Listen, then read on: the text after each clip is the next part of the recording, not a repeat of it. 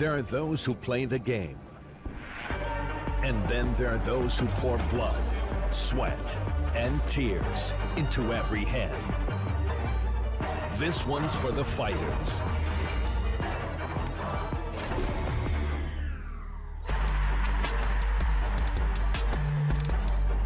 Progressive knockouts and America's Card Room.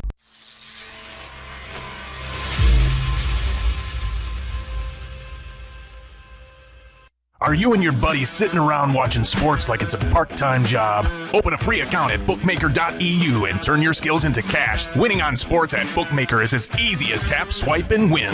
Sign up and find betting odds on all of your favorite sports. Bet on televised games live in real time. Even bet the next play with Bookmaker streaming odds. And your winning bets appear in your account balance instantly.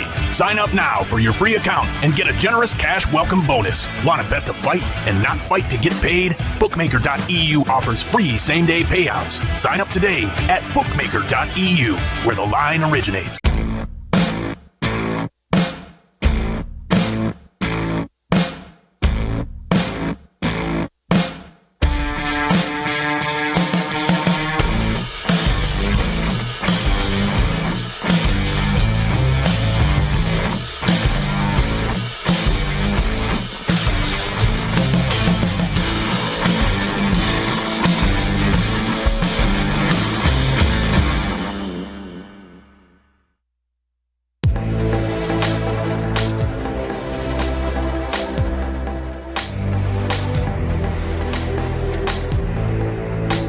Just America's Card Room. We're the world's card room. A place where everyone comes together to play the game we all love. We are all unique, all competitive, and all striving to be the best. But at the end of the day, through thick and thin, we are all in together.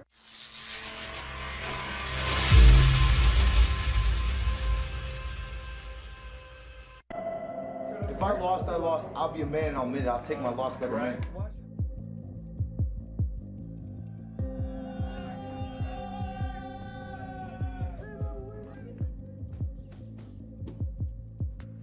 Nobody knows this part of the game the day after the fight.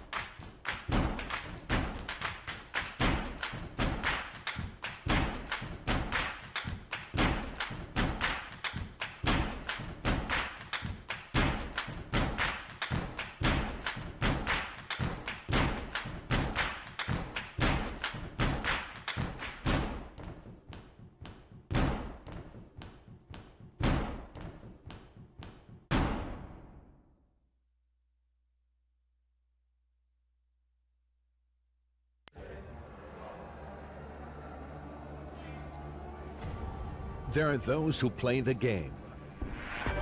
And then there are those who pour blood, sweat, and tears into every hand. This one's for the fighters.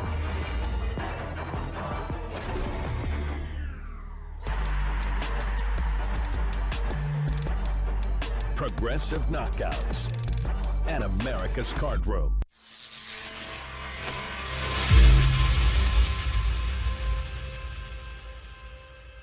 Are you and your buddies sitting around watching sports like it's a part-time job? Open a free account at bookmaker.eu and turn your skills into cash. Winning on sports at Bookmaker is as easy as tap, swipe, and win. Sign up and find betting odds on all of your favorite sports. Bet on televised games live in real time. Even bet the next play with Bookmaker streaming odds. And your winning bets appear in your account balance instantly. Sign up now for your free account and get a generous cash welcome bonus. Want to bet to fight and not fight to get paid? Bookmaker.eu bookmaker.eu offers free same-day payouts. Sign up today at bookmaker.eu, where the line originates.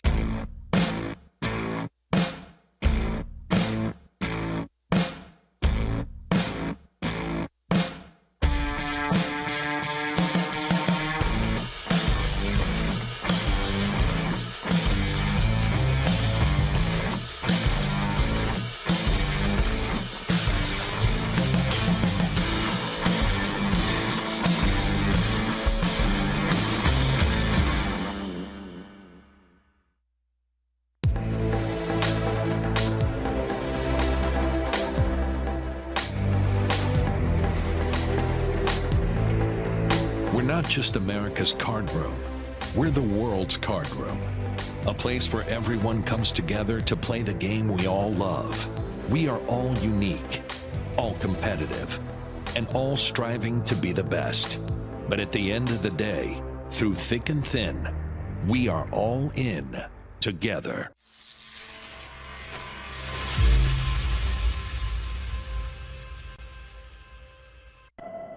If I lost, I lost. I'll be a man and I'll admit it. I'll take my loss every man.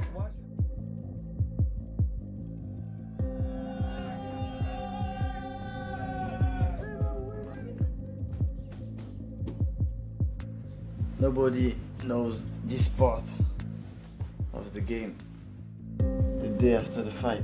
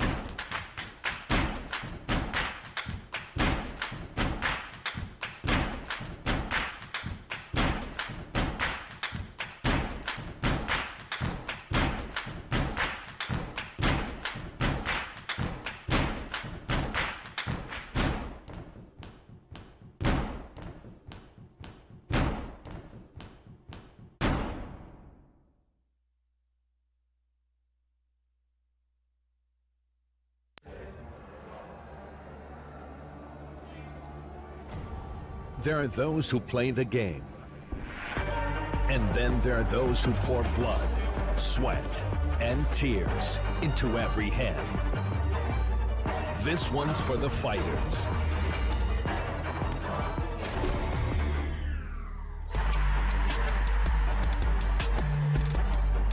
Progressive knockouts and America's Card Room.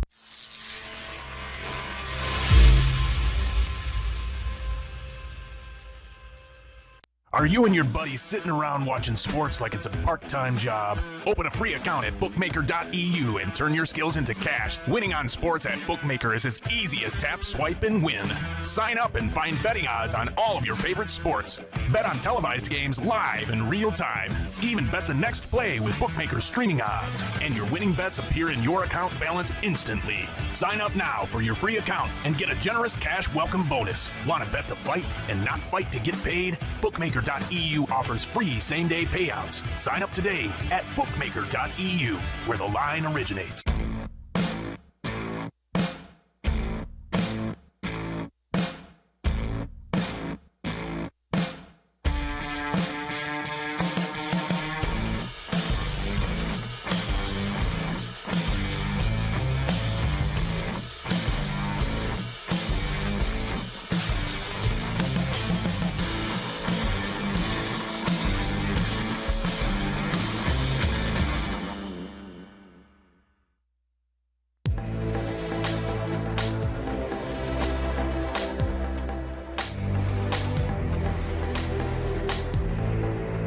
Not just America's card room, we're the world's card room.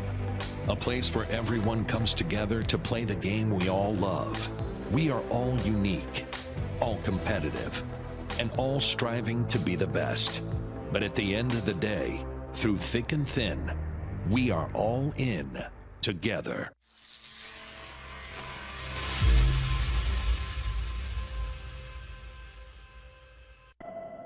If I lost, I lost. I'll be a man and I'll admit it. I'll take my loss every night.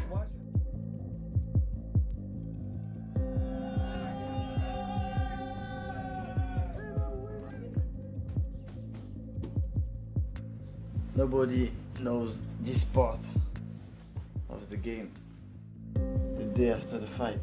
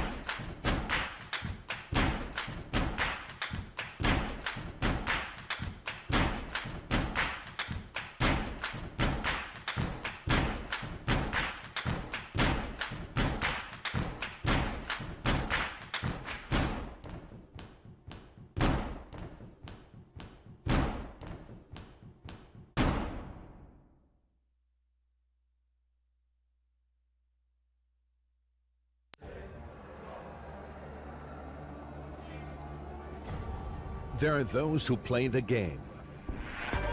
And then there are those who pour blood, sweat, and tears into every head.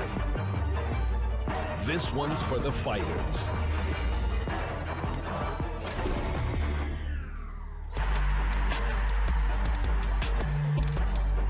Progressive knockouts at America's Card Room.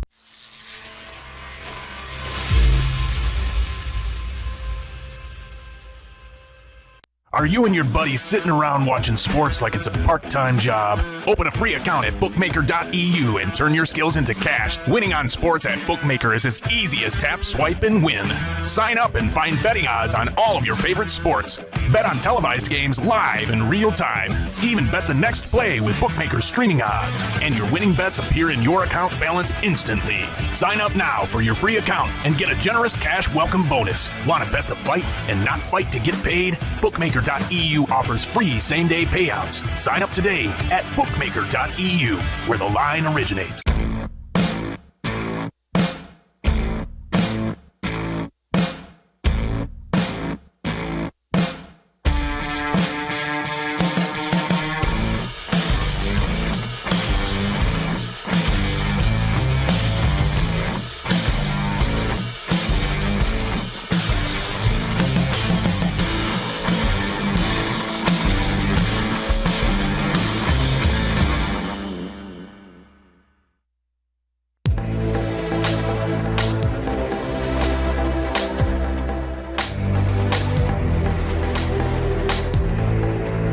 Not just America's card room, we're the world's card room.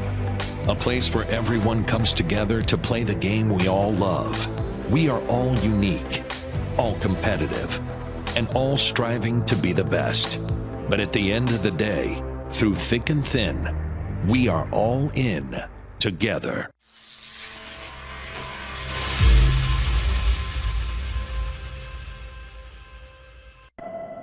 If I lost, I lost. I'll be a man and I'll admit it. I'll take my loss every night.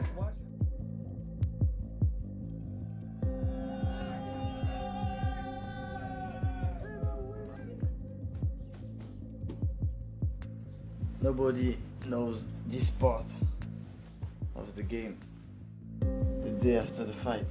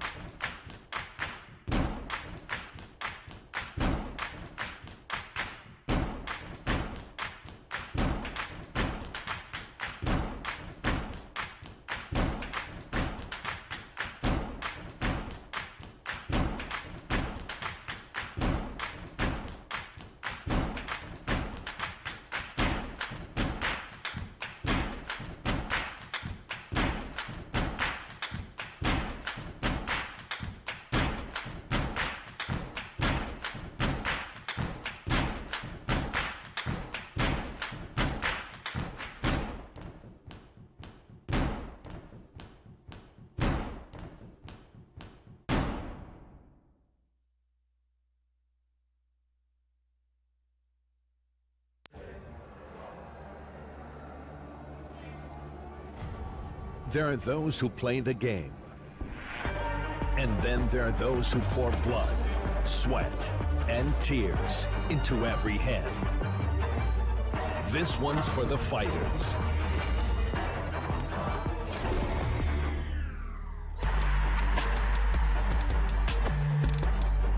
Progressive knockouts and America's Card Room.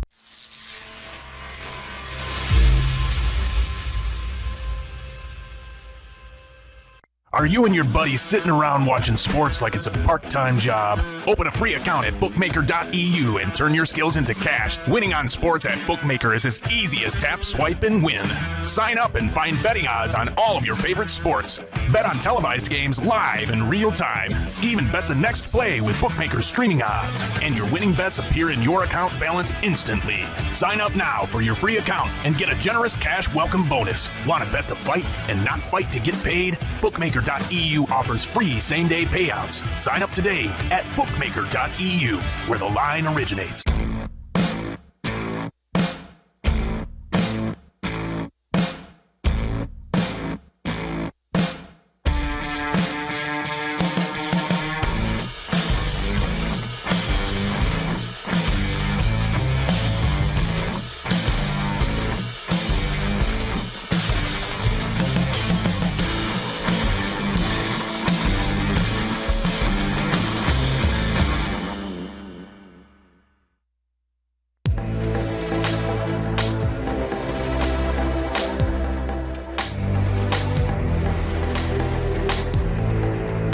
Not just America's card room, we're the world's card room.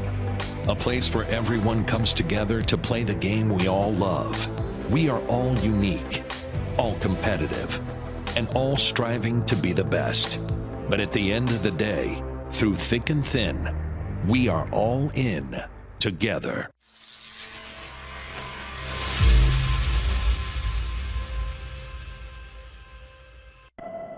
If I lost, I lost. I'll be a man and I'll admit it. I'll take my loss every man.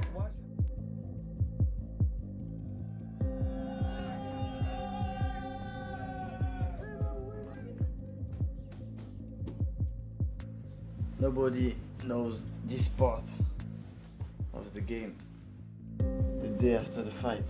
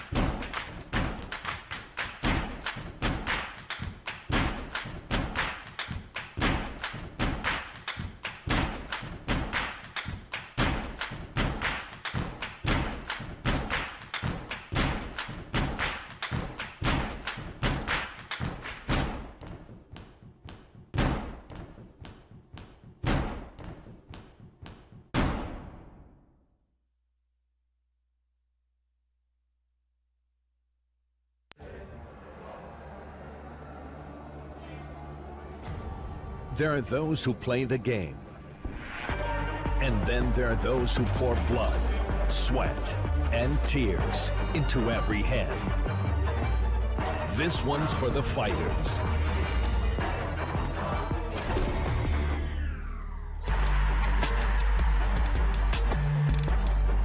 Progressive knockouts and America's Card Room.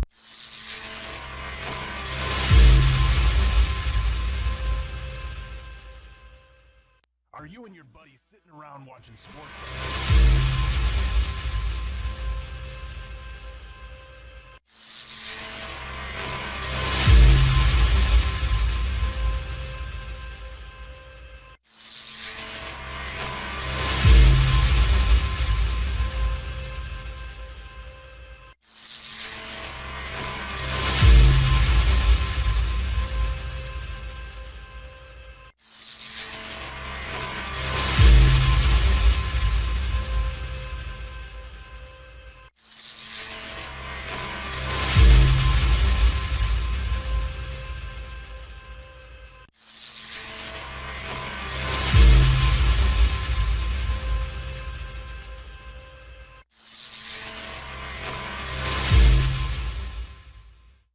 beautiful day in South Florida, and it's a beautiful day for mixed martial arts. That's right, the return of XMMA is finally here. We're at the Palm Beach Convention Center. My name is Eric Apple, and I'm joined by one of the craftiest fighters to ever come from Indiana. It's Chris Lytle. Hey, thank you. Glad to be here. We have a great night of fights. Super excited about it.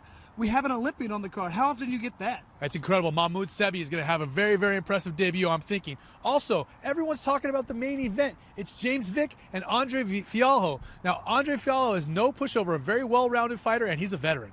What I love about this fight is, like you said, no pushover. Neither one of these guys. James Vick has fought so many times at the big level. Both guys think they're the better fighter right here. We had good interviews with both of them, and when you get two guys like that who think they're the better fighter, you have a hell of a night planned. Well, that's how they're supposed to think when they're a fighter. Hey, let's stop talking about it. Let's get inside and go live and worldwide to the fights.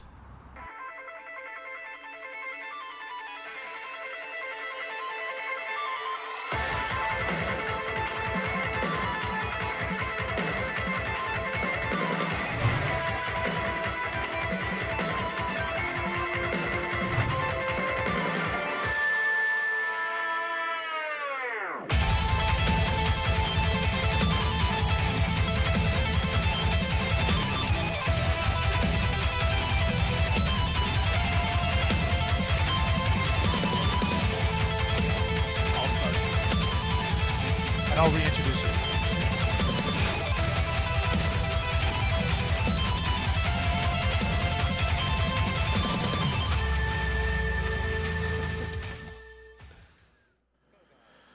We are inside the Palm Beach Convention Center, and it is looking clean and crisp. Eric Apple joined, of course, by Chris Lytle. We just told you all about that, and we are excited for some great prelims tonight, Chris. Oh, can't wait for this card. I mean, just look at this cage. This is beautiful, man. Have you ever seen a cage look this good? I'm so excited for this night. You know, a lot of people don't like the way the fight's going in the pandemic because fans can't come, but I'll tell you what, if you're watching at home on this live stream, it's going to be great because you can hear and see everything, every punch, every kick, every single order by the coaches and cornermen. Let's look at the rules.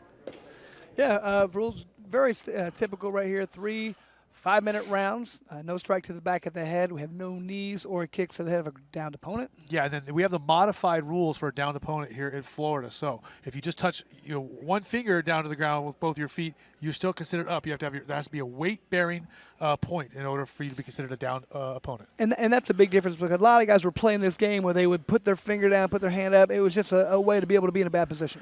Now, of course, we are sanctioned by the Florida State Boxing Commission. This is a very legit, very professional show. We have 3 ringside judges. Their judging criteria is, of course, grappling, striking, along with cage control or aggression, whatever you want to call it. And they use a 10-point must system just like boxing. Yeah, very pretty standard. This is kind of universal rules right now, so that makes it kind of easy every place. Doing it exactly on the same page.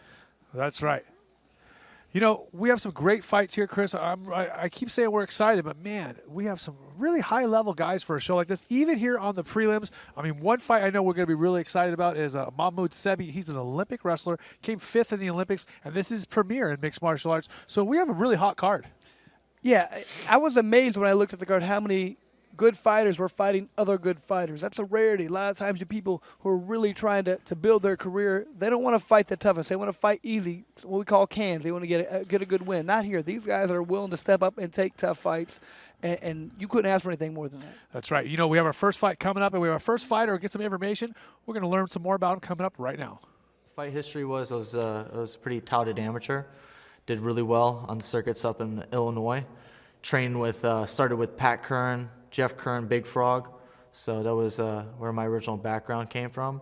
But all the time I was doing that, I was working on a bison ranch. We had a store on site. It was me and my grandpa, who's a sergeant major in the Marine Corps, which was that mask I had on, which is a real, it means a lot to me.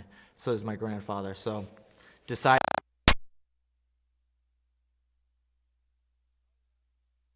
Really tough opponent, guy who's 4-2, coming out of Florida down here. Rivera Castillo, let's learn some more about him as well.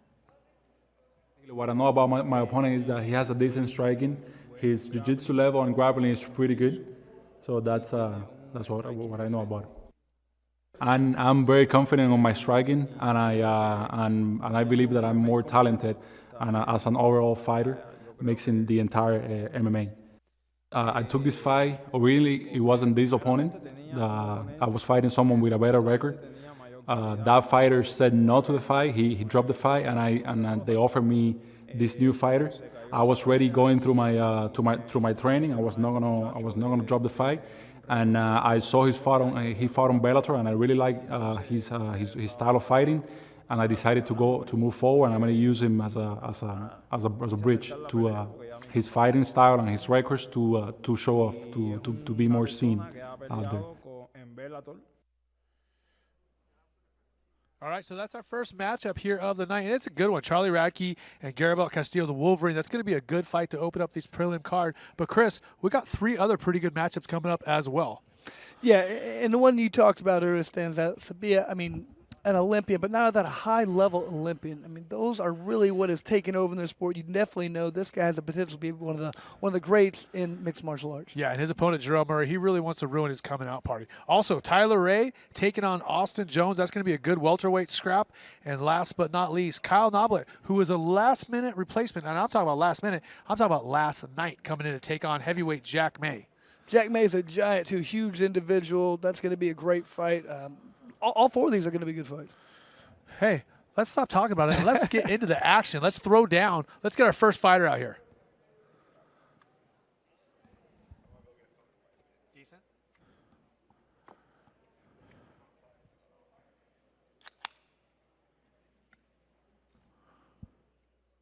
Jerry, can you hear me?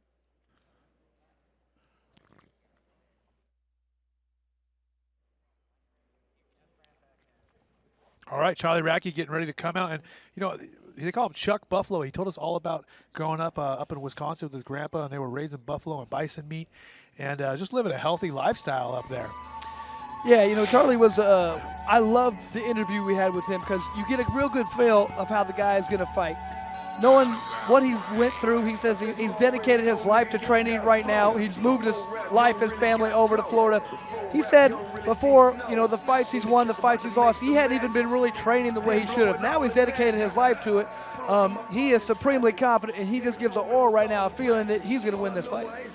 Well, that's how all fighters was, right? I mean, if you don't feel confident and you don't think you're the best fighter in the world, then you're not a real fighter. You have to feel like you're the man. You have to be in some ways even delusional. You can have to get knocked out, you know, and the next fight think, I'm going to beat this guy no matter what. That's what all great fighters have in common. But, I mean, this guy, you know, he really tell me how he dedicated his life. He moved everything he had from up in Wisconsin, his family, the people he loves, doing the Buffalo thing we were talking about. Now he lives down in Florida. He's training harder than he ever has. He's really fired up to get out there and showcase what he's been doing. Well, he made the big move to come down to Florida, but I don't see him coming out yet. Is he not feeling as confident as he should? Where is he? Hey, maybe he's trying to psych his opponent out, but the problem is he's the first one out. Yeah, so you can do that when you're the red corner. You can make him wait. Yeah, so I don't know. Maybe there's a little confusion back there, or maybe he just wants to wait to the right spot in the song to come out. I know people who, you know, they use this as a motivational tool. When they get hyped up, they come out at a certain time in the song. Now his opponent, Rivera Castillo, you know, these two guys I think they're going to be a pretty well matched up fight. And just like you said, Radtke moving down to Florida, Castillo's down here as well. Let's talk about all the gyms down here in Florida, Chris. I mean, some of the best, I might even say most of the best MMA gyms in America nowadays are here in South Florida. We got a lot of great gyms out here. Absolutely. I mean, you have, you know, world champs who are, you know, a few miles away from other world champs or contenders to that world title. You know, you got UFC guys and they're a few miles away from somebody who wants to take that belt. They want to get that strap. And, hell, they could do they might fly halfway across the world to do it, but they could actually do it in about a 5-minute car ride. Yeah, it seems like the super camp states or super camp cities kind of transfers around the country. I mean, it used to be Southern California, and then for a long time it was Nevada, and now, I mean, Florida's got to be the leader there. You're forgetting old school time. Remember what was Iowa? Wasn't that a weird? Yeah, it was in Iowa. Well, that was just a one time. gym. Just Militants made it the super camp capital. Absolutely. So. Well, we're still waiting for Charlie Radtke. I said, maybe he really likes his song. He wants to hear a certain part of it. I don't know. Yeah, the commission might be holding him back up there. We see our ring announcer, Chris James, having some fun coming down. It looks like we got some action back there. We see him coming. But like we said, this prelim card is going to be really, really good. It's not your typical prelim card. No. We have a lot of guys. We have guys who have 17 fights, 12 fights, 13 fights on the prelims, as well as an Olympian. So it's not a traditional, it's not your run-of-the-mill prelim card. No, and you know what I really loved about this fight? What I really loved about the weigh-in, these guys had a pretty intense stare down. There's no love lost between these guys right now. All right, this is not Charlie Radtke. This is Cabal Castillo, the red corner fighter. Oh, he's in the blue corner, I'm sorry. He's coming out first here. And he's looking ready to rock. He's in shape. He looked real cut, real ripped at the weigh-ins yesterday, hitting 155. Absolutely. One thing about him, he was feeling that, his striking was much better. That's where he feels, was to his advantage. And you talked about it. He talked about it a little bit there. He wants to use this as a bridge, as a platform, and just showing what we've seen in the past from him and what his true potential is. He thinks he's going to be able to play that tonight. And he's another one of these guys, like we said, training down here in Florida with all the best gyms. A lot of Brazilians, a lot of Cubans down here, so they got some good boxing and some good jiu-jitsu going on. And he's ready to make his way into the cage. The first fighter of the night to get to the cage. Going through the process right now. They're gonna, get their shirts off, get him oiled up, get him greased up or whatever, put a little bit of Vaseline on the face, get ready to go. The commission's obviously there watching, paying attention. Yeah, a lot of people wonder what's going on here, but they usually get everything off, make sure the mouthpiece in, check their cup, they check their nails, they check for grease. Am I leaving anything out, Chris? That's usually it. They want to make sure that nothing underhand is going on. Now I called you crafty. Did you do any crafty greasing anytime in your career? Man, I'm kind of the opposite of that. I'm a purist. I don't even think I put any grease on, just a little bit on the face and get in there and go. You wouldn't know what to do with it if you did. If you had it. Man, I was always the guy. I didn't hug my cornerman. I didn't do any of that. I just went in there, took my shirt off, and tried to get in there as soon as possible. The anticipation and working for months and months and months to get ready for a fight. I'm ready to get in there by this time. I don't want to sit out here and hug people and look at my fingers. I want to get in there and fight. Now, Chris, explain to the fans at home, explain to them why we grease the face of the fighters and what effect it has on punches and cuts to the face. Well, obviously you put the grease on there. When you get hit with a clean shot, the goal is to make it slide off, and so that it doesn't tear that skin. It's supposed to alleviate some of these cuts that stop the fight prematurely. When you have a good fight going on, nothing's worse than a little cut taken and making the night over. So we put that on, try and make it to where these slick, make it to where it doesn't quite do the damage that it should. So you're saying that the way that a lot of these cuts occur, the end fights, is when the skin is getting dragged over a bone and that rips it up open, correct? And the Vaseline helps the punch or the glove slide across the face instead of dragging the skin. Absolutely, that's 100% accurate. Brilliant, Chris. Yeah, I know, brilliant. Pretty smart, better than most, but yeah. I wonder what exactly happened here. Why Castillo came out first. That could be maybe head games. We don't really know. Yeah, so we were mistaken earlier. We thought that Charlie Radtke was in the blue corner and Cabal was in the red corner, but it's the opposite. There it is.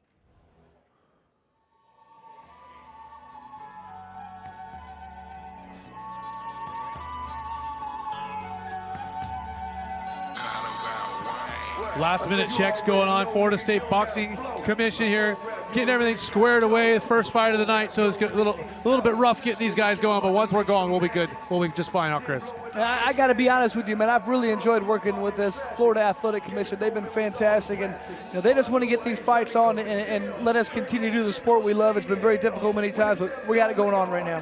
Here he is, the man we were talking about earlier, Charlie Radtke, Mr. Chuck Buffalo. I love this story, and he's a real hard-nosed guy. And him and his opponent, Rivera Castillo, they had a pretty legit stare down as well. They got in each other's faces pretty well. Yeah, that was, like I said, sometimes you can feel like it's manufactured animosity. It didn't feel like it was there. They were the first fight, they were the first weigh-in, and they had a pretty good stare down going on. You can tell that both these guys are pretty hungry to win this fight.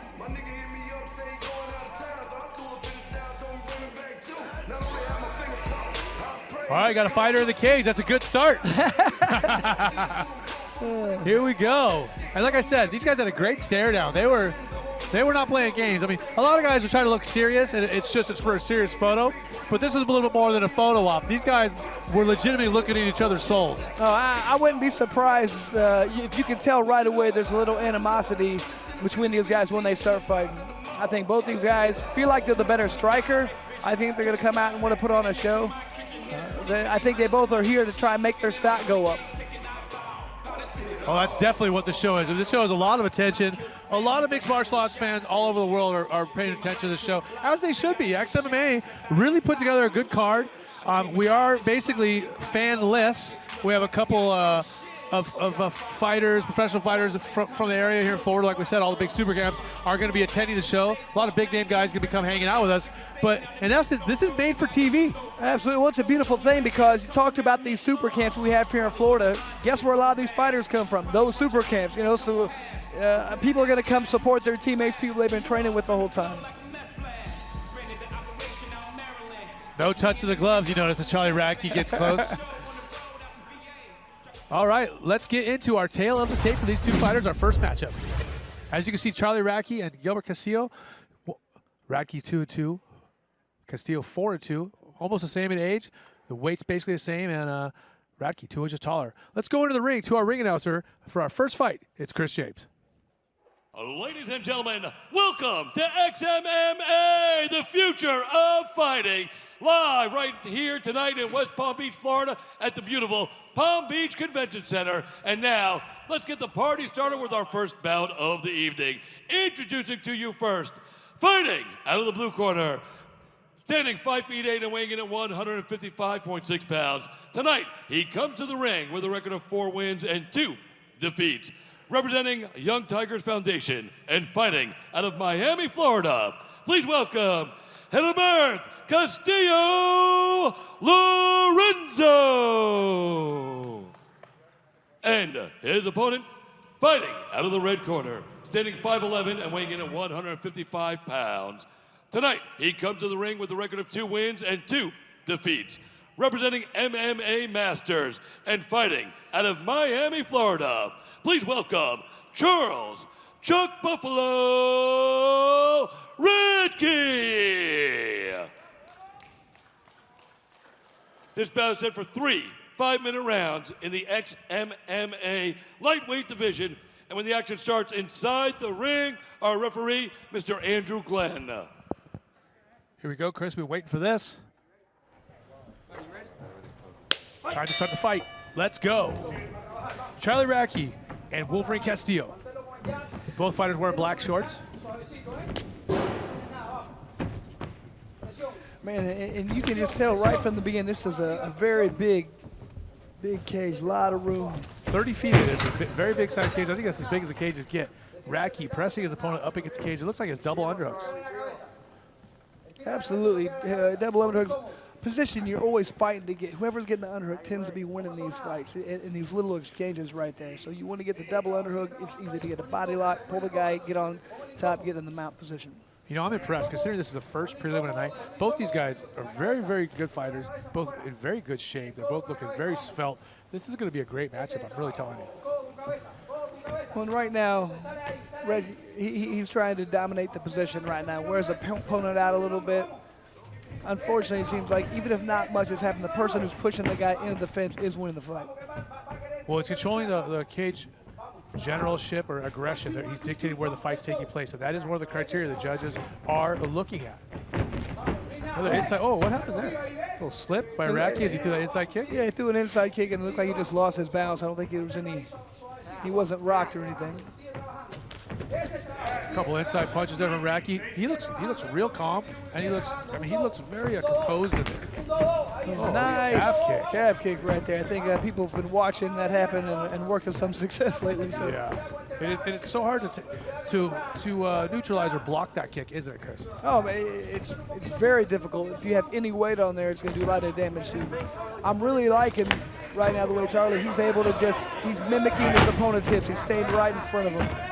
Nice momentary takedown there for Radtke. Momentarily also had the back now, but he's still got his hands clasped around the waist.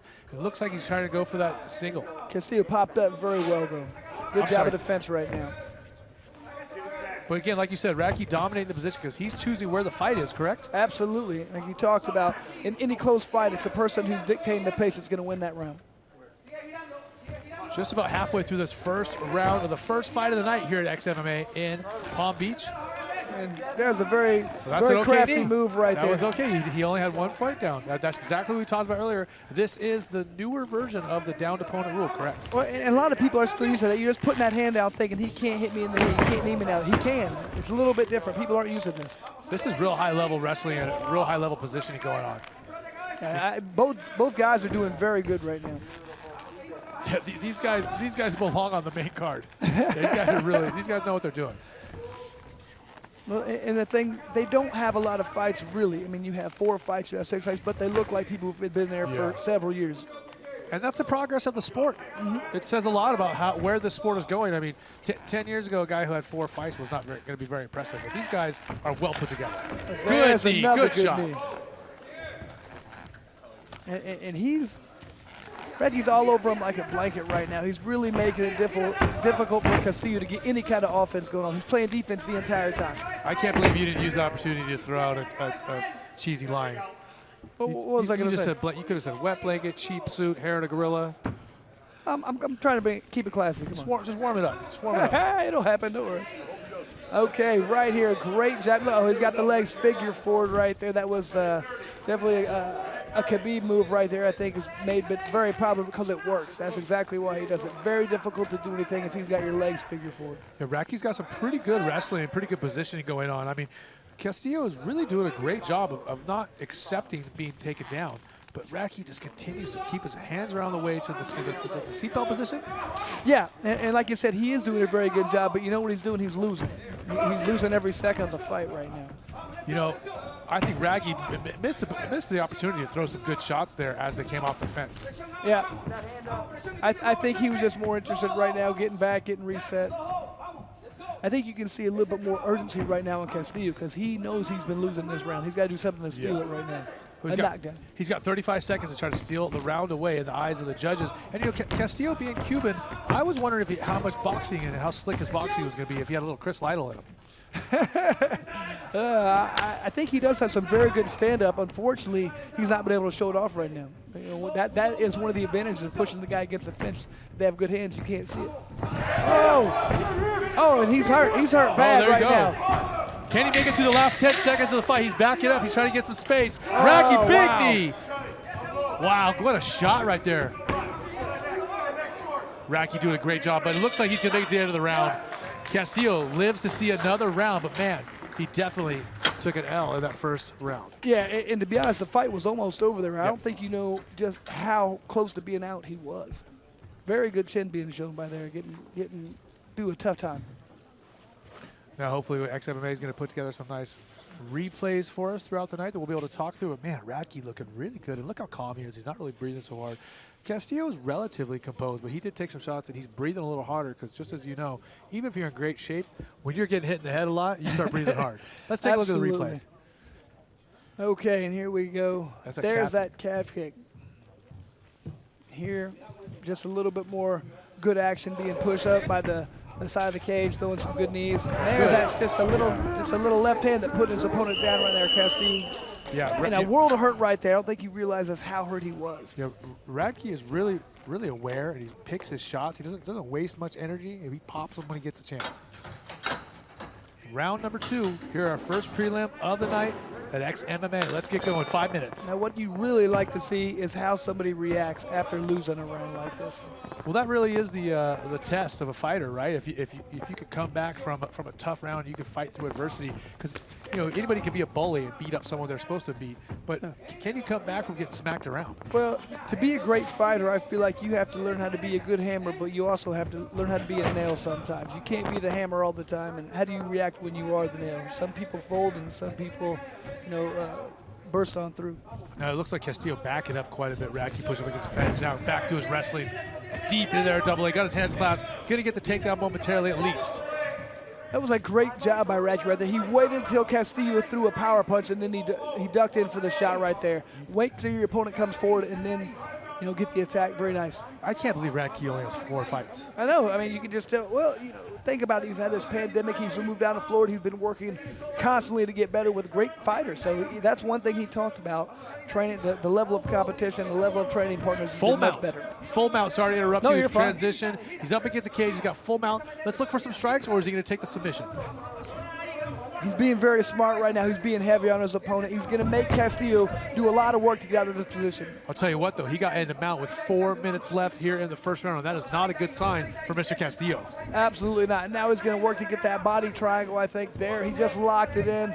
This is a terrible spot for Castillo to be in. This could be the beginning of the end for Castillo. He's got that figure 4. He's just wrenching on that gut right there, but he's doing the right thing. He's transitioned to the straight leg. That takes some of the pressure off, correct? Absolutely. But, Castillo's doing a good job right now of defending the choke. He's trying to get his back to the mat, which is the best thing you can do. We're going to see a head and arm here? That's what Castillo's trying to avoid right now. He's trying to keep that arm. You have to be thinking of multiple things, and that's what he's done. There's still 3 minutes to go with Radtke on top and mount and transitioning to the back as well. This is going to be a rough time for Castillo. This is going to be a real test to see if he can make it to the end of this round. If he does, I'll be impressed. I'll be very impressed. But, not only is he's going to go for that head and arm, again, it looks like he's really trying to lock that up right now, but he's going to have to give up his back entirely. Radtke's so patient. Yeah, but he's being smart. Anytime he's not advancing the position he wants, he just goes to the strikes, and that's going to open up more and more for his position because you have to stop those strikes from happening. I mean, obviously he's looking for that rear naked choke, but I also think he's fishing for that head and arm. Would you agree, Chris? Yeah, I think the rear naked choke is people have gotten so good at defending. You have to look for other positions now. Great close-up angle of these fighters' faces, and just the heart and determination that has to go into the sport. People watch this on TV and think, oh, I might be able to do that. But it's a different level when you're, 7 minutes, 8 minutes deep in a fight. You're breathing hard. You've been taking some shots, and you got to grind it on you. Yeah, and that's exactly what's going on, man. And you notice how he keeps changing. That body triangle goes from one side to the other because the defense for that is to put the foot on the ground, and then it alleviates the pressure. You talked about that earlier. Man, Radtke just so patient, but Castillo's staying pretty composed. He's fighting the hands because that's what he's supposed to do, correct? That's what you have to do. If you get, the guy who locks up the choke, you have to be able to pull one of those hands down like he's doing right now. Yeah, he's trying to spin. He's hoping to spin and end up on top in guard, possibly, or half guard, and try to finish out the round up there. But, man, Radtke's pretty flexible. He's got that nice figure 4 going, and he's just picking his shots to be very calm. I know it does look like you could spin around pretty easy, but that body triangle is so tight. You're not spinning. I mean, it's almost impossible to spin right out. You have to be very slick, very sweaty, and the guy doesn't have a good grip on it. Well, we're over 8.5 minutes into the fight. These guys are semi-tired. They're sweaty. They're slippery. So it can happen, but it's definitely not easy. Yeah. If you do that, you've earned it. But right now, okay, he transitions, going to go for that head and arm choke again. We talked about it earlier. He keeps trying to get it. Now, Castillo's doing what we call answering the phone right now. He's trying to make it where you cannot get that other carotid artery into position, but he's got that in there pretty tight. Just under a minute to go. He's lost the head and arm choke, but now he's transitioning. What's he looking for here, Chris? Oh, there we go. Castillo was able to lock an arm and roll over. Well, Radtke going for several different positions and finally going for some submissions, and he eventually lost the position. But, man, he was on top for over 3 minutes solid. Yeah. And right now, Castillo, he's going to have to do some major work if he wants to be able to earn this round. Well, he might not be able to win the round, but what he could do is win some respect back to Radtke and kind of, if he could really put hurt on him here in the last 25 seconds, he could kind of set the tone for the third round possibly. Yeah, I mean, that's what he's going to have to try. But if you look at it, just defending that long is so tiring. And he looks like he just needs a break right now. I mean, he's really not offering any kind of offense right now. Well, he's going to get a break in about 10 seconds. Yeah, that's true. But, I mean, he can't take that break right then because otherwise he has no momentum going in this last round. Both his hands down there on the mat showing that he is, feeling a little tired. Well, I'm sure, just being in there for that long is tiring, let alone when a guy is throwing submission after submission and dominating position. That is so tiring just to try and stay out of his moves. Well, Castillo finished the round on top and kind of, he ended on a good note, but it's not going to be enough to take that round, so he's definitely down two rounds to none. Wouldn't you agree? Absolutely, and I'm hoping his corner is telling him that right now. You have to have a good corner that you trust, and they got to be honest with you and say, hey, you need to do something different if you're going to win this fight. Great double leg takedown right there. And it was perfectly timed. He waited for his opponent to step forward with that punch, and he shot it on the takedown. Here we go. Seeing all the transitions on the back, and Radtke, for a guy with 4 fights, has done a great job of controlling a very tough and strong opponent. And I'll tell you what, Castillo does have good takedown defense. Radtke just is still beating him. Like I said, it's all about and there's a reversal right there. Patient. You know, Castillo did a very good job of defending everything the entire time and waited for his time to shine. Castillo jumped up right there at the end of the break between the rounds, jumped off that stool, and he's ready to rock. He knows he's down. Absolutely. I think he's going to go for the win right here. And, you know, just like you said, cornermen need to tell the fighters, look, you're down. You need to go. It's either win or lose, but you got to do it here in this round. Yeah, and I'm sure he's got a good corner. I'm sure he told him that right there because the way he jumped up and came out. I like seeing that, though. I like seeing that. You know, you got nothing to lose. You're down 2 rounds. Let's go out there and swing for a home run. I mean, you might strike out, but at least you tried. Yeah, you want to go out swinging for the fences. 100%. Tried a spinning back fist, and it kind of backfired, put him right in a bad spot. This is exactly where Radtke wants to be. And Radtke's got his hands clasped around the waist. And that really is the telltale sign. If he's got his hands clasped around your waist, he's got a very good high chance of a takedown. Yeah, I mean, once you get it locked underneath there, it's very difficult to stop. I don't care who you are. And we've seen this position a couple of times tonight, and you can tell Radtke's very good at the pressure his opponent from here. You know, again, though, Castillo, his takedown defense is not bad at all. No, it's been good. Yeah. It's good, but he's just got a guy who's pushing the pace the entire time. He's really good at just not accepting and jumping back up, almost like a traditional wrestler. They just get to their knee or to their feet, and they're exploding back up. Radtke jumping into one hook on the back. Yeah, he's in a good spot right now. He's just wearing his opponent down because Castillo has to carry him this entire time, so that wears him out even more. And you see these guys right there in front of the Fight Network logo. We are going to be live on the Fight Network for our main card later on tonight, or you can continue to watch us here on the live stream at XMMA.com. Chuck Buffalo and Charlie Radtke on top of Wolverine Castillo, as he has been for the majority of the fight. Just a dominating performance right now. He's got the other hook in right now. Let's see if he tries to flatten him out. He is, geez. And we got over 3 minutes of Radtke could be riding and grinding on Castillo. He just got to make sure he doesn't get too high where he gets bucked off. Yeah, so what Chris is talking about is Castillo could scoot out the back door if his opponent gets too far forward and his weight kind of slides off the front. Yeah, if you can get your hips up high and just start bouncing, sometimes the opponent will fly it off. Radtke complaining that his opponent is holding on to his glove, but I was going to say, you know, just like Happy Gilmore would say, it's all in the hips. I don't think that was Happy. I think that was Chubbs. That was Chubbs Peterson. Yeah, you know, they're going for that. Go another choke. Very difficult to get in once again. And if the guy you can catch it in transition, but and especially when a guy has as big as shoulders and big a neck as Castillo, it's hard to choke people like that. We want to thank BlackChipPoker.eu for being a sponsor of this great event, as well as HeadRush.com. All these sponsors helping make this event possible. We also want to thank Fight Network for carrying our main card on the show tonight. And you can just see the frustration right there in Castillo. He jumped in an awkwardly way in a weird position. But he has to try something different. Right now where he's at, he has no chance of winning. He knows it. He's got to try to make something happen in order to put this fight into a different position. Well, he's got nothing to lose at this point. It's like go for broke, explode, try something, try anything, because at this point you're losing. It can't get any worse. Yeah, but I mean, what can you try this way? I mean, he was in a weird position. He jumped into another one. But a guy's on your back right now trying to choke you. It's very difficult to try something. But you could try to buck. You could try to turn and go. You know, maybe go for something crazy like a heel hook or some kind of foot lock or turn for. I mean, anything and everything is possible because right now he's losing the fight pretty badly. Yeah, well, what you said, you have to try and create some scrambles, and that's the key. Try to create some space, but right now he's continuing to go for the head and arm triangle right now. He might get it now. This is, I think, the third or fourth time he's tried it. Castillo escaped either once again. I mean, you can just tell how wily and how crafty, you know, to use one of your words, Castillo is, because he's staying out of all these very dangerous spots. And taking some shots here. Castillo turning around. I mean, man, he's a tough kid. He's really hanging in there very, very well. He's defended a lot of submissions, and that in its own way is somewhat of a moral victory, Chris. Yeah, it is a good moral victory, but, I mean, he's going to have to figure out exactly why he keeps getting put in this position and try and figure out a way to stop it. Not for this fight. This fight, I think it might be a little too late. Yeah. 45 seconds ago here in the third and final round of our first matchup of the prelims here at XMMA. Eric Apple joined by Chris Lytle, and we've had a great fight here to start things off. This is a grinding fight, man. This is one of those that just really wears you out. And if you're winning it, even if you win it, this is a grinding fight. It's a tiring one. I don't think that Radtke, I mean, he grinded, but he didn't take much damage at all. No, Radtke? he didn't take, but I mean, just applying that kind of pressure, it's still, I mean, you have to be in great shape to continue to put a fight on like this. He's got to put some work in, that's for sure. Yeah. And you know, sometimes fighters, and we know, it's good to be in the ring for a while and get some work in. You know, some of those quick victories don't really help you. Yeah, they're great every now and again, but I mean, you don't get the ring experience that you need. Couple seconds ago, you're going to hear the final bell right about now. Great first 15 minutes of action. Charlie Radtke as well as Rivera Castillo.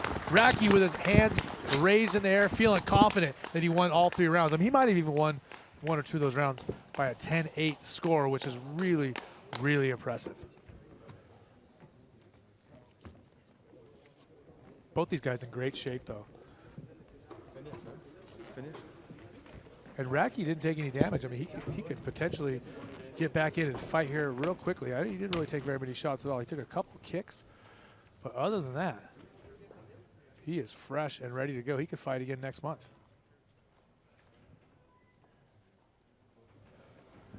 Of course, the Florida State Boxing Commission going to tabulate all of the scores. They have 3 judges. They have 3 judges, and they add them all up. They double and triple check it before they announce it. Let's take a look at some replays. Nice spinning back fist there by Castillo. Didn't really work out for him, and Radtke able to shoot under it, get those hands clasped again around the waist. And we see some of the action, some of the handiwork of Radtke on the ground. He really, really kept position very, very well throughout all 15 minutes of the fight. A lot of coaches preach position over submission, and I really believe that Radtke believes in that theory. I mean, he stayed on top throughout almost the entire fight, just grinding down, picking his shots, was never really in a big rush.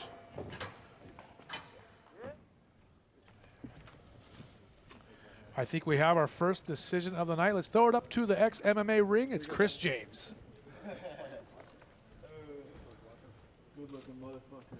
Ladies and gentlemen, after 3 rounds of action inside the XMMA cage, we go to the judges for a decision. All 3 judges scored the bout identically, 30-27. For your winner, by unanimous decision, Charles Chuck Buffalo Radtke. What a great fight there. Charlie Radtke as well as Castillo. I'm telling you, for the first fight opening prelim All right, of the night, I'm here with the winner. Great fight. Charles, great fight. You looked like you were in great position the whole time. What was the game plan coming into this fight? The game plan was to make him believe that I was going to stand with him and take him down. He's got a weak ground game, but his hands are decent. So he took the fight. There was another gentleman that was supposed to fight, but hey, thank you to him. But to this guy right here, my brother, this is who it's for. I don't give a fuck who it is, what they do. When I got this guy in my corner, it's going to be hard to beat me. Absolutely. Well, you did a great job of moving from submission to submission, total domination on the position. Is that something you work on quite a bit because you were just able to really put yourself in a position to submit the guy in every time? I would say that is because of my training partner. Everything is because of this guy. So who I am is because of him. What about next? That's a great victory for you. Do you got anything? Who do you want to fight next? Shit. I don't know. Is there any more 55ers in the card? Let's do it again. I don't give a fuck. And how I feel about it is that I had an opponent back out on me once, had this guy show up, so who's ever the best around here, I will destroy. Hey, congratulations on a great fight. Thanks. Thank you. Thank you so much. There he is, Charlie Radtke, your first winner of the evening. Looking really solid at 155 pounds. I'm a believer in this guy. Take a look at some more of these deep penetration on these takedowns. 2 hands clasped around the waist, easy double leg there. Man, this guy is a master of position, a master of takedowns. Really dominated his opponent tonight, and Castillo was no pushover whatsoever. I'm really content with that first fight. I hope everyone at home is loving this XMMA live stream. That was a great way to open up the night. Taking a look at some more of these shots that he's picking off from the back.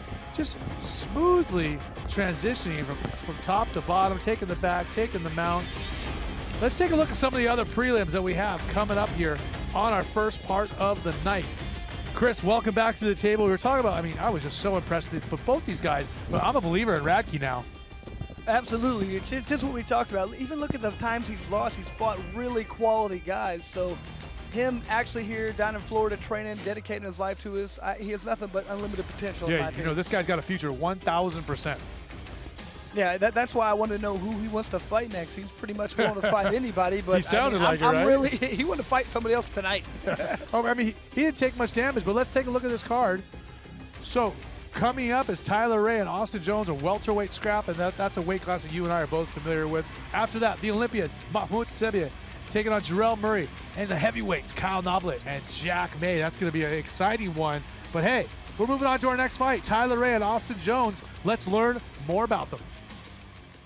It's going to be close quarters. I want to come forward, pressure, level change, take him down, and then from there on, it's just my bread and butter. It's going to be wrist control and beat him up and let the finish present itself. If not, I'll just keep going until the ref pulls me off or the fight's over. He comes from another respectable camp, Factory X, out in Colorado, so I know a lot about, I mean, I've seen a lot of their guys fight. They have guys in the UFC, you know, the big organizations, so he trains with some killers. But I think that he's not really a specialist anywhere. I think that he's well-rounded, but when I come forward on him, take him down wrist control, it's going to be my game plan, not his. I think a lot of the times he looks to strike when you're a grappler. When you're a grappler, he wants to strike. He doesn't really favor anywhere, so I like the fight. Right there, you know, he's looking very confident. He knows that he's going to come in and try to impose his will, and you know, I believe him. But the problem is, it doesn't matter if I believe him. It matters if Austin Jones believes him. Well, and that's the thing. You have to like it. And you have a fight, and you know exactly what the guy's game plan is. He's not hiding it. That's exactly what he's going to try to do. He's going to try and get him down and dominate him with position. Well, let's take a look at his opponent, Austin Jones. Kind of got me in mixed martial arts was just watching, you know, guys like Chuck Liddell. I was in college playing football at Nebraska, and there's a little dive bar that showed the fights, and just got really intrigued by it. And I told myself, you know, if the NFL doesn't work out, I could see myself doing this just because it's so competitive, and there's something passionate about this sport that I want to get into. So that kind of drew me in, and ever since then, I've just been grinding nonstop, no days off. Key to victory is just being free out there and just embracing the moment. I think it's so easy in the sport as a fighter to look ahead and, anticipate what's next, but we have a way of kind of missing out on our moment and not actually enjoying it. And the whole point of us doing this is to have fun and get to punch someone in the face legally, so might as well enjoy doing it. Man, both these guys looking real fit, svelte, in shape, ready to rock, and it's time to have a walkout of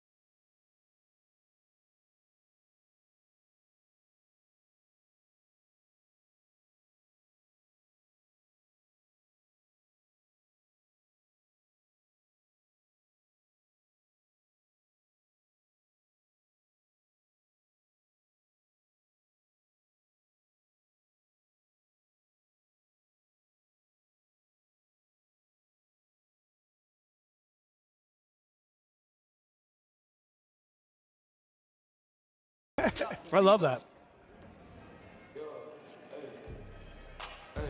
It'll be a cold day. Cold day, a little bit of cold day.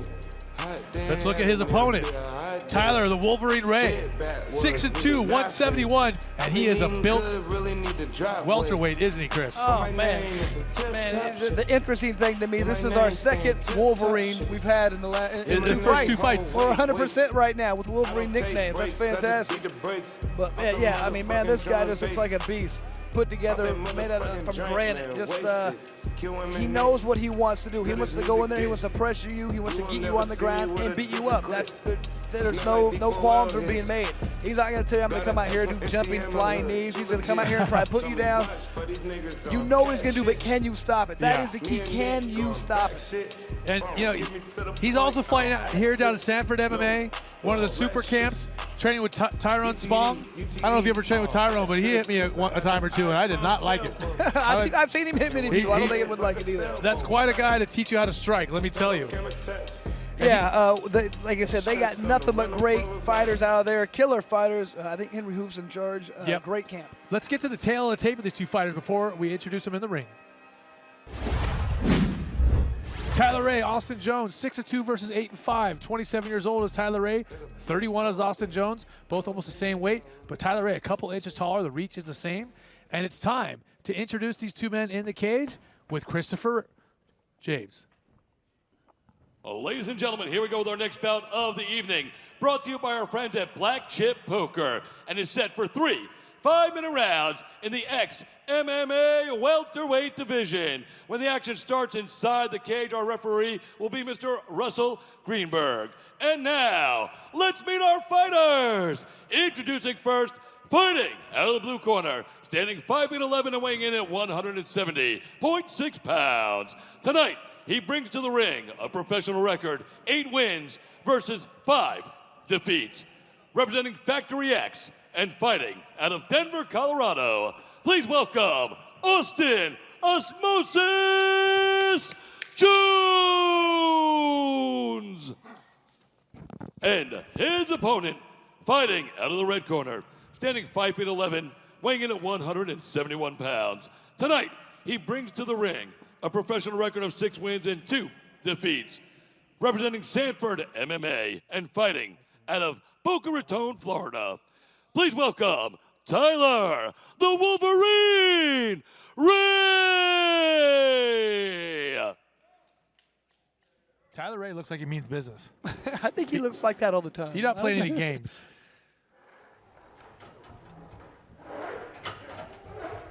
We got a door open. Got to get the. Probably should close that. We got to get the camera guy up first. Okay, he can't climb over? No. I mean, I could. I'm not sure if he can. Not with your back. Fight me ready. Round 1. Fight. 3 5-minute rounds with Tyler Ray and Austin Jones. This should be another barn burner. That's it. Let's start Good movement right now. You can tell everybody knows the game plan right now. So he's got to do whatever he has to. Osmosis got to try and be not there when the shot comes. A couple inside kicks there. Ray doesn't seem to mind. That's good pressure. Let's start with our kicks too. Ray's doing a good job right now. He's not following his opponent. He's matching his hips. There's a big difference between cutting off the ring, cutting off the cage, and following an opponent. If you follow somebody, you're never going to catch him. You got to lead the dance, correct? Well, he just wants to mirror his opponent's hips. Stay right in front of him. Nice right hand there from Ray. First real shot he threw, it was serious. Yeah. Just take your time, Tyler. He's pretty much just eating those leg kicks, giving him for his opportunity to throw a hard punch. 2 base 3. Be simple. Simple stuff. Simple stuff. Don't even load up. Ray moving forward. Osmosis Jones kind of dancing on the outside. He's throwing a lot of kicks from the outside, so I think he's trying to get settled in before he really wants to trade. He took another right hand there. Gotta finish. Yeah, I mean, I think it was more of a glancing shot. It was this right here is a bad spot for him. Did he and Charlie Radtke wrestle the same college? I don't know, but I mean, geez, this guy looks like he has a lot of top pressure right now, too. He's in a dominant position. He moved right. Oh, he's going to go for the head and arm triangle right away, and they're dry. They're not too sweaty yet, so he might be able to get it. Yeah, it's going to be tough. He's going to try and answer that phone. That looks tight right there. Yep. He might go to sleep. I think he already might be. That referee might want to check it right there. That's it. Yeah, he's unconscious.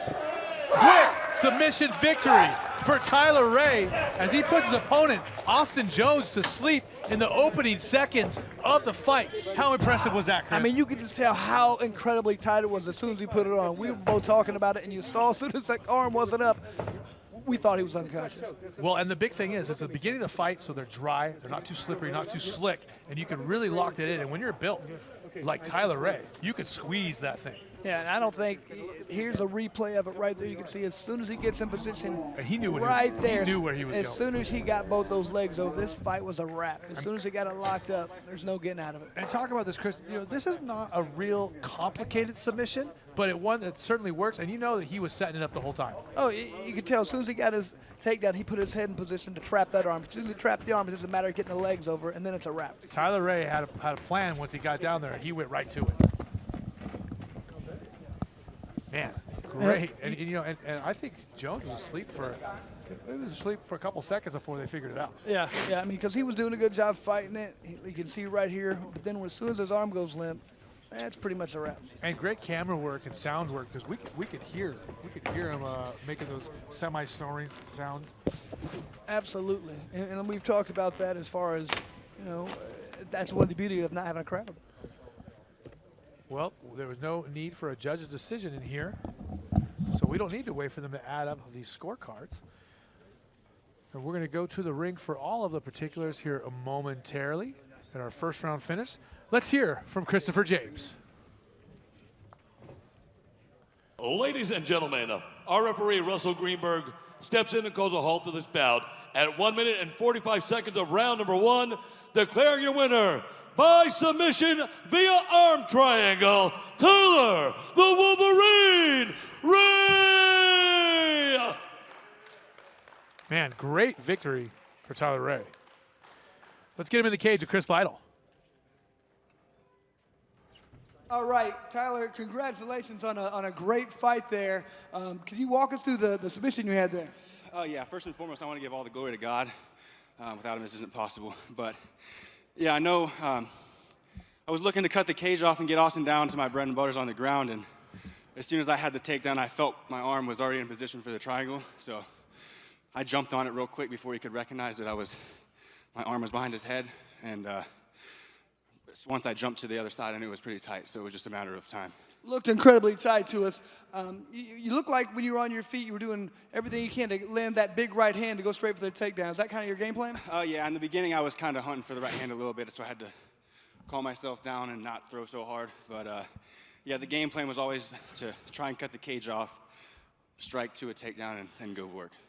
We did that beautifully. Is there anybody in particular you're looking to fight next?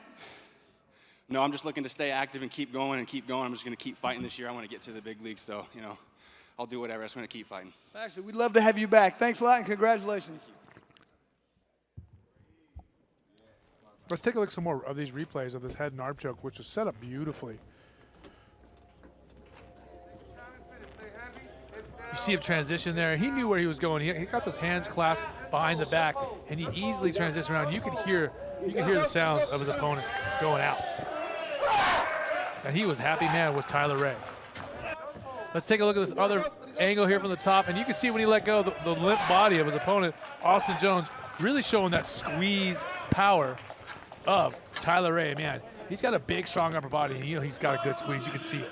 Man, he's got a lot of ability. He's got a lot of talent, and you can just tell he's got a good work ethic. He's got a lot of positive things right now. I hope we can have him fight for us every time we put on a card. Yeah, you know, we're 2 for 2 with some impressive fights, and welcome back here inside the Palm Beach Convention Center. Eric Apple, joined by none other than Chris Lytle, and we're having a good time here at XMMA.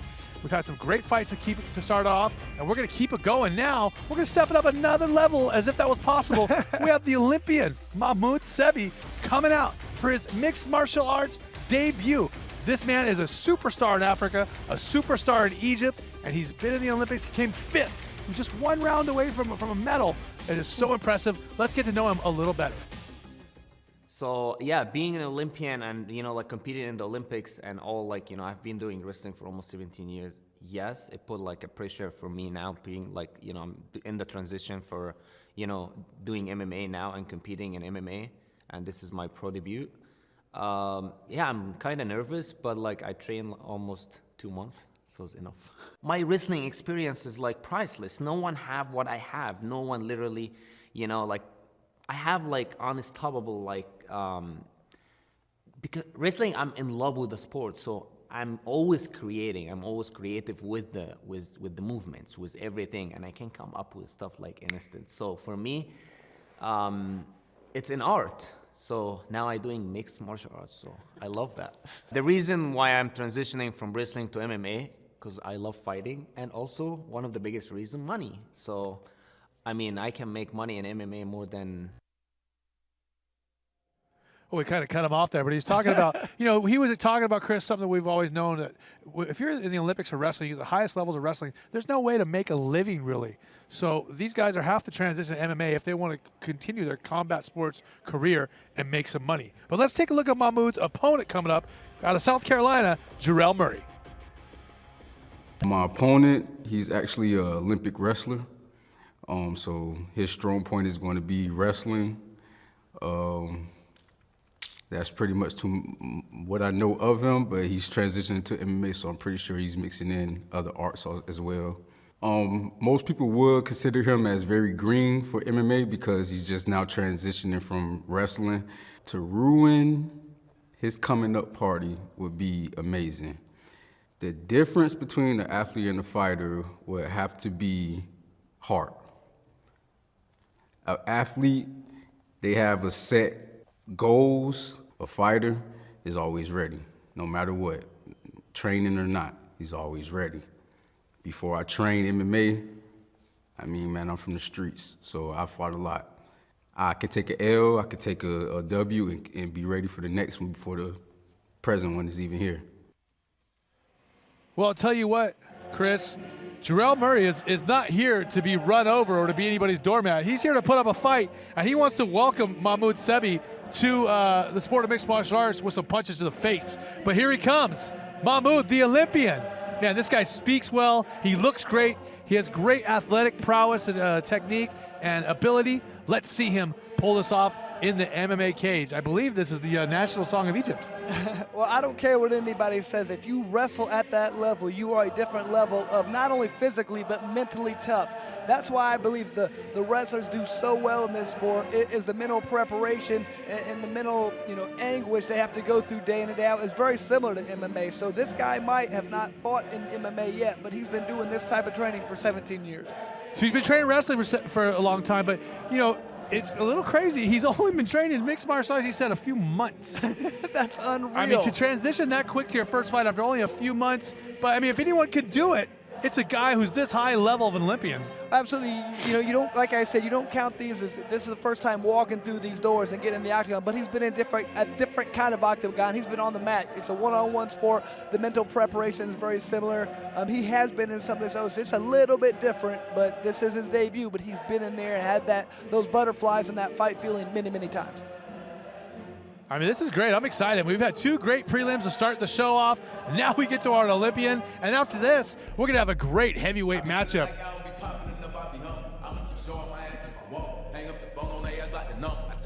Here he is, his opponent, out of South Carolina, weighing in at just about 168 pounds. He was under the limit by a little bit. Jarrell Murray is looking to spoil the coming out party for Mahmoud Sebie. Well, he was excited for this fight. Matter of fact, he went up a weight class to take this fight. This isn't his natural weight class. He's like, man, I want to play this spoiler. I want to come out there. I want to be the guy who, this is a time to fight this guy. If we're going to fight him, it's right now in his first fight. He says he feels like he has better stand-up, and he's going to have to utilize that if he wants to win this fight. Let's take a look at the tail of the tape as we see Jarrell get his last-minute checks by the commission. Mahmoud Sebie, 0-0-0. He's coming out for the first time as a fighter. His opponent just has one fight. Sebie at 28, his opponent 25. And Mahmoud came in right at the 170-pound limit. He's several inches taller, and he has quite a bit more reach. And that's the big one to me, is that reach factor. If you know how to utilize that, that can make the difference in a fight. Look at those. Look at that 8-pack that Sebie has. Yeah, is that how you look with your shirt off? Is he taking some kind of is that one of those like ab burners that he takes? I bet that's all he does. Yeah. All right, let's get into the ring. It's Christopher James to introduce our fighters. Ladies and gentlemen, here we go with our next bout of the evening. This one is being brought to you by our friends at bookmaker.eu and is set for 3 5-minute rounds in the XMMA welterweight division. When the action starts inside the cage, our referee, Mr. Andrew Glenn. And now, let's meet our fighters.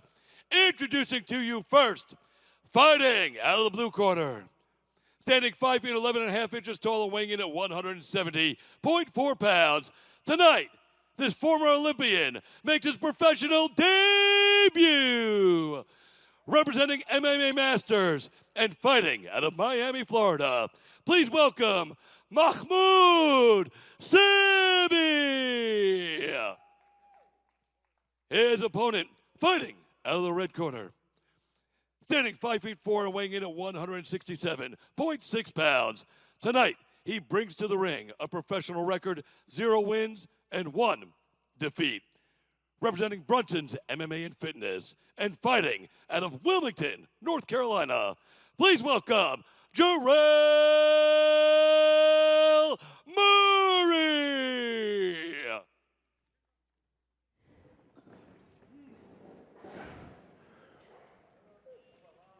We are scheduled for 3 5-minute rounds once again here in the prelims. This fight at 170 pounds. That's a weight class you're familiar with. Yeah, for me, I like a couple of these fights have been here. Talking with Mahmoud, he's very interested in not only winning, but getting the finish in this fight. He wants to make sure this doesn't go the distance. Well, he also talked about he wants to show his other skills. He wants to show some striking, some submissions. He's wrestled all his life, so he wants to try something else out. Yeah, and that's one thing he was pretty adamant about. The fact suplex. About the fact that he's not just a wrestler. He does train all aspects of the game.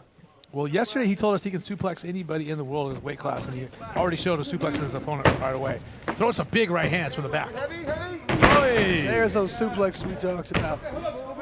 And this is a great learning experience for him right now. He's got to calm down a little bit and pick his shots a little bit better. He's a little too eager right now. Well, that's pretty common for people's first fight, especially when they have a lot of pressure on them, right? 100%. But that's why this is a good learning experience for him to go out there and learn. He can go back and watch the tape and say, I need to calm down a little bit and pick my shots instead of just throw with aggression. Will you go in there and tell him to slow down? I'll talk to you I about don't think I will. We'll talk afterwards. Mahmoud slowing the action down here, controlling the position. And that's a good thing for your corner to be telling you, relax, breathe, give me 2 breaths. Okay, now we go.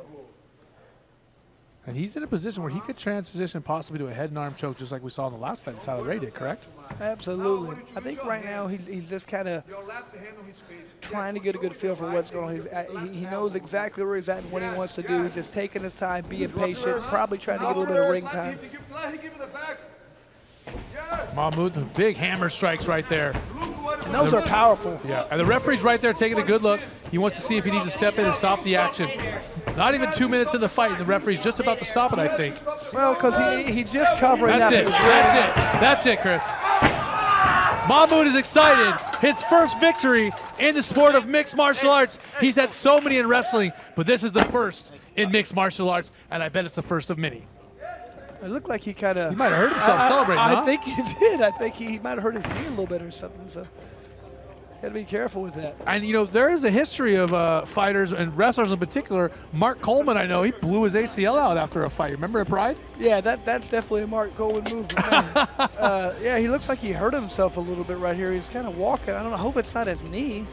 Yeah, he's sitting down now. He is injured. Jarrell Murray getting looked at by the member of the medical team here. I think he's going to be just fine. He just got roughed up a little bit, took some shots, and he wasn't intelligently defending himself. And that's the #1 rule and the most important thing. Now, that's why the referee's really there, is to protect the fighters. Let's take a look at a replay of some of those shots that he took. And here it is. You see he has his back right now. The suplex, beautifully done right there. Yeah, I think he was accurate when he said he could probably get anybody at his weight class to get this move. He does it again. I believe. One. He told us he could suplex anyone. I believe him. I mean, luckily for you and me, we're not in that weight class anymore, so we don't have to worry about it. Well, we're relentless. I'm a week post-surgery, so I got a good excuse. Relentless right now with his ground and pound. He's just looking to throw as many punches as he can. Let's see if we can take a look at the replay of I want to see Mahmoud that. hurting himself. Yeah, I want to see that jump. Hopefully the truck might be able to see that. Man, I don't like it because it looks like they're looking at his knee right now.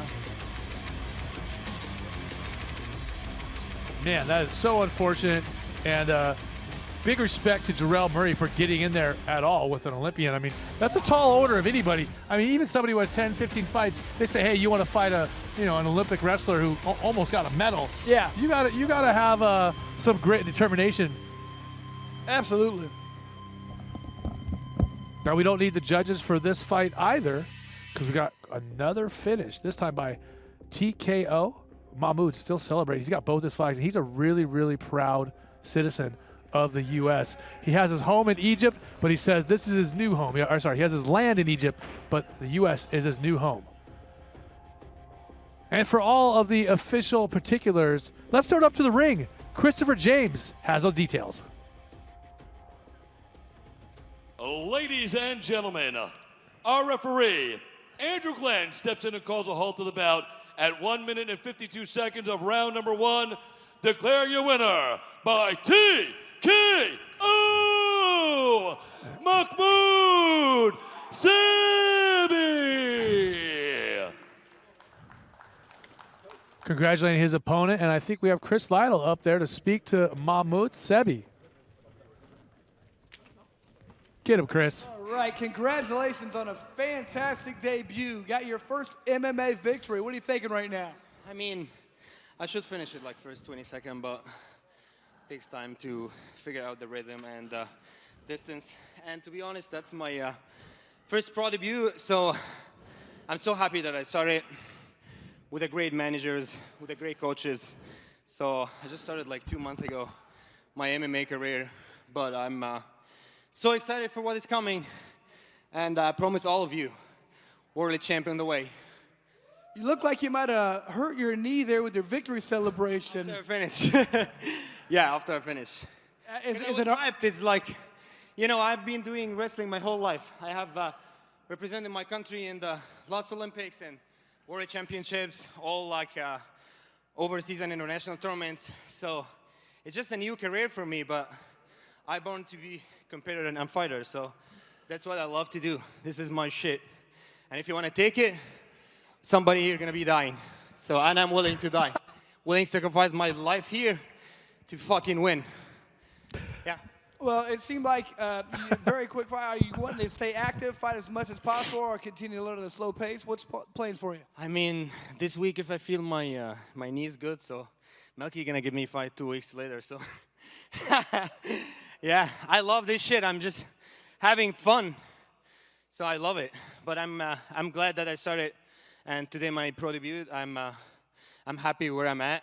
You know, just started almost 2 months ago. But as I'm telling you, I have a dream, you know, team around me.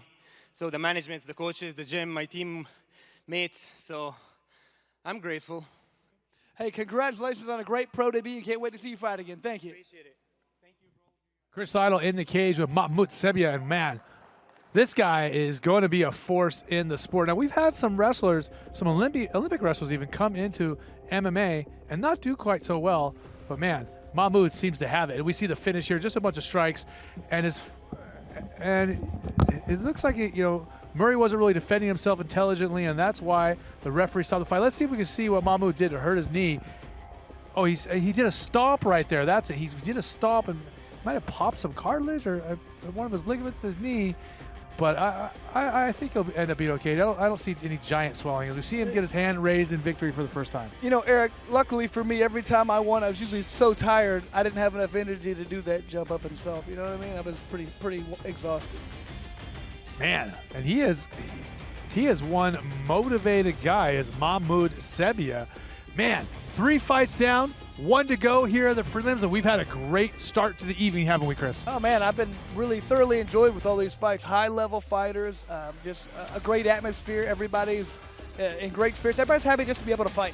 And you know what? We have the heavyweights coming out next. Jack May's been around the sport quite a long time, had a lot of high-level fights, and let's learn about our first opponent here in this heavyweight fight.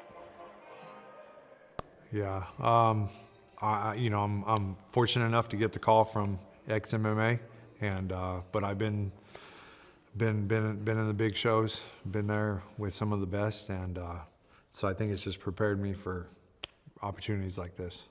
I mean, at the end of the day, it's just me and him, but I think, you know, making those bigger walks, fighting those tougher opponents, I mean, there's a reason why guys make it to that level and guys don't. I've always looked for the finish. Yeah, that's just my style. You know, it doesn't matter who you put in front of me. I'm just always there to try and finish. I don't get paid by the minute. You know what I mean? It's just let's get it in, let's get it done. We like the matchup here, and he's agreed, so let's ride.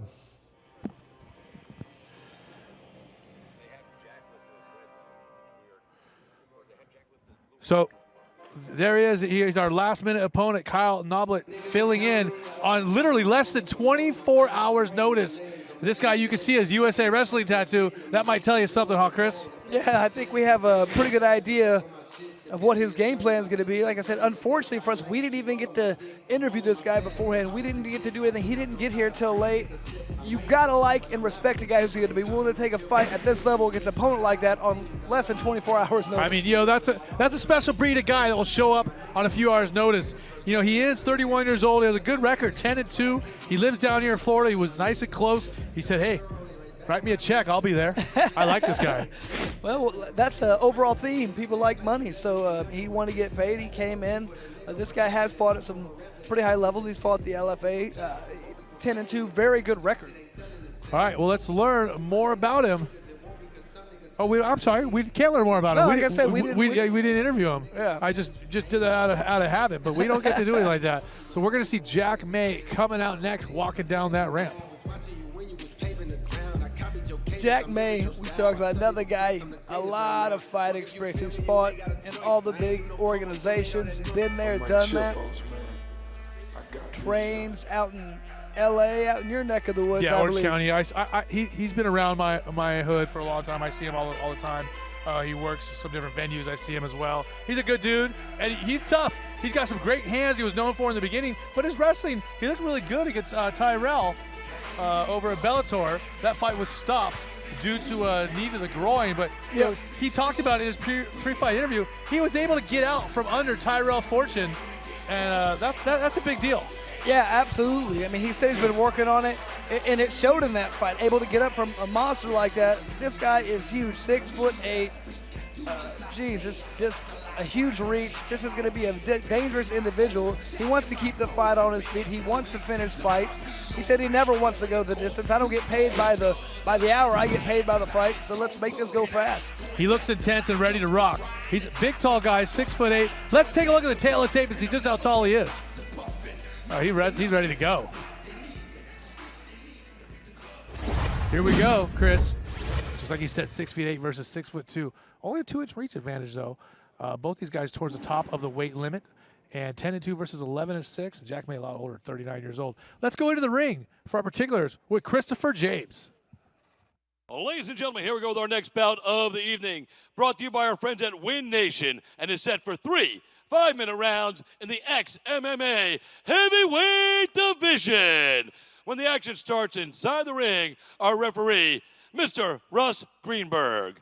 And now, let's meet our fighters. Introducing to you first, fighting out of the blue corner, standing 6'2" and weighing in at 264.4 pounds. Tonight, he brings to the ring a professional record of 10 wins and 2 defeats. Representing Sanford MMA and fighting out of Fort Lauderdale, Florida. Please welcome Kyle Noblitt. And his opponent fighting out of the red corner. Standing 6'8" and weighing in at 265.8 pounds. Tonight, he brings to the cage a professional record of 11 wins and 6 defeats. Representing Next Level MMA and fighting tonight out of Whittier, California. Please welcome Jack May. Man, both these guys intense. Noblitt coming in a couple hours notice, and he looks ready to go. He's chomping at the bit. Both these guys look at each other in the eye, nod, and say, let's give a show, and let's go hard. And these are two big boys. Man, I don't think I've ever seen two heavyweights who are pacing around back and forth the way these guys are. Here we go, 3 5-minute rounds scheduled. Will we need that much time? We've had 2 stoppages in a row. Noblitt also trained at Sanford MMA, so you know he's with a great team there. So we definitely worked on his striking. Oh, great kick there from Jack. Wow. And you could just hear that all the way over here. That was crisp. That was crisp. Now, the weird thing is he talked about only a 2-inch reach advantage. You would think it'd be a lot more from him being about 6 inches taller. I was surprised by that. We get our forehead. Okay, and what May's got to do right now, he's got to find a way to get his back off the fence right there. He's doing a good job trying to create space with that elbow. Great inside, kind of like a pummeling elbow, some people use it. You know who did that real well was Babalu. As he would pummel, he'd throw the inside elbow as he'd pummel down under the arm. May using it real well there to push his opponent up. But Noblitt, he's looking for that takedown, and he might get it. Yeah, he's got him in a bad way right now, especially he's got his back. Oh, no, Jack's doing a good job of trying to reach over the top. But well, I mean, just a couple fights ago, he fought Tyrell Fortune, one of the best wrestlers in America. So if he's able to hang with him and get out from under him, then he's going to be well prepared to deal with Kyle's wrestling. But the takedown comes. Yeah, a great takedown there. Good job, especially for a guy who took the fight on 1 day's notice. Well, listen, he's got that USA wrestling tattoo, so I'm going to guess he's been wrestling his whole life or most of it, so it doesn't matter whether he took this on 1 day or not. Well, the only thing that's going to matter is later on down the fight is he going to have the conditioning for this. But right now, what we talked about earlier, Jack May did a great job of getting back to his feet right now, getting back in position. And here's the thing. With Kyle taking this fight on just 1 day's notice, even if he gets a couple of these takedowns, if Jack continues to get up, Kyle's going to use that energy to get those takedowns, and he's going to feel better later on. And that's the thing. I don't think anybody has any idea how much energy it takes to get a takedown and try to control a person from the ground. Especially when your opponent's 6'8", 260 pounds. I mean, you only have so much energy to use, and exploding to get a takedown, that uses a lot of it. Here's some breathing here, but these guys are pretty well conditioned, it seems like. Taking their time. Jack gets those double underhooks now against the wrestler. That's a good position to be in. He's trying to tuck that head. Yep. If he can get the head position right there. Well, it's kind of like his head. Trying to get the head. I was trying to lean with him to get it, but it didn't work. You ever do that? Just kind of lean as you're watching a fight? Sure. And Kyle's doing real good in head position. He keeps on hooking one leg and trying to pull it out, so his opponent, Jack May, only has 1 point to stand on.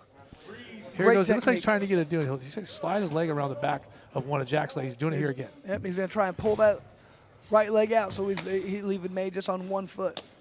Keep doing that, Jack. I love it. And this is extremely grueling and tiring. Just imagine going in and doing like an isometric squeeze for 3 minutes. This is anaerobic work, and this is the most tiring thing you can do to your body. Oh, here we come. We saw that knee come to the plum, the tie plum. Good inside shot there from Jack. This is what you talked about. He's getting that in there. He's throwing the elbow afterwards. Beautiful move. Good composure from both these fighters. Now, clearly what Jack May needs to work on right now is creating some space. He wants to get out in the middle. He wants to throw punches. He doesn't want to be on the inside like this. So he's got to do something to turn the tide. He might not want to be in here like this, but he's doing pretty well. Well, I mean, the longer this fight goes, the more to his advantage this is. Sure. Get our overhook. Now, are we going to see another takedown here? No, Jack's doing pretty good at keeping his hips back, keeping his legs wide so his opponent can't get his hands gripped around the back. And when he can get inside and push the head away, it makes it very difficult to get the takedown. Kyle can't really do it if his head's pushed away. And as you pointed out earlier, I mean, Kyle is going to wear out if he's not able to get a takedown and get some control here soon. Absolutely, but I would still like to see Jack May do what he can to try and create some movement, try and get out, try and get an underhook, pull his opponent in, and spin him around and then back away. As he is now, as you say, ask it, he shall receive, Chris Lino. Maybe he heard me. That's a good thing. Oh, I'm sure he heard you. It's quiet in here. Yeah. But, Kyle did a good job of repositioning and putting his opponent where he wants him, putting his Jack's back against the fence. I was talking about head position earlier, but, I don't really think that's much of an accomplishment because Kyle's head is naturally right in the perfect position for head position control. That's why you saw Jack May trying to get head position, but it's very difficult to get the guy 6 inches shorter than you. 30 seconds left here in the first of 3 scheduled 5-minute rounds. Heavyweight bout here at XMMA. Eric Apple joined by Chris Lights Out Lytle. And we're having a great time. Some great prelims, Chris. Yeah. I also want to say, real great staff here at XMMA. Everyone's really contributing and doing a great job and making this easy to come work here. As we see the fighters separate, go back to the middle. Jack wants to pop some shots, doesn't he? Yeah, this is his time to shine around. He's got to try and steal this round. Oh, big punch being thrown right Almost there. walked in a right hand. We see a last-minute takedown attempt. Good first round. Good first round. Heavyweight action. Yeah, that was that was a very tiring round for both guys, I believe. Well, it's like we said, it's that anaerobic work. These guys are squeezing and pushing up against the fence, and it doesn't look like it's the most tiring thing in the world, but I promise it is. If you've been in there, you know it is. And here's the thing, Kyle, taking the final last minute notice, we don't know though. Maybe he was training really hard for another fight, so he could be in great shape, and that was his kind of round, to be honest with you. That's where he wants the fight to happen. I'm thinking if you're Jack May in this situation, what you really have to do is try and you don't want another round like that unless you think your opponent's going to wear out, but you want to do what you can to keep it in the middle and land punches. I don't think he did so bad. I mean, he got taken down a time or two, but he popped up very quickly. As you see his replays, popped up pretty quickly, threw some good knees, had some good inside shots to the elbows. I mean, Kyle didn't really land any big shots, although he controlled the position and got a couple quick takedowns. Well, I couldn't agree more, but that's not where Jack May wants this fight to be. But these guys are both halfway to the other side of the cage before the round starts. They're ready to go. I love it. Round 2 action here with the heavyweights. Jack May now looking to use that range. He wants to pop him. He wants to reach out and touch someone with that reach, doesn't he? And good movement. I think he wants a head kick. Yeah, he's been kind of playing around with that the whole time. And he's pawing right there, which tells us he's looking for a big kick to the body or the head. Ooh, right hand, big straight. He's got to be careful though. That Kyle throws thunder when he throws punches. They're powerful. So that hook, that lead right hook that he threw right before the end of the first round, it was legit. Oh, he's pushing him. Oh, nice shot there from Jack. Couple big shots. Man, he's landing everything he's throwing right there. Those were powerful. Yes. Those hurt him a little bit. For sure. And that's why I was talking about earlier. Look where he went right back to, pushing his opponent against the fence. That's what Jack May does not want to be there. And I'm so impressed with Kyle coming in here and putting on this type of a performance on 12, 16 hours notice. What a tough guy. Yeah. I mean, because people don't really realize how big of a deal that is. I mean, most fighters won't even consider saying yes to that question. Oh yeah, they'll be like, "Don't ever call me again." Yeah, don't. You want me to fight when? Tomorrow morning. Get out of here. Jack, there's a classic over-under wrestling position, isn't it, Chris? Absolutely. It's 50-50 right now. This right here is where Jack May needs to try and keep the fight because he did a great job there of landing some punches at the beginning of the round. Good crisp punches there from Jack May. That's what he's known for. Man, those sound great when he lands. Probably not to Kyle, but they sound great to everybody else. And Kyle's doing a great job. As soon as he gets a type, whether it's on the side or in the very middle of the cage, he just walks his opponent over and puts his back against the fence. And talking about Kyle taking this fight on last minute notice, I mean, he might be training full time, but it's different when you're actually in camp. And most fighters train 8 to 10 weeks, 5-6 days a week for a fight like this. So to come in with no notice is just such a testament to his heart and determination. Well, I mean, like you said, coming at the right time, you want to set up your camp to where you peak right at the right date, And if you're just training, you're not peaking. So yeah, it's very important to set up your camp where you do your hard training, you taper off, you're going to be there that day of the fight. You're going to be put out your best optimal performance. He didn't get that. Big elbows there side of that. Man, Kyle taking some damage again. Jack's looking for that knee. Gets it, lands another one. Man, Kyle is a durable guy. He's got a chin on him. I mean, he's eating a lot of shots right now. But he's still pressuring forward and controlling where the fight takes place. It really hasn't shown much effect so far. I want to mention Jack. He's 11-6 as a professional MMA fighter, 10-2. So both these guys are pretty accomplished. Absolutely. I'm looking for another one of his inside elbows from Jack as he set it up. Yeah, I do love the way when he gets that position right there, he's able to push Kyle's head away. That creates a little bit of space where he can land punches, kicks, knees. Pummeling in.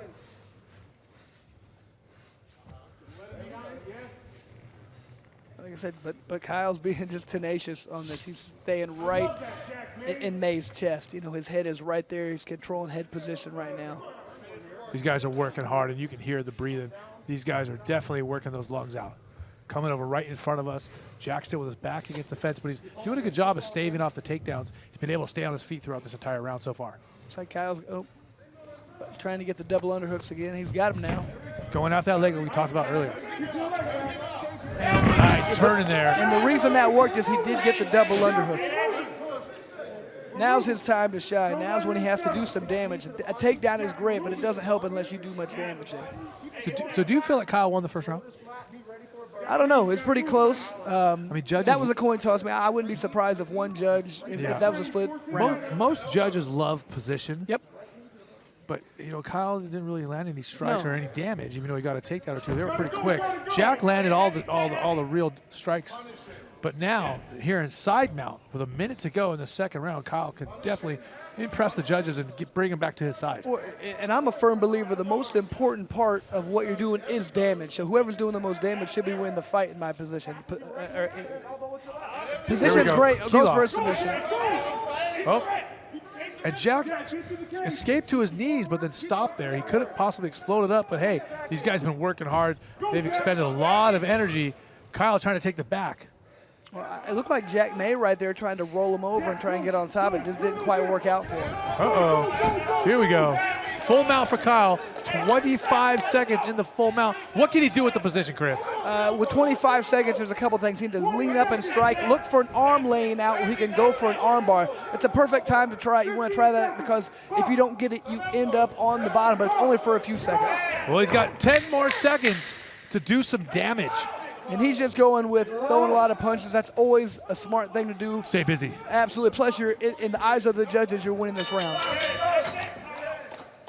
10 minutes down, 5 to go here in this heavyweight matchup of XMMA.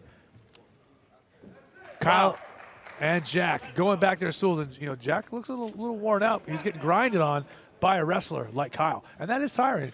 Even if you're landing those big strikes, that kind of grind is gonna slow you down. It's extremely tiring. Those are the worst kind of guys to fight sometimes. The guy who's going to be in your face the whole time and grinding you out.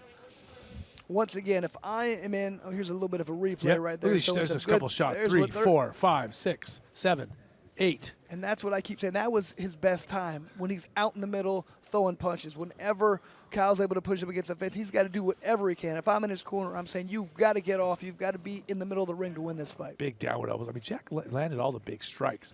But, I mean, getting a takedown and side mount could have possibly sealed the round for Kyle. And there's that double underhook takedown right now. Just a real simple little back trip. 5 minutes ago, Kyle looks ready to take the win, and Jack's huffing and puffing. Hey, guys, round 3. Are you ready? Fight! Final 5-minute round here. Jack May, Kyle Noblitt. Good uppercut. Yes, right there. it was. Hopefully his corner is told him is it a little rope-a-dope? Is Jack acting tired? I mean, those are big strikes and a big kick.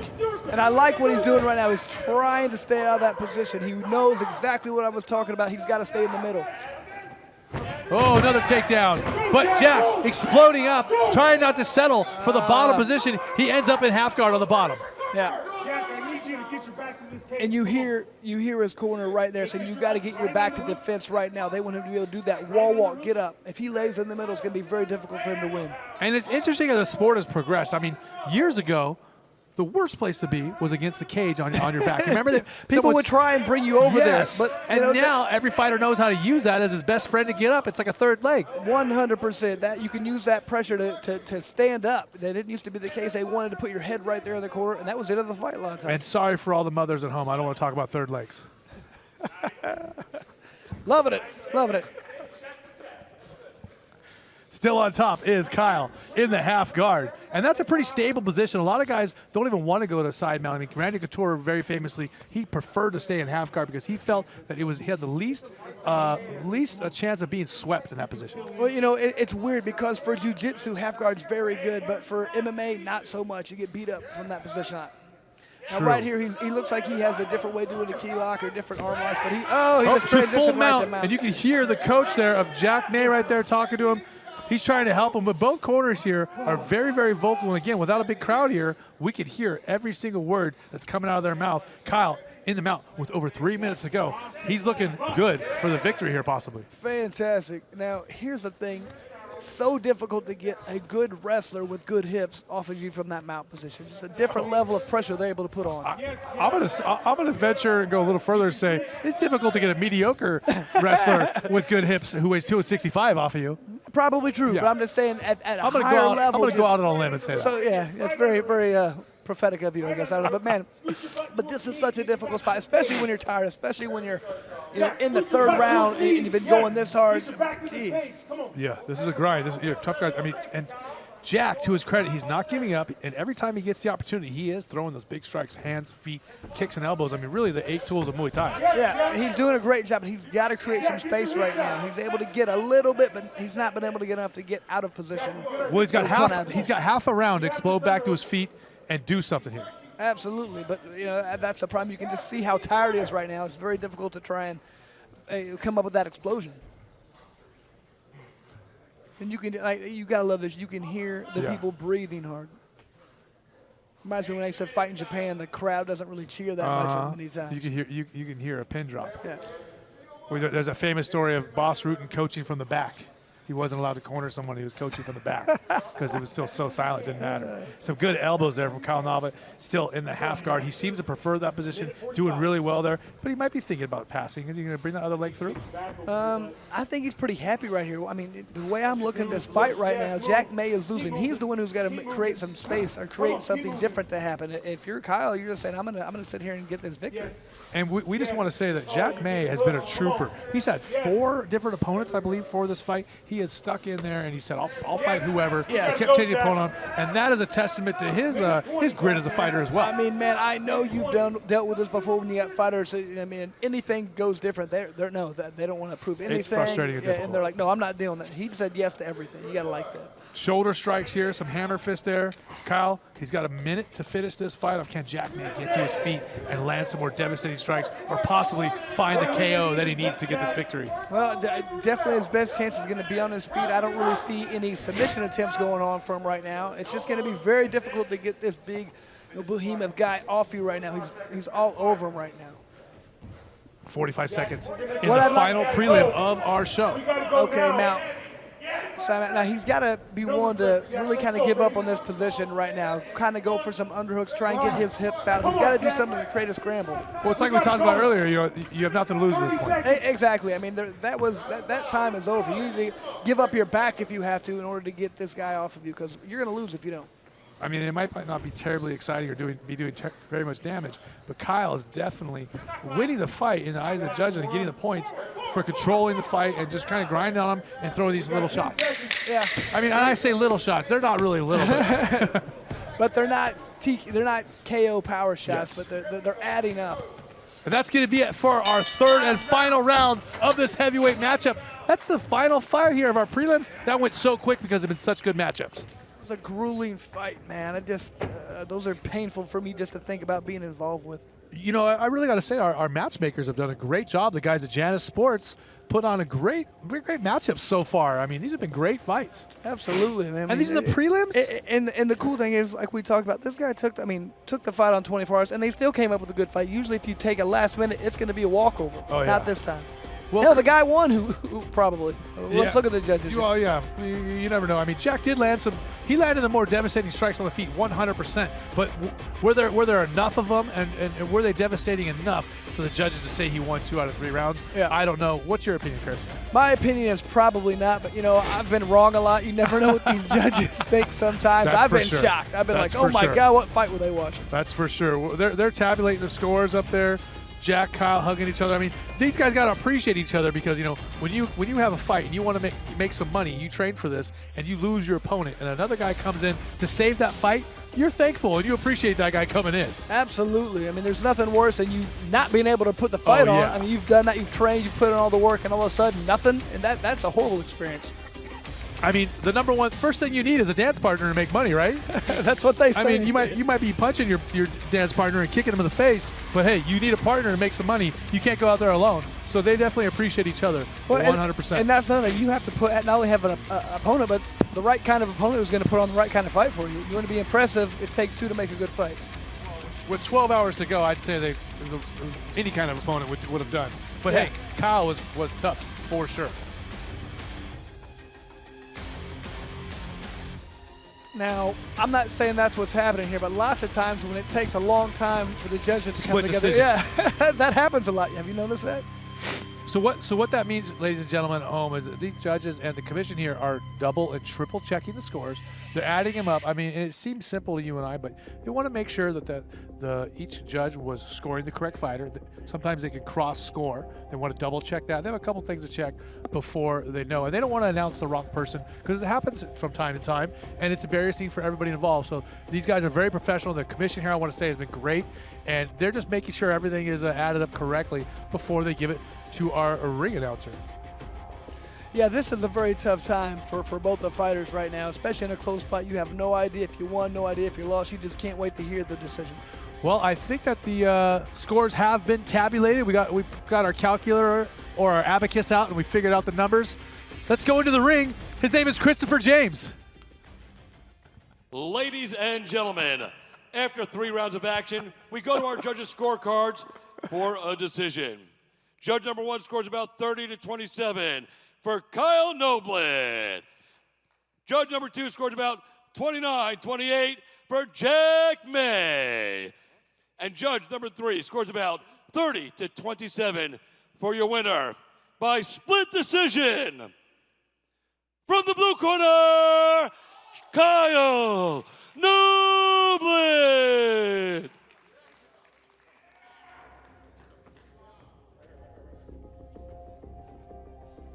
Chris Lytle is in there with our winner. All right, congratulations. You took this fight on 24 hours notice. What was that decision? It's more like a bar fight, you know. Turn around, start fighting. It's way easier, I think. Okay. You look great out there. You was the game plan always to get inside, pressure, not stay outside and trade punches? It was just be water, you know. Be powerful when I need to be, move when I need to. So just adapt.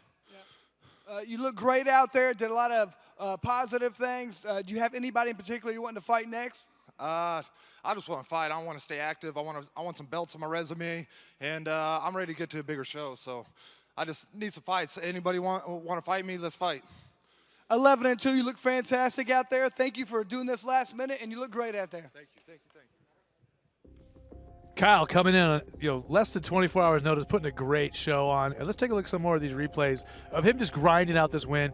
Take a big kick there to the body from Jack May, as well as a good hook and an inside right hand. But he was able to weather the storm, push forward into the clinch, and he got the takedowns when it mattered, and he rode the fight out in side mount as well as half guard, and that was able to lock it up for him, wasn't it, Chris? And we like these guys. I just want to fight. Who wants to fight? Let's do it. You know, that's been one positive thing about, the whole shutdown, the COVID. Everybody wants to fight. I mean, they've had a little bit of experience now where they're not able to fight whenever they want. Everybody wants to fight at all times. So replay right there. Some work by Kyle Noblitt on top and half guard, throwing the punches and elbows. And then we see the moment of victory for Kyle. Great victory for him. And Jack May is not an easy opponent. So that's a good guy to have a notch on your belt on for a victory over. Oh, absolutely. He's fought in all the big promotions, so, that's exactly where Kyle wants to get, and he just beat the guy who's been there, so what else can you ask for? Well, what you can ask for is a main card coming up at 9 o'clock Eastern, 6 o'clock Pacific. You can watch it on the Fight Network, or you can continue to watch it here on the stream. And I'll tell you what, if the prelims were this good, Chris, what is our main card going to show? I mean, look at the card. It's so good. We got 5 fantastic fights. Like I said, this was our prelim. These were the earlier fights. The other ones, here's our stat card right here. Let's take a look at this main card, man. We're going to start off with Thug Passion. Brandon Hebert taking on Marcelo Golm, a big Brazilian who looks tough and ready to move forward. Plus, Kyle Stewart versus Chris Curtis, a middleweight matchup. The featherweights, Kyle Bochniak, that's a guy we've seen who really likes to come forward. He's going up against Uruguay.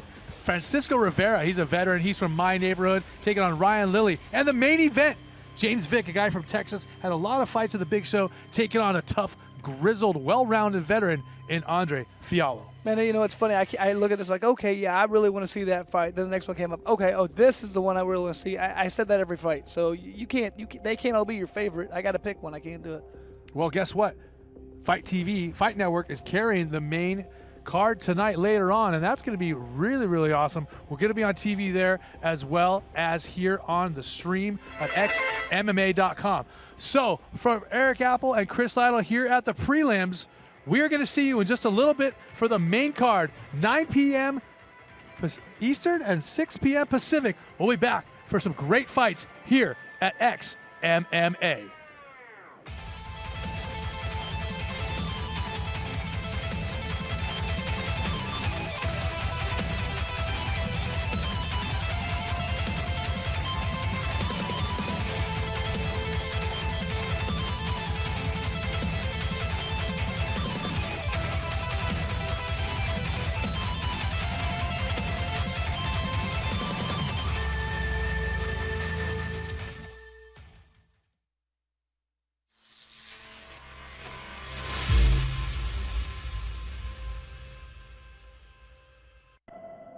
If I lost, I lost. I'll be a man and I'll admit it. I'll take my loss like a man.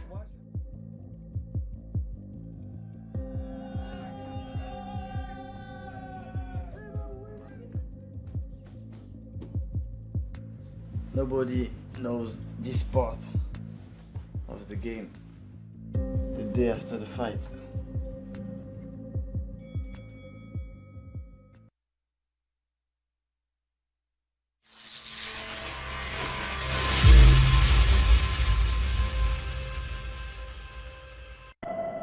If I lost, I lost. I'll be a man and I'll admit it. I'll take my loss like a man.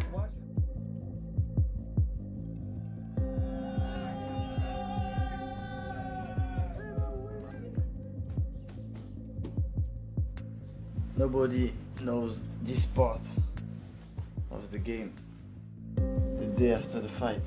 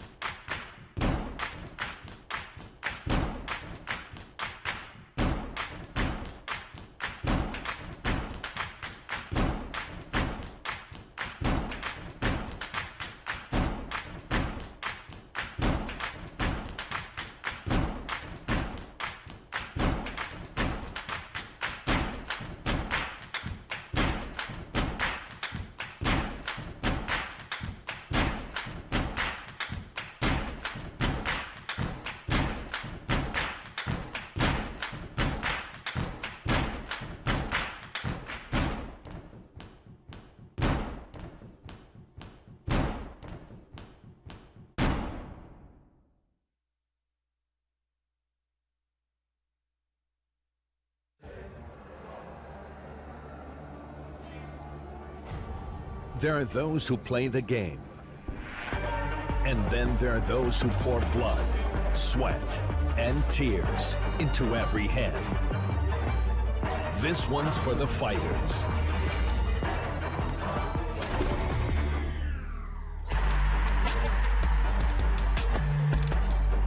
Progressive knockouts at America's Card Room.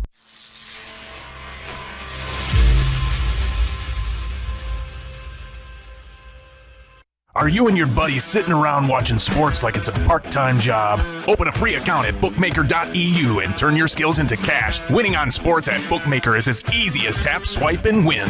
Sign up and find betting odds on all of your favorite sports. Bet on televised games live in real time. Even bet the next play with Bookmaker's streaming odds. And your winning bets appear in your account balance instantly. Sign up now for your free account and get a generous cash welcome bonus. Want to bet the fight and not fight to get paid? Bookmaker.eu offers free same-day payouts. Sign up today at bookmaker.eu, where the line originates.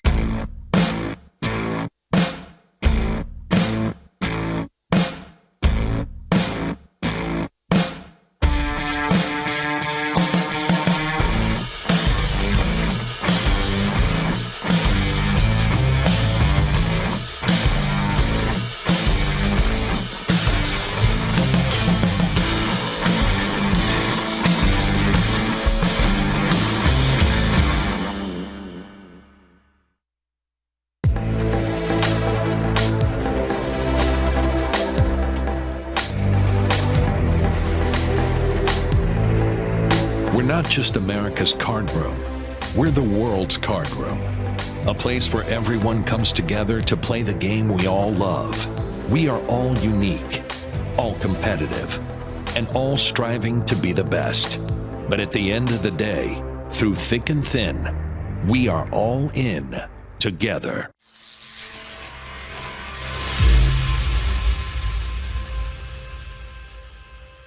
If I lost, I lost. I'll be a man and I'll admit it. I'll take my loss like a man.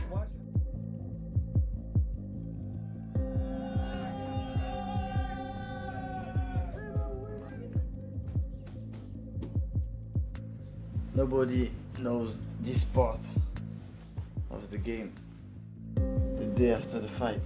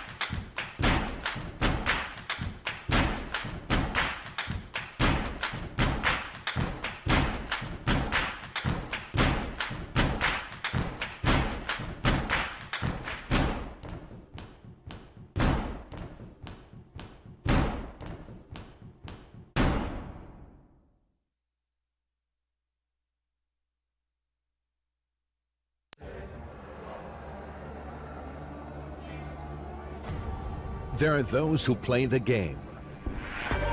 And then there are those who pour blood, sweat, and tears into every hand. This one's for the fighters.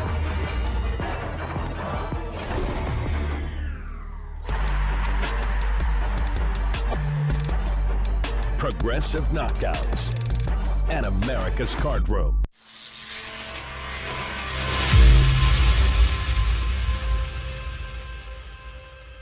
Are you and your buddies sitting around watching sports like it's a part-time job? Open a free account at bookmaker.eu and turn your skills into cash. Winning on sports at Bookmaker is as easy as tap, swipe, and win. Sign up and find betting odds on all of your favorite sports. Bet on televised games live in real time. Even bet the next play with Bookmaker's streaming odds. And your winning bets appear in your account balance instantly. Sign up now for your free account and get a generous cash welcome bonus. Want to bet the fight and not fight to get paid? Bookmaker.eu offers free same-day payouts. Sign up today at bookmaker.eu, where the line originates.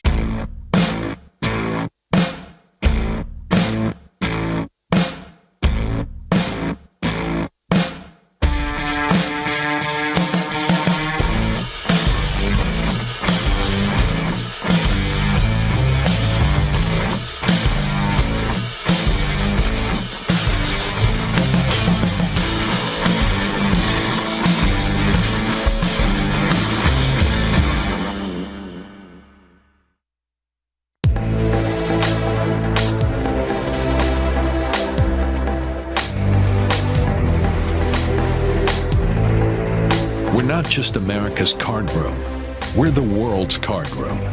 A place where everyone comes together to play the game we all love. We are all unique, all competitive, and all striving to be the best. But at the end of the day, through thick and thin, we are all in together.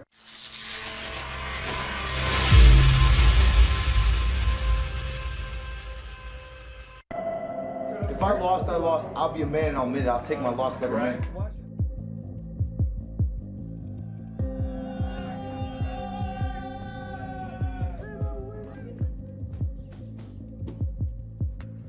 Nobody knows this part of the game the day after the fight.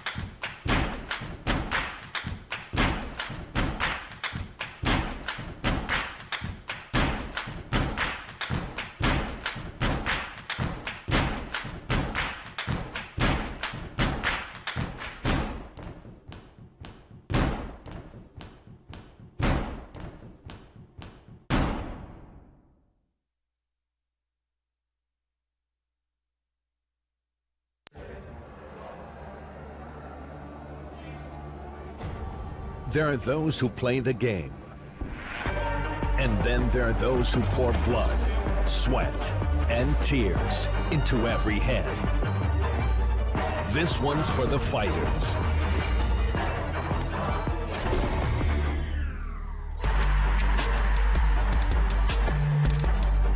Progressive knockouts at America's Card Room.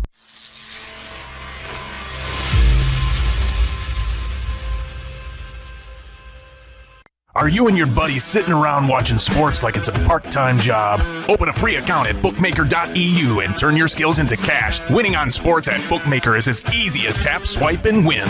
Sign up and find betting odds on all of your favorite sports. Bet on televised games live in real time. Even bet the next play with Bookmaker streaming odds. And your winning bets appear in your account balance instantly. Sign up now for your free account and get a generous cash welcome bonus. Want to bet the fight and not fight to get paid? Bookmaker.eu offers free same-day payouts. Sign up today at bookmaker.eu, where the line originates.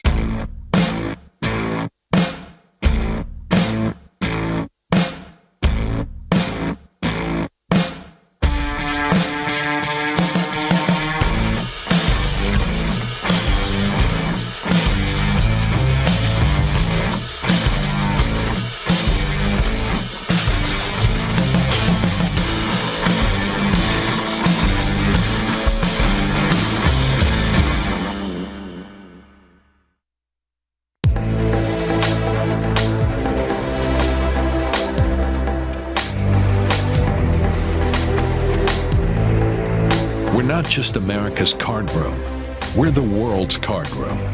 A place where everyone comes together to play the game we all love. We are all unique, all competitive, and all striving to be the best. But at the end of the day, through thick and thin, we are all in together.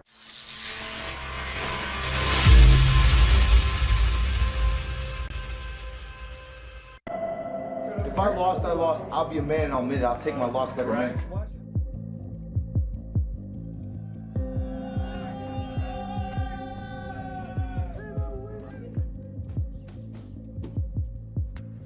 Nobody knows this part of the game the day after the fight.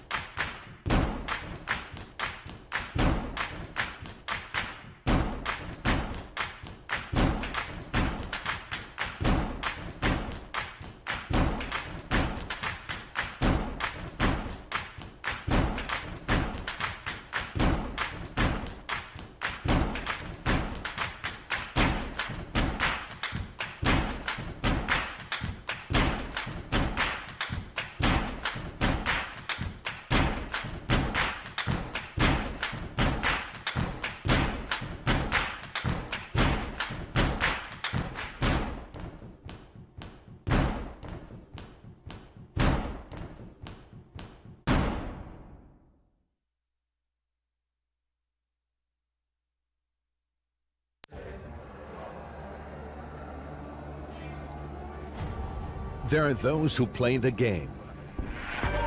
And then there are those who pour blood, sweat, and tears into every hand. This one's for the fighters.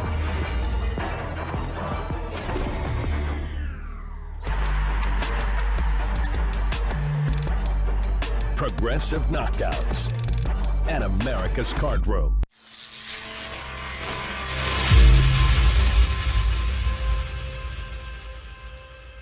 Are you and your buddies sitting around watching sports like it's a part-time job? Open a free account at bookmaker.eu and turn your skills into cash. Winning on sports at Bookmaker is as easy as tap, swipe, and win. Sign up and find betting odds on all of your favorite sports. Bet on televised games live in real time. Even bet the next play with Bookmaker streaming odds. And your winning bets appear in your account balance instantly. Sign up now for your free account and get a generous cash welcome bonus. Want to bet the fight and not fight to get paid? Bookmaker.eu bookmaker.eu offers free same-day payouts. Sign up today at bookmaker.eu, where the line originates.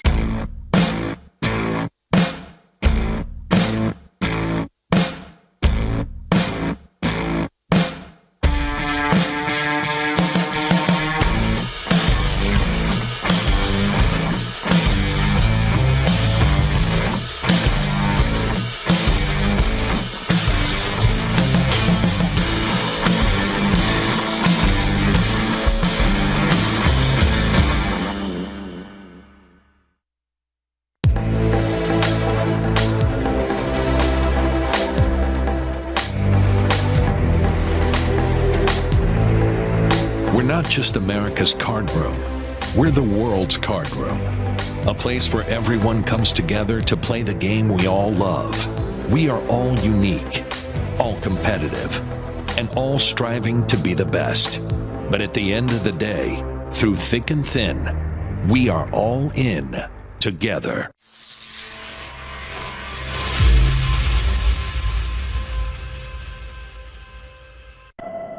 If I lost, I lost. I'll be a man and I'll admit it. I'll take my loss like a man.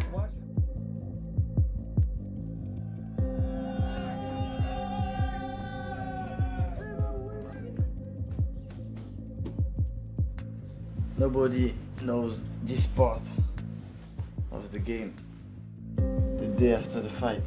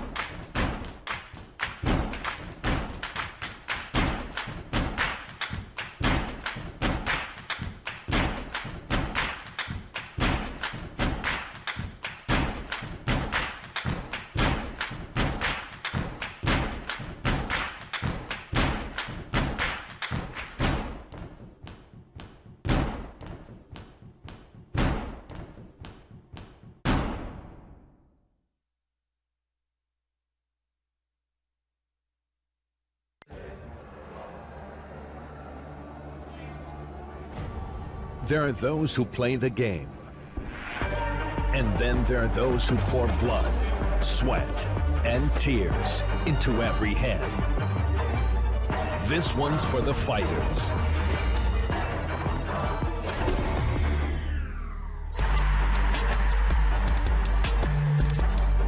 Progressive knockouts at America's Card Room.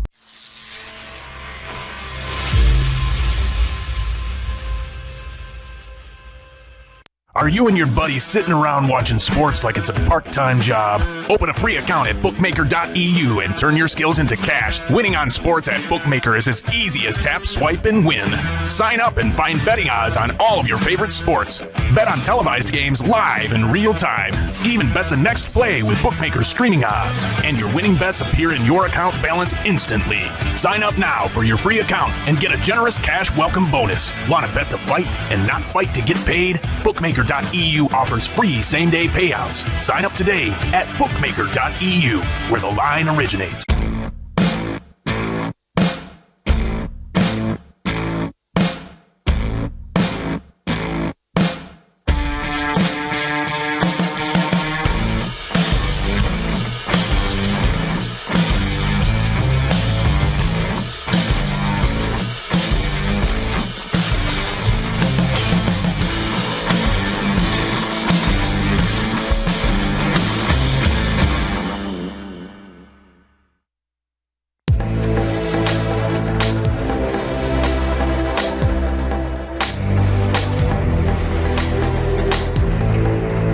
Not just America's card room, we're the world's card room. A place where everyone comes together to play the game we all love. We are all unique, all competitive, and all striving to be the best. But at the end of the day, through thick and thin, We are all in together.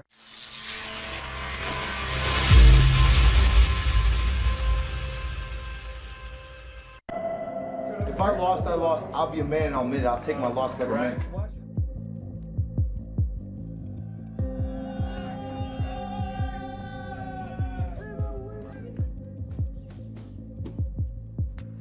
Nobody knows this part of the game the day after the fight.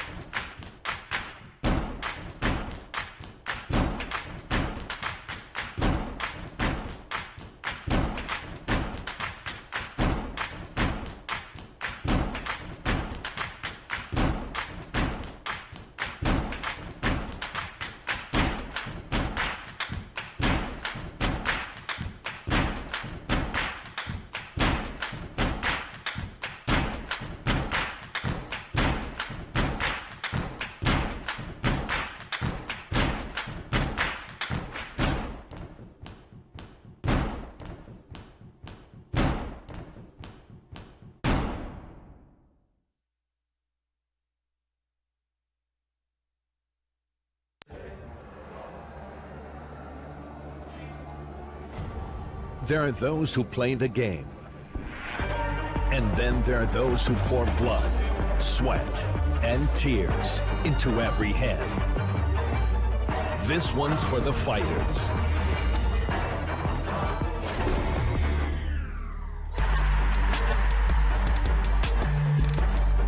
Progressive knockouts at America's Card Room.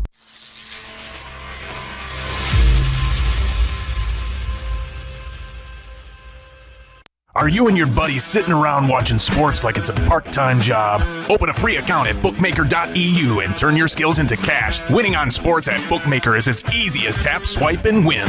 Sign up and find betting odds on all of your favorite sports. Bet on televised games live in real time. Even bet the next play with Bookmaker's streaming odds. And your winning bets appear in your account balance instantly. Sign up now for your free account and get a generous cash welcome bonus. Want to bet the fight and not fight to get paid? Bookmaker.eu offers free same-day payouts. Sign up today at bookmaker.eu, where the line originates.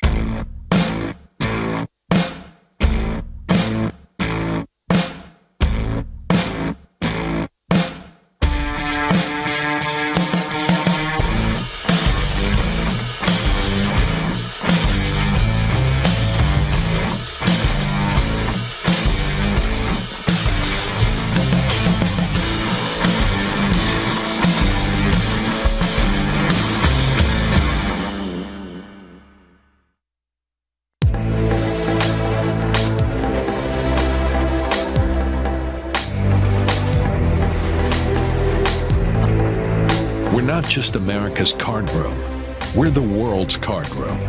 A place where everyone comes together to play the game we all love. We are all unique, all competitive, and all striving to be the best.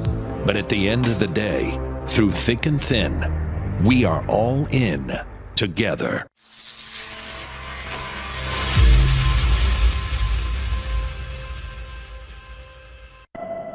If I lost, I lost. I'll be a man and I'll admit it. I'll take my loss like a man.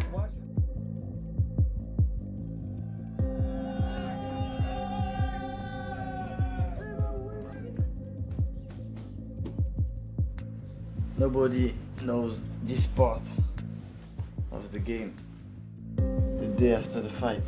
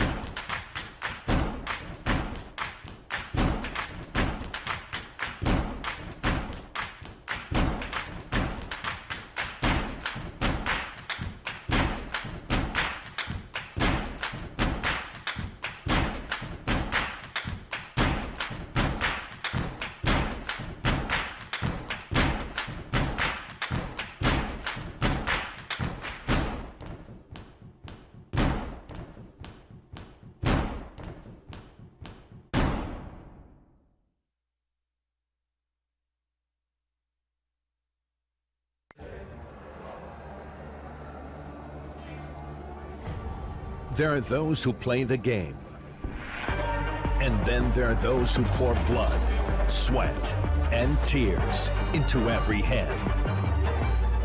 This one's for the fighters.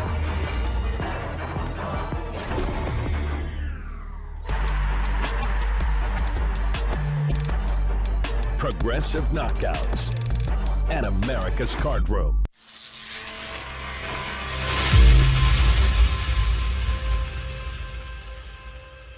Are you and your buddies sitting around watching sports like it's a part-time job? Open a free account at bookmaker.eu and turn your skills into cash. Winning on sports at Bookmaker is as easy as tap, swipe, and win. Sign up and find betting odds on all of your favorite sports. Bet on televised games live in real time. Even bet the next play with Bookmaker's streaming odds. And your winning bets appear in your account balance instantly. Sign up now for your free account and get a generous cash welcome bonus. Want to bet the fight and not fight to get paid? Bookmaker.eu offers free same-day payouts. Sign up today at bookmaker.eu, where the line originates.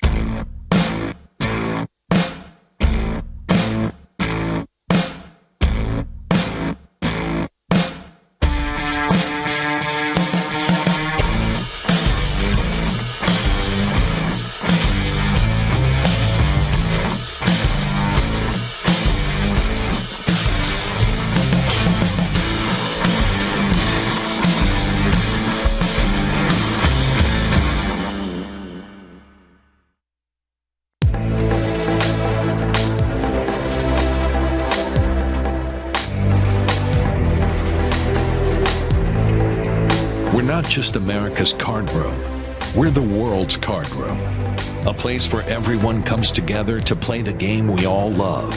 We are all unique, all competitive, and all striving to be the best. But at the end of the day, through thick and thin, we are all in together.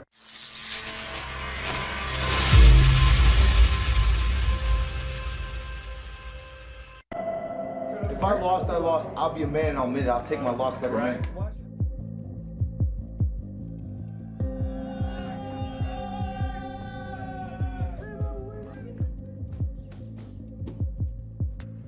Nobody knows this part of the game the day after the fight.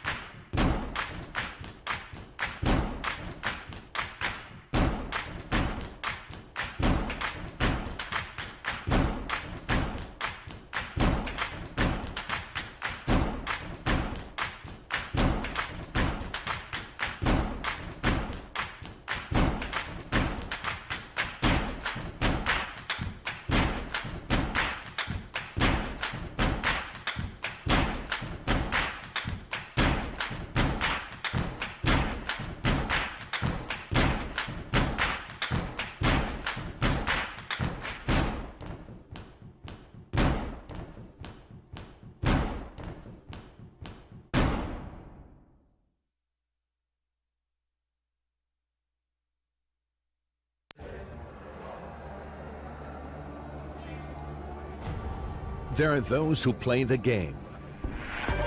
And then there are those who pour blood, sweat, and tears into every hand. This one's for the fighters.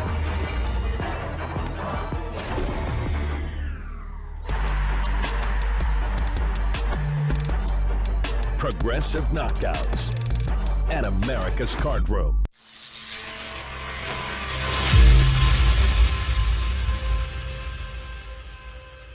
Are you and your buddies sitting around watching sports like it's a part-time job? Open a free account at bookmaker.eu and turn your skills into cash. Winning on sports at Bookmaker is as easy as tap, swipe, and win. Sign up and find betting odds on all of your favorite sports. Bet on televised games live in real time. Even bet the next play with Bookmaker's streaming odds. And your winning bets appear in your account balance instantly. Sign up now for your free account and get a generous cash welcome bonus. Want to bet the fight and not fight to get paid? Bookmaker.eu bookmaker.eu offers free same-day payouts. Sign up today at bookmaker.eu, where the line originates.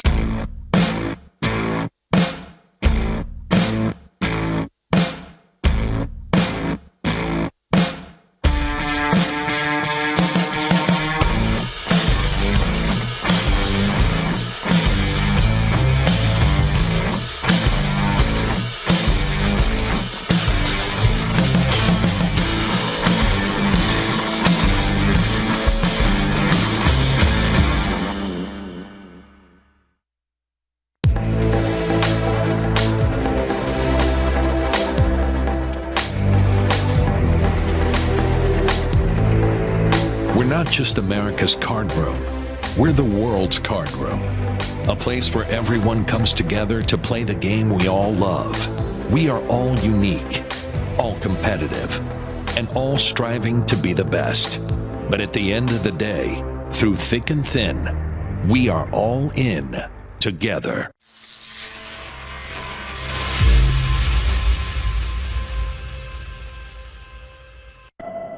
If I lost, I lost. I'll be a man and I'll admit it. I'll take my loss like a man.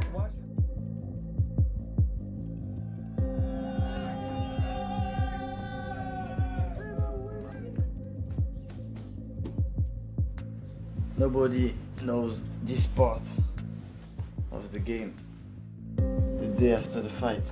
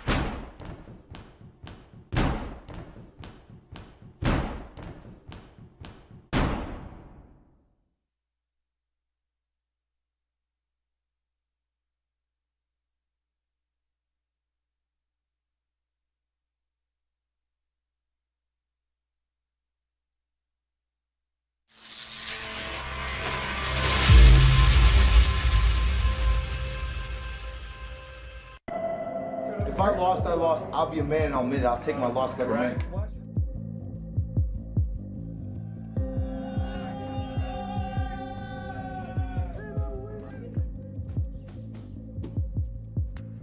Nobody knows this part of the game the day after the fight.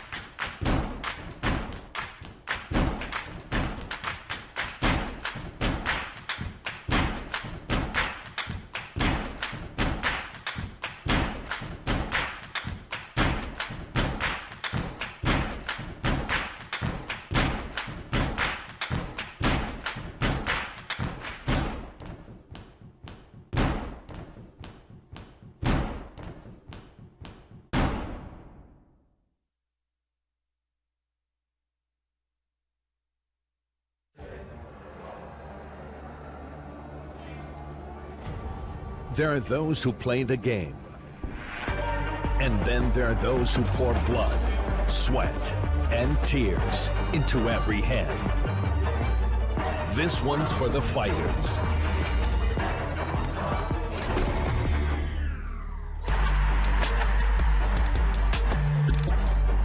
progressive knockouts, and America's Card Room.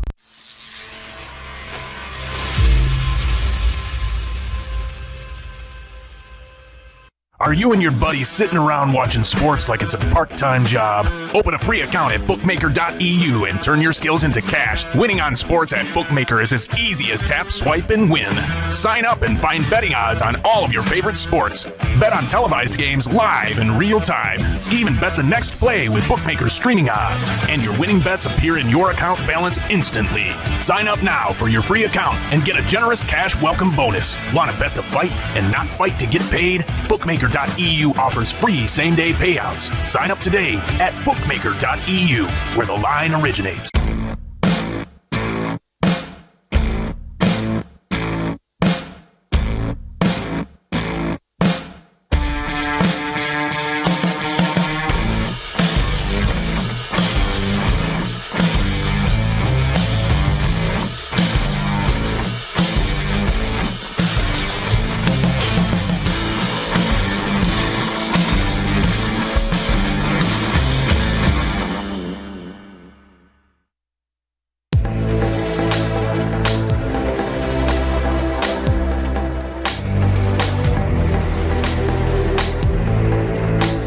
Just America's Card Room.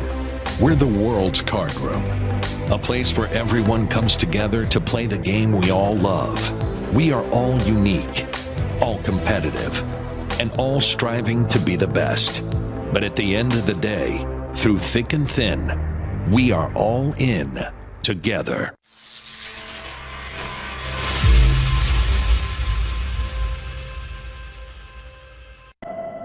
If I lost, I lost. I'll be a man and I'll admit it. I'll take my loss like a man.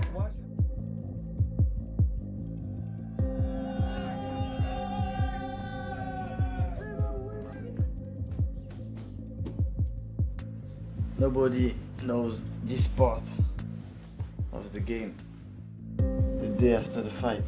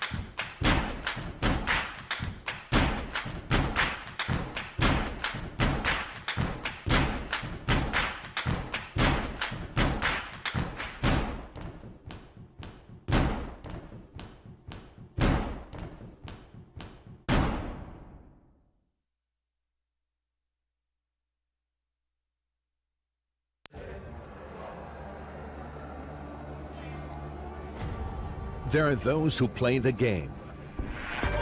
And then there are those who pour blood, sweat, and tears into every hand.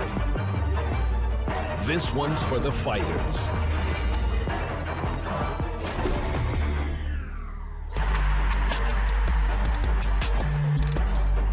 Progressive knockouts at America's Card Room.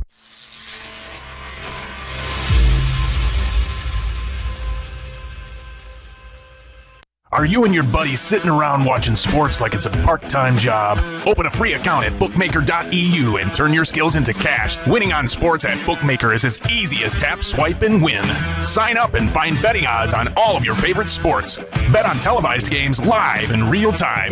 Even bet the next play with Bookmaker's streaming odds. And your winning bets appear in your account balance instantly. Sign up now for your free account and get a generous cash welcome bonus. Want to bet the fight and not fight to get paid? Bookmaker.eu offers free same-day payouts. Sign up today at bookmaker.eu, where the line originates.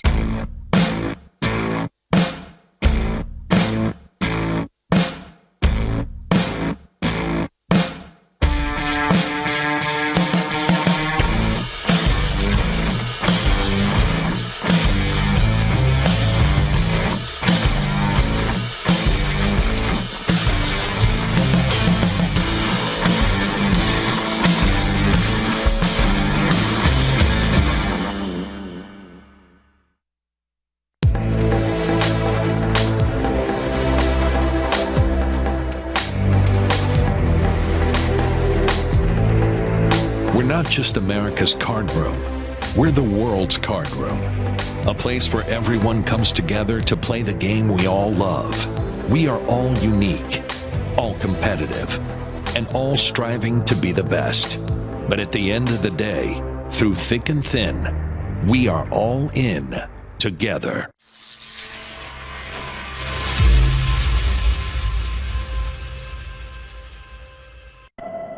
If I lost, I lost. I'll be a man and I'll admit it. I'll take my loss like a man.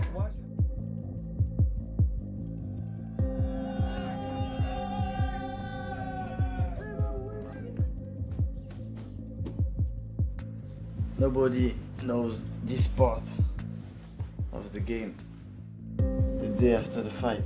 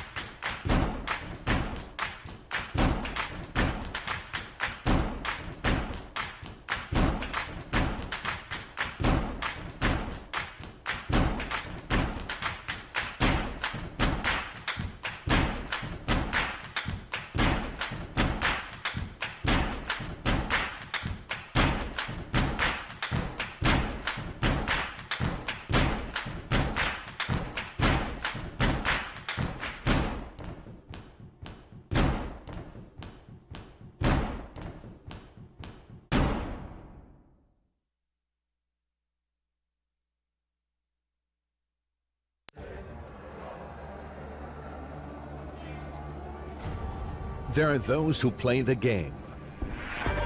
And then there are those who pour blood, sweat, and tears into every hand. This one's for the fighters.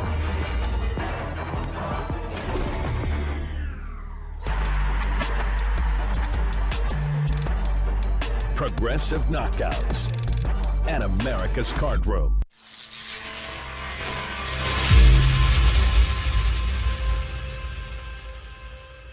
Are you and your buddies sitting around watching sports like it's a part-time job? Open a free account at bookmaker.eu and turn your skills into cash. Winning on sports at Bookmaker is as easy as tap, swipe, and win. Sign up and find betting odds on all of your favorite sports. Bet on televised games live in real time. Even bet the next play with Bookmaker's streaming odds. And your winning bets appear in your account balance instantly. Sign up now for your free account and get a generous cash welcome bonus. Want to bet the fight and not fight to get paid? Bookmaker.eu offers free same-day payouts. Sign up today at bookmaker.eu, where the line originates.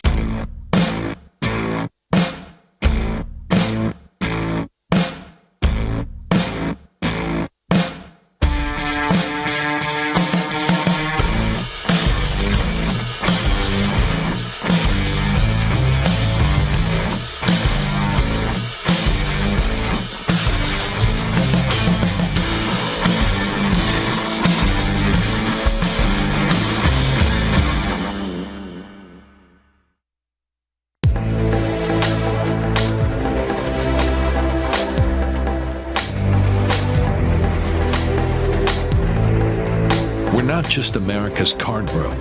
We're the world's card room. A place where everyone comes together to play the game we all love. We are all unique, all competitive, and all striving to be the best. But at the end of the day, through thick and thin, we are all in together.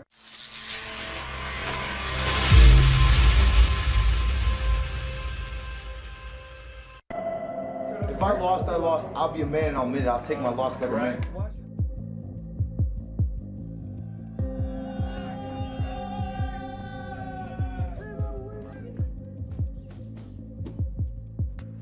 Nobody knows this part of the game the day after the fight.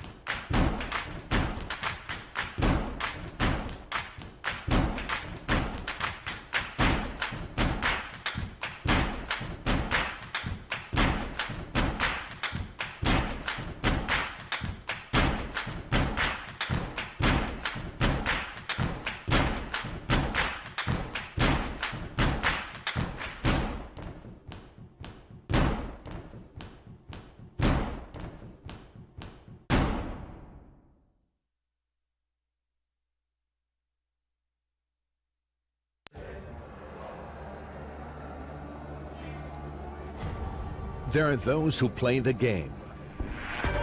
And then there are those who pour blood, sweat, and tears into every hand.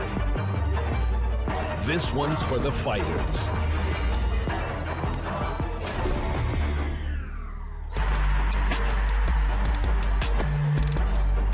Progressive knockouts at America's Card Room.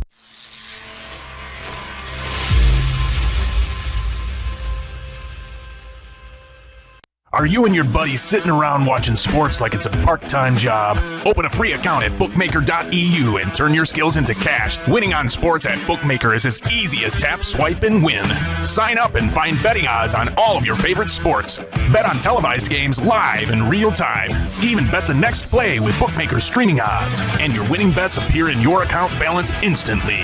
Sign up now for your free account and get a generous cash welcome bonus. Want to bet the fight and not fight to get paid? Bookmaker.eu offers free same-day payouts. Sign up today at bookmaker.eu, where the line originates.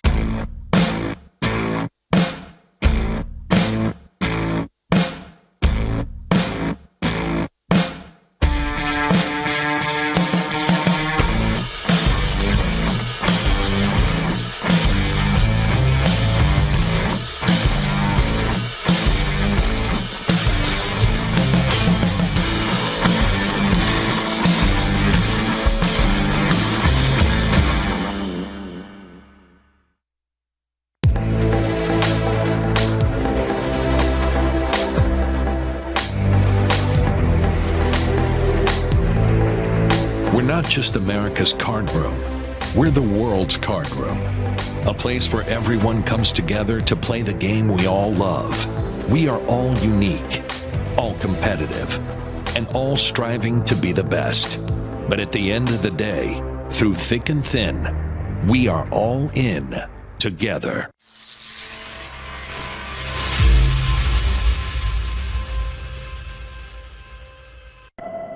If I lost, I lost. I'll be a man and I'll admit it. I'll take my loss like a man.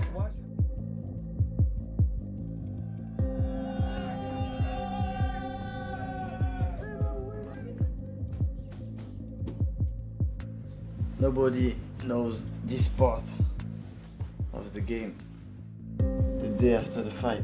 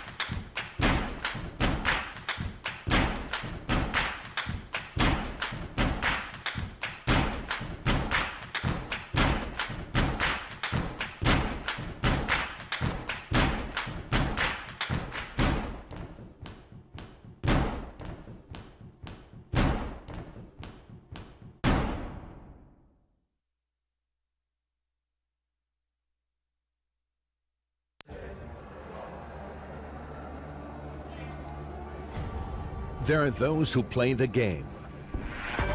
And then there are those who pour blood, sweat, and tears into every hand. This one's for the fighters.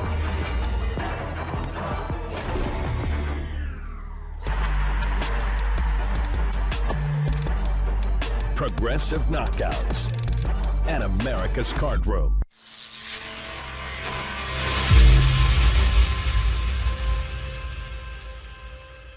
Are you and your buddies sitting around watching sports like it's a part-time job? Open a free account at bookmaker.eu and turn your skills into cash. Winning on sports at Bookmaker is as easy as tap, swipe, and win. Sign up and find betting odds on all of your favorite sports. Bet on televised games live in real time. Even bet the next play with Bookmaker's streaming odds. And your winning bets appear in your account balance instantly. Sign up now for your free account and get a generous cash welcome bonus. Want to bet the fight and not fight to get paid? Bookmaker.eu bookmaker.eu offers free same-day payouts. Sign up today at bookmaker.eu, where the line originates.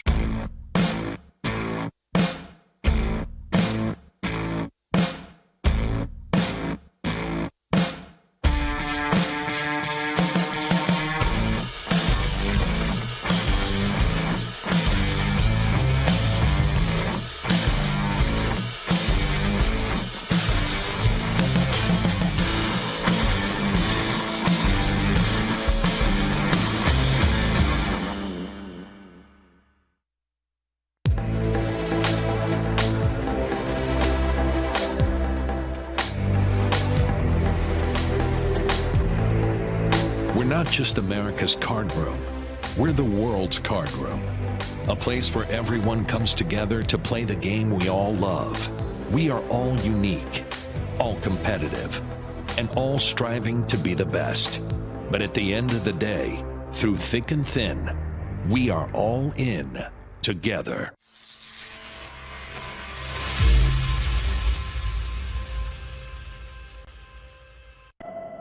If I lost, I lost. I'll be a man and I'll admit it. I'll take my loss like a man.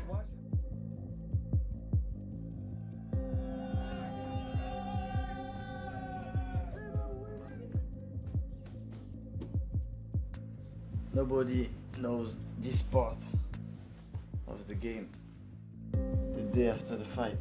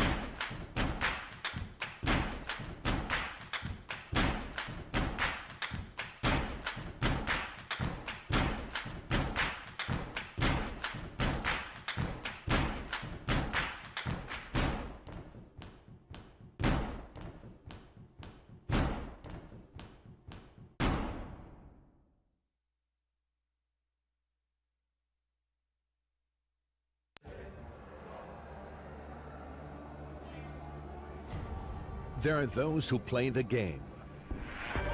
And then there are those who pour blood, sweat, and tears into every hand. This one's for the fighters.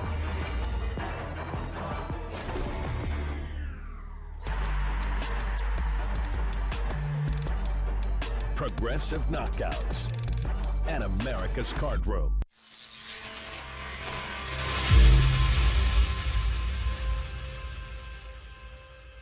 Are you and your buddies sitting around watching sports like it's a part-time job? Open a free account at bookmaker.eu and turn your skills into cash. Winning on sports at Bookmaker is as easy as tap, swipe, and win.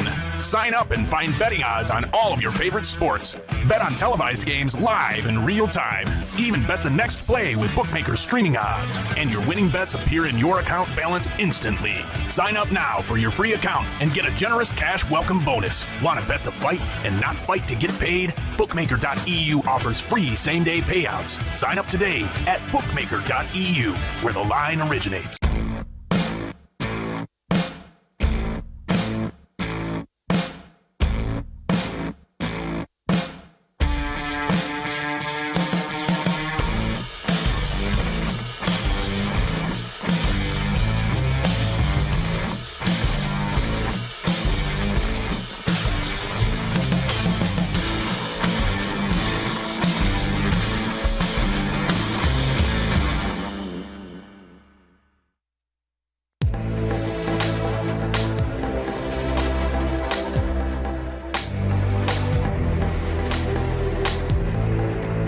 Not just America's card room, we're the world's card room. A place where everyone comes together to play the game we all love. We are all unique, all competitive, and all striving to be the best. But at the end of the day, through thick and thin, We are all in together.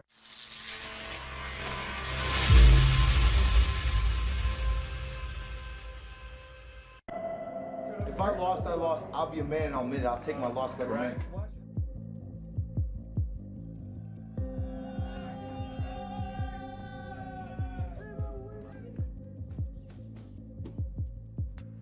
Nobody knows this part of the game the day after the fight.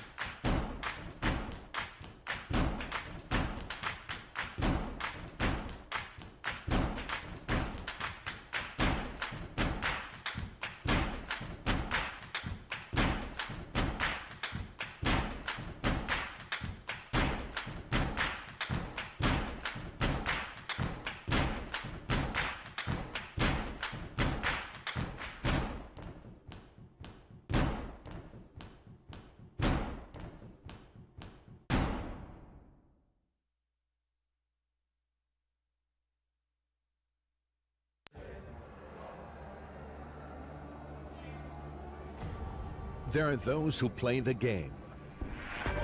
And then there are those who pour blood, sweat, and tears into every hand. This one's for the fighters.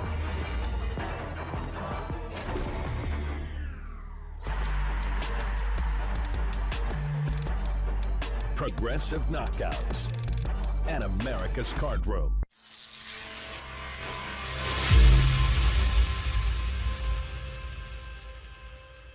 Are you and your buddies sitting around watching sports like it's a part-time job? Open a free account at bookmaker.eu and turn your skills into cash. Winning on sports at Bookmaker is as easy as tap, swipe, and win.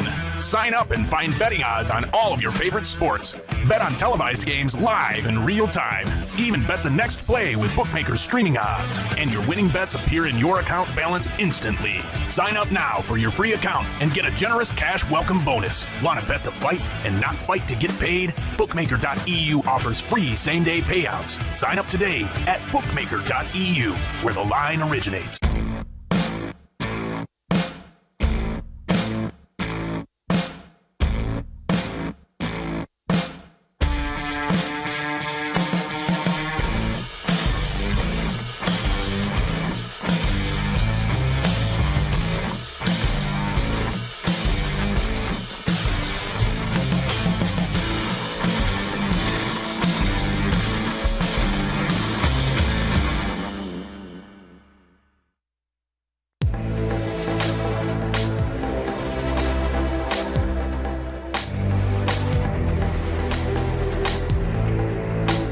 Just America's Card Room. We're the world's card room. A place where everyone comes together to play the game we all love. We are all unique, all competitive, and all striving to be the best. But at the end of the day, through thick and thin, we are all in together.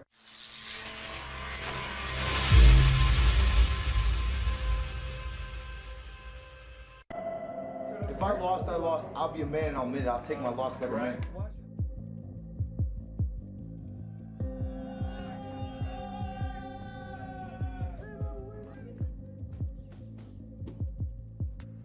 Nobody knows this part of the game the day after the fight.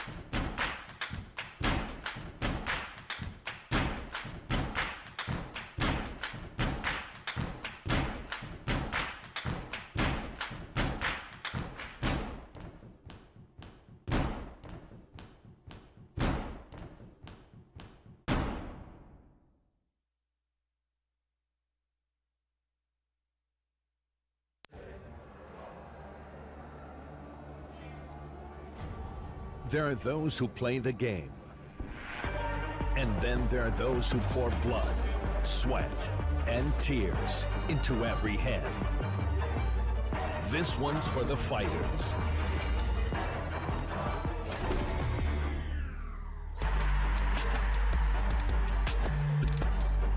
Progressive knockouts at America's Card Room.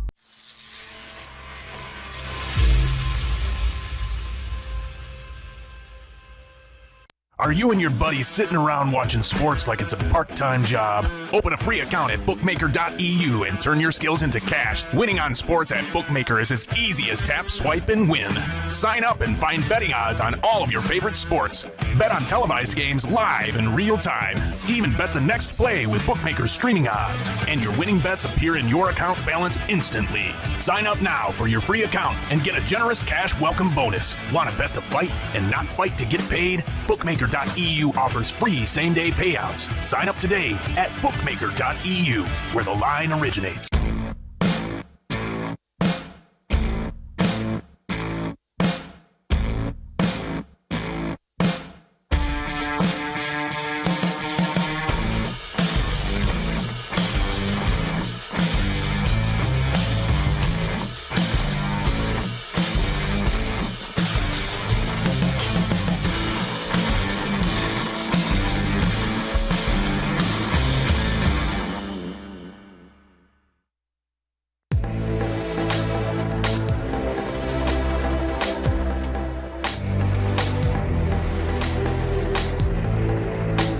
Just America's Card Room. We're the world's card room. A place where everyone comes together to play the game we all love. We are all unique, all competitive, and all striving to be the best. But at the end of the day, through thick and thin, we are all in together.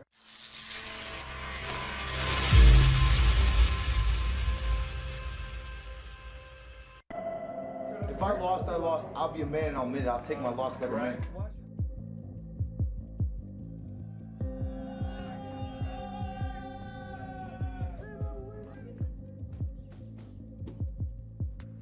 Nobody knows this part of the game the day after the fight.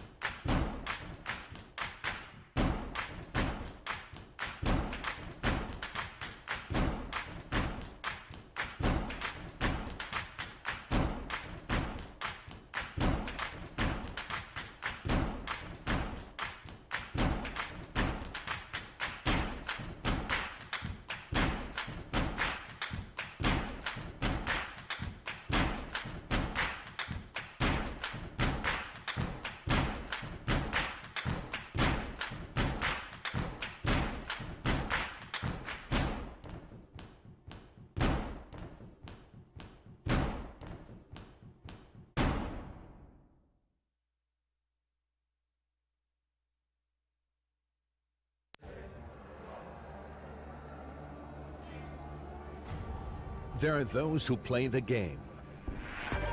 And then there are those who pour blood, sweat, and tears into every hand. This one's for the fighters.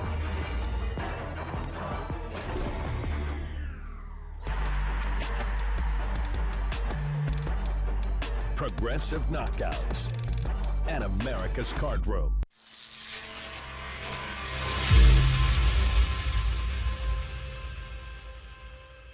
Are you and your buddies sitting around watching sports like it's a part-time job? Open a free account at bookmaker.eu and turn your skills into cash. Winning on sports at Bookmaker is as easy as tap, swipe, and win. Sign up and find betting odds on all of your favorite sports. Bet on televised games live in real time. Even bet the next play with bookmakers streaming odds. And your winning bets appear in your account balance instantly. Sign up now for your free account and get a generous cash welcome bonus. Want to bet the fight and not fight to get paid? Bookmaker.eu offers free same-day payouts. Sign up today at bookmaker.eu, where the line originates.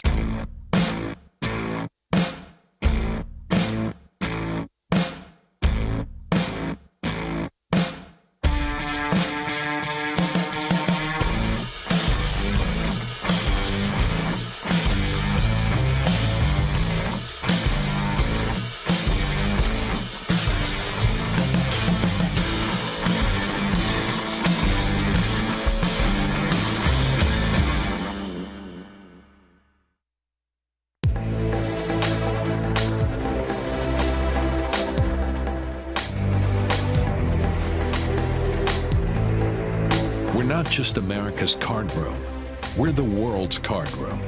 A place where everyone comes together to play the game we all love. We are all unique, all competitive, and all striving to be the best. But at the end of the day, through thick and thin, we are all in together.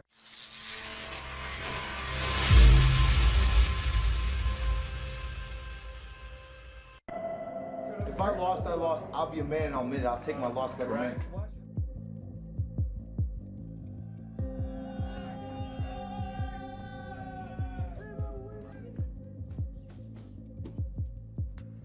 Nobody knows this part of the game the day after the fight.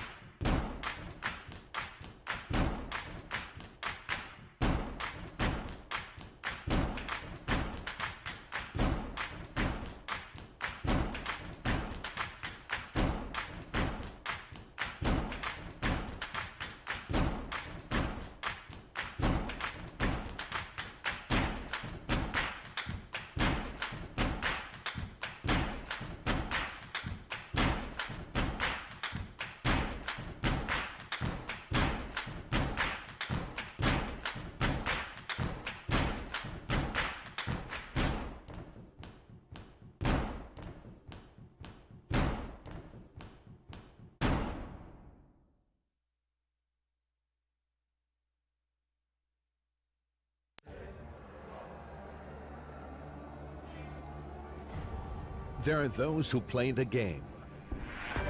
And then there are those who pour blood, sweat, and tears into every hand. This one's for the fighters.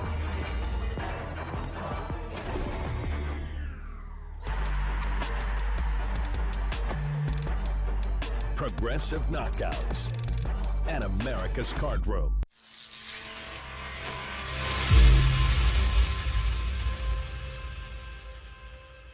Are you and your buddies sitting around watching sports like it's a part-time job? Open a free account at bookmaker.eu and turn your skills into cash. Winning on sports at Bookmaker is as easy as tap, swipe, and win. Sign up and find betting odds on all of your favorite sports. Bet on televised games live in real time. Even bet the next play with Bookmaker's streaming odds. And your winning bets appear in your account balance instantly. Sign up now for your free account and get a generous cash welcome bonus. Want to bet the fight and not fight to get paid? Bookmaker.eu offers free same-day payouts. Sign up today at bookmaker.eu, where the line originates.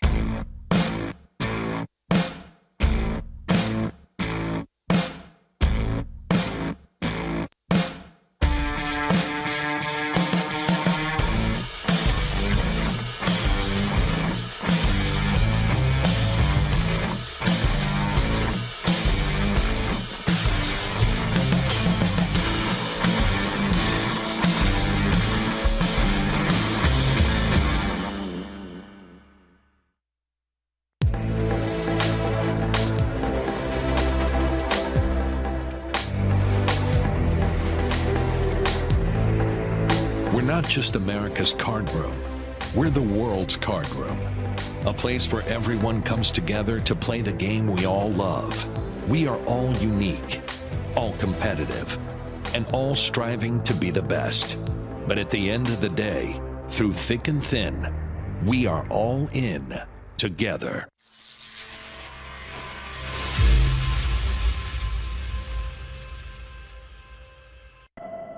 If I lost, I lost. I'll be a man and I'll admit it. I'll take my loss like a man.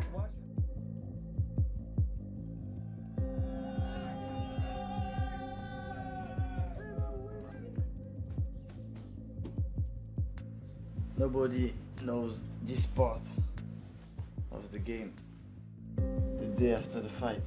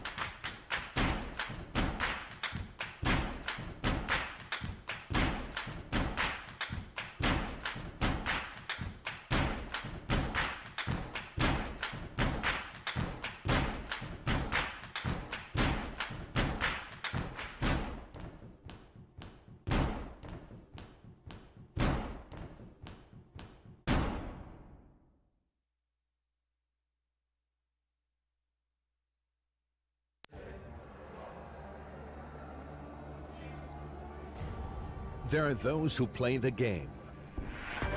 And then there are those who pour blood, sweat, and tears into every hand. This one's for the fighters.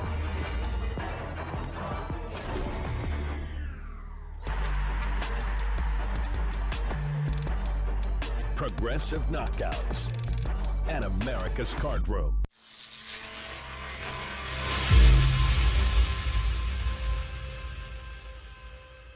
Are you and your buddies sitting around watching sports like it's a part-time job? Open a free account at bookmaker.eu and turn your skills into cash. Winning on sports at Bookmaker is as easy as tap, swipe, and win. Sign up and find betting odds on all of your favorite sports. Bet on televised games live in real time. Even bet the next play with Bookmaker's streaming odds. And your winning bets appear in your account balance instantly.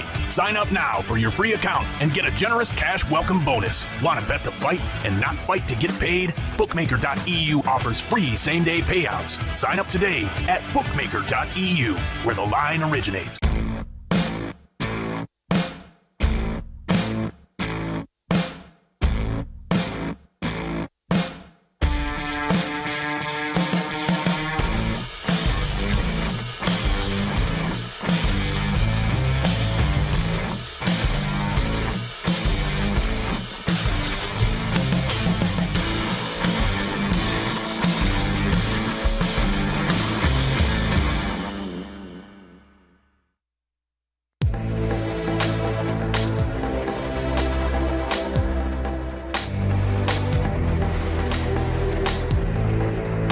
Not just America's card room. We're the world's card room. A place where everyone comes together to play the game we all love. We are all unique, all competitive, and all striving to be the best. But at the end of the day, through thick and thin, we are all in together.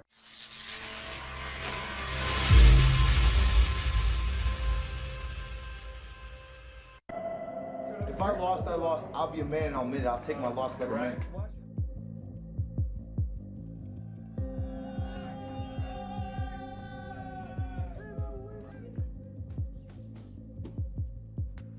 Nobody knows this part of the game the day after the fight.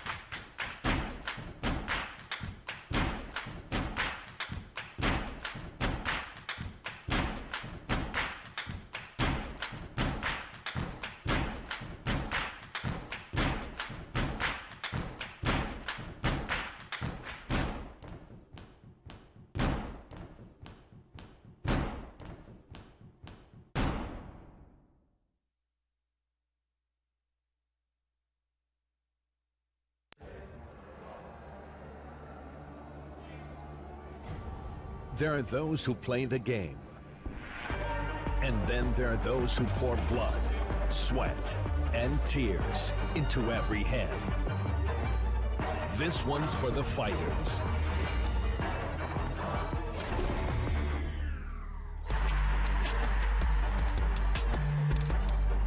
Progressive knockouts at America's Card Room.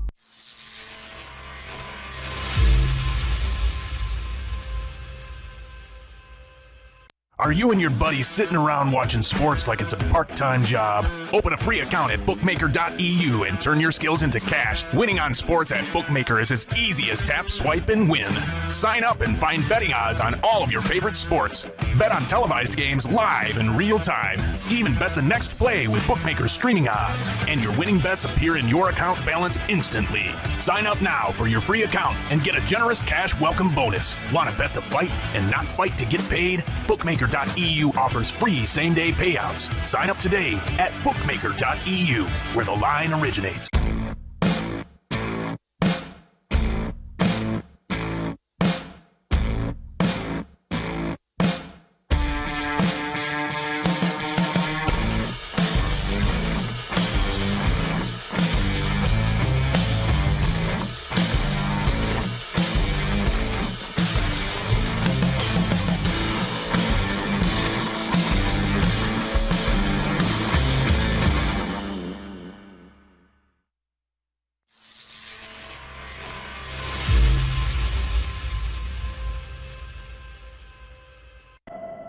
If I lost, I lost. I'll be a man and I'll admit it. I'll take my loss like a man.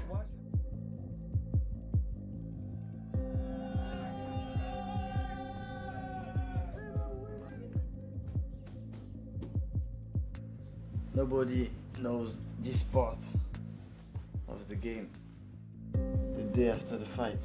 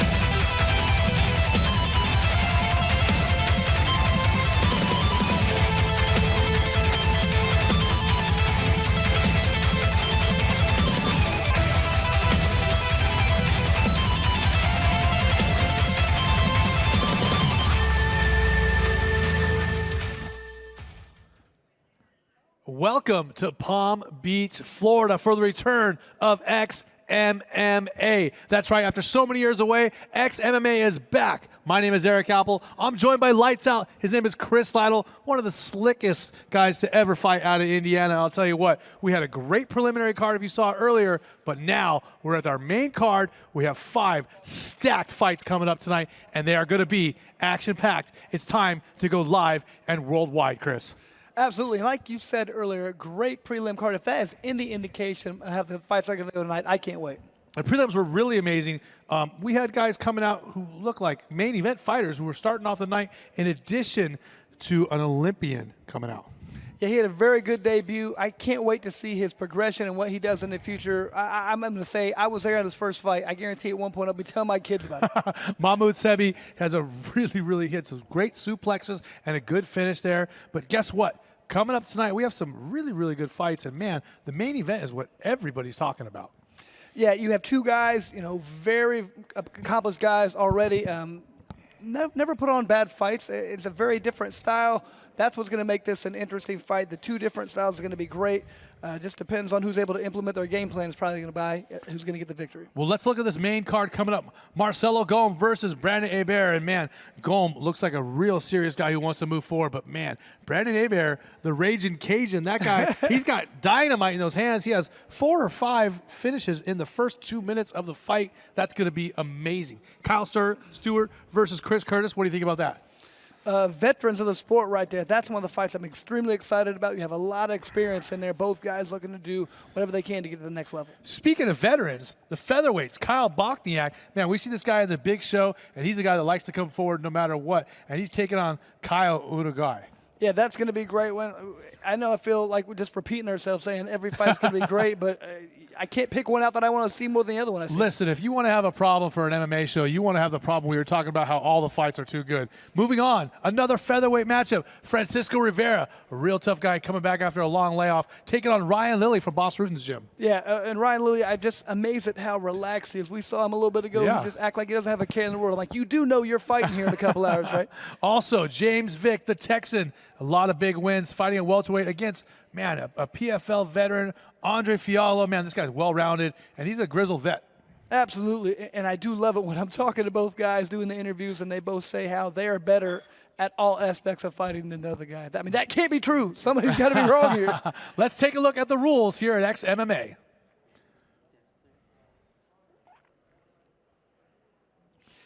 All right, we have the 3 5-minute rounds, no striking to the back of the head, no knees or kicks to the head of a grounded opponent, which is a little bit different than it has been, you know, with the downed opponent rule. We have the new version of that rule. It's the extended version or the hybrid version. So if a guy just touches the floor with a finger as a third point, it doesn't count. It has to be weight bearing. Exactly. Let's move on and look at the information we have about the Florida Commission here.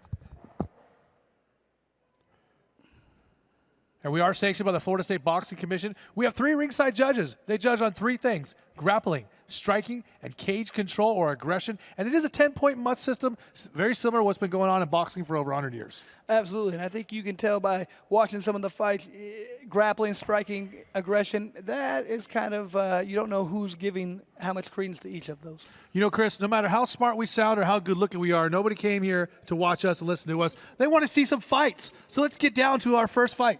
Eric, when you're right, you're right. Let's do it. What I know about my opponent, I do know he has 4 fights in the UFC.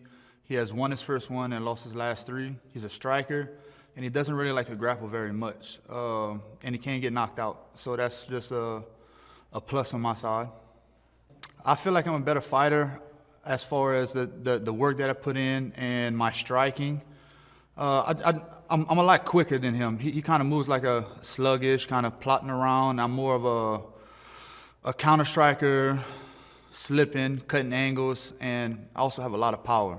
I've been able to knock all my opponents out in the first round because of the power that I have. We from Louisiana, we just some hard-working Cajuns that come to fight, and if you stand in front of me, you will get hit with this right hand and we'll go out.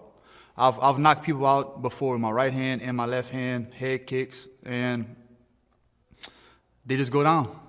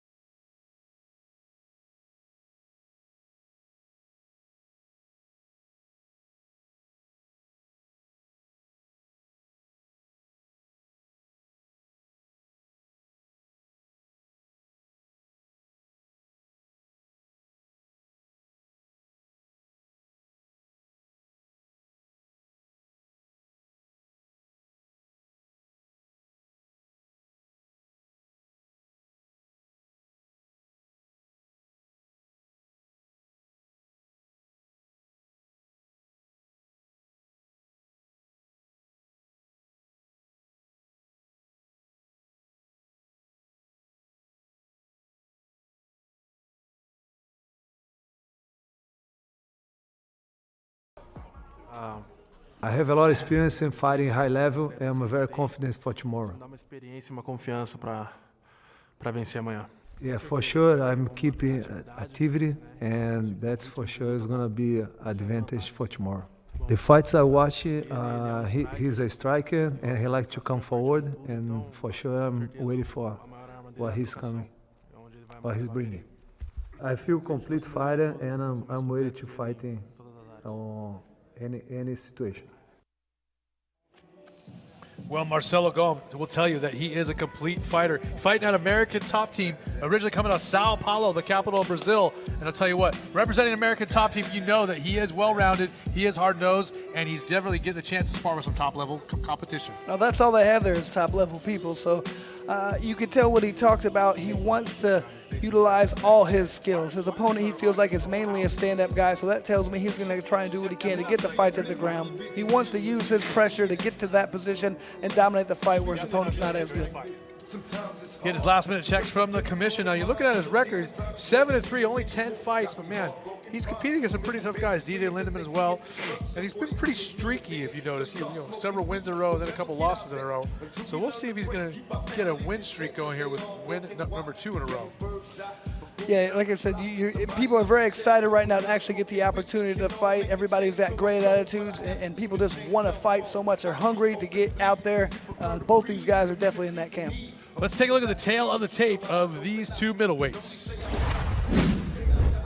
I meant to say heavyweights. 7-3 is Marcelo Golm, 4-1 is Hebert, 28-31. And man, Golm almost at the limit, 261. Both 6'3", and the reach is almost exactly the same as well. Look at that picture of Brandon Hebert. He's got a future in modeling. Let's get it into the ring with our ring announcer, Christopher James. Ladies and gentlemen, here we go with our next bout of the evening, and we are live on Fight Network. Welcome to the show. We're going to bring this one to you right now from our friends at Head Rush. Remember, fortune favors the brave. Check them out at headrush.com. This bout is set for 3 5-minute rounds in the XMMA heavyweight division. When the action starts inside the cage, our referee, Mr. Andrew Glenn. And now, let's meet our fighters. Introducing first, fighting out of the blue corner, standing 6 feet, 2.5 inches tall, and weighing in at 237.2 pounds. Tonight, he brings to the cage a professional record, 4 wins versus 1 defeat. Representing Gladiators Academy of Crowley and fighting out of Crowley, Louisiana, please welcome Brandon Thug Passion Hebert. And his opponent, fighting out of the red corner, standing 6 feet 3 and weighing in at 261 pounds. Tonight, he brings to the cage a professional record, 7 wins against 3 defeats. Representing American Top Team and fighting out of Coconut Creek, Florida, please welcome Marcelo Golm.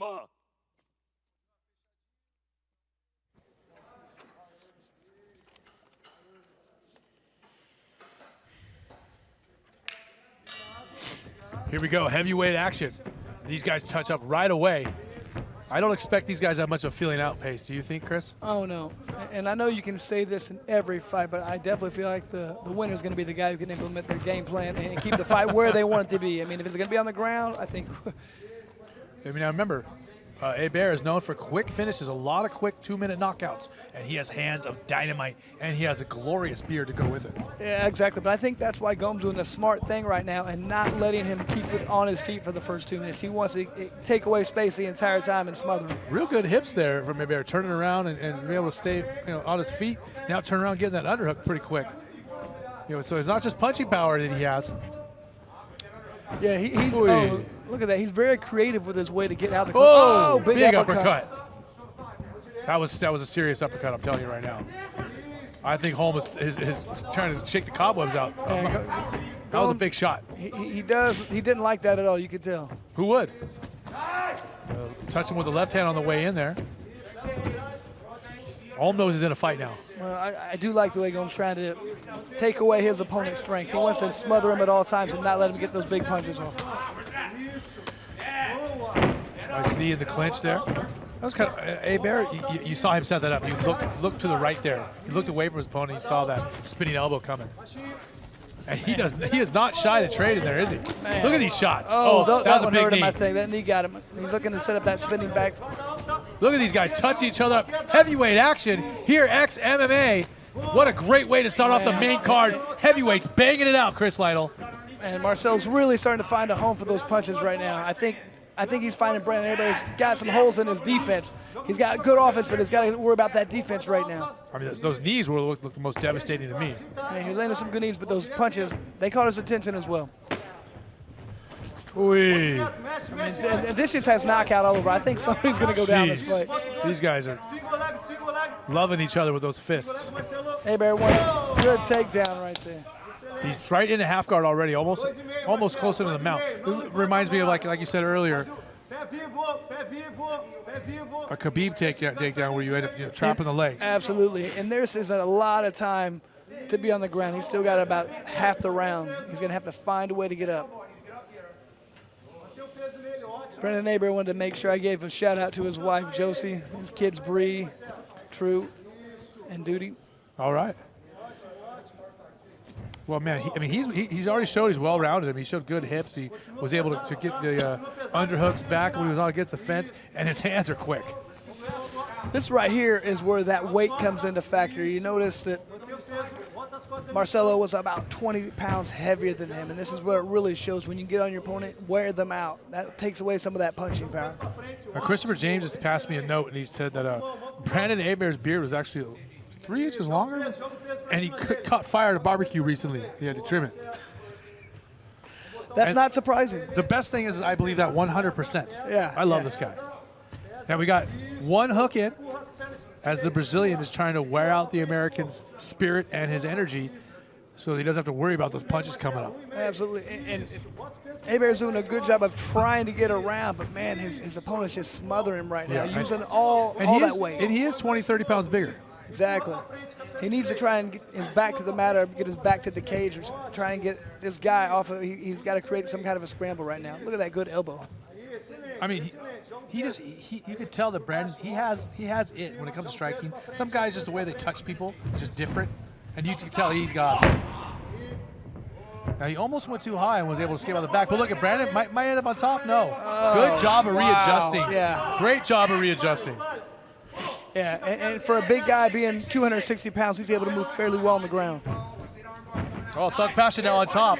And, he's got dynamite in his hands. We might see some big shots getting rained down here momentarily. Maybe some big hammer fists. Yeah, he could do that, or he might just let him up. Those are shots. Playing the drums on his Brazilian opponent. He said, your name's not Marcelo, you're the bongo. He doesn't mind right now being on the guard. It's a good thing to kind of take a break, regain your strength, and land some bombs. Big shot there to the body. These heavyweights hit hard. Not holding back at all is Brandon Hebert, as you would think. Man, this is going to be a tough round to call. Couldn't agree more. Marcelo nice had shot his there back. at the end. Big hammer fists. I would not be surprised to see that being a split round. Man, that was definitely a close round. I'm not a judge. What we say doesn't necessarily matter, but I'm going to say that, in my opinion, I think Hebert pulled it out at the end.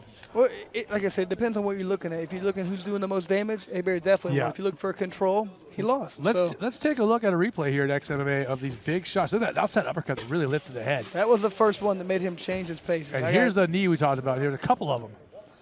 And Hebert never stopped firing those body shots. He looked like it didn't faze him at all. A couple spinning back fists, or spinning elbow attempts. There's a great takedown while he trapped that leg. I mean, we talked about the American top team fighter being well-rounded. He showed it, but he also showed that he was able to absorb some big shots from Hebert, who really came down with the thunder in those hammer fists. Once again, I'm glad I'm not judging. Yeah, never a fun job. It's much more fun to be over here. We can critique them. And hanging out with Eric Apple is more fun. Yeah, that's what everybody says. They're right. Now, it looks like Marcelo's left eye is already swelling quite a bit. Look at it. Looked like I think that happened from one of those last punches at the end of the round. Those hammer fists were no joke.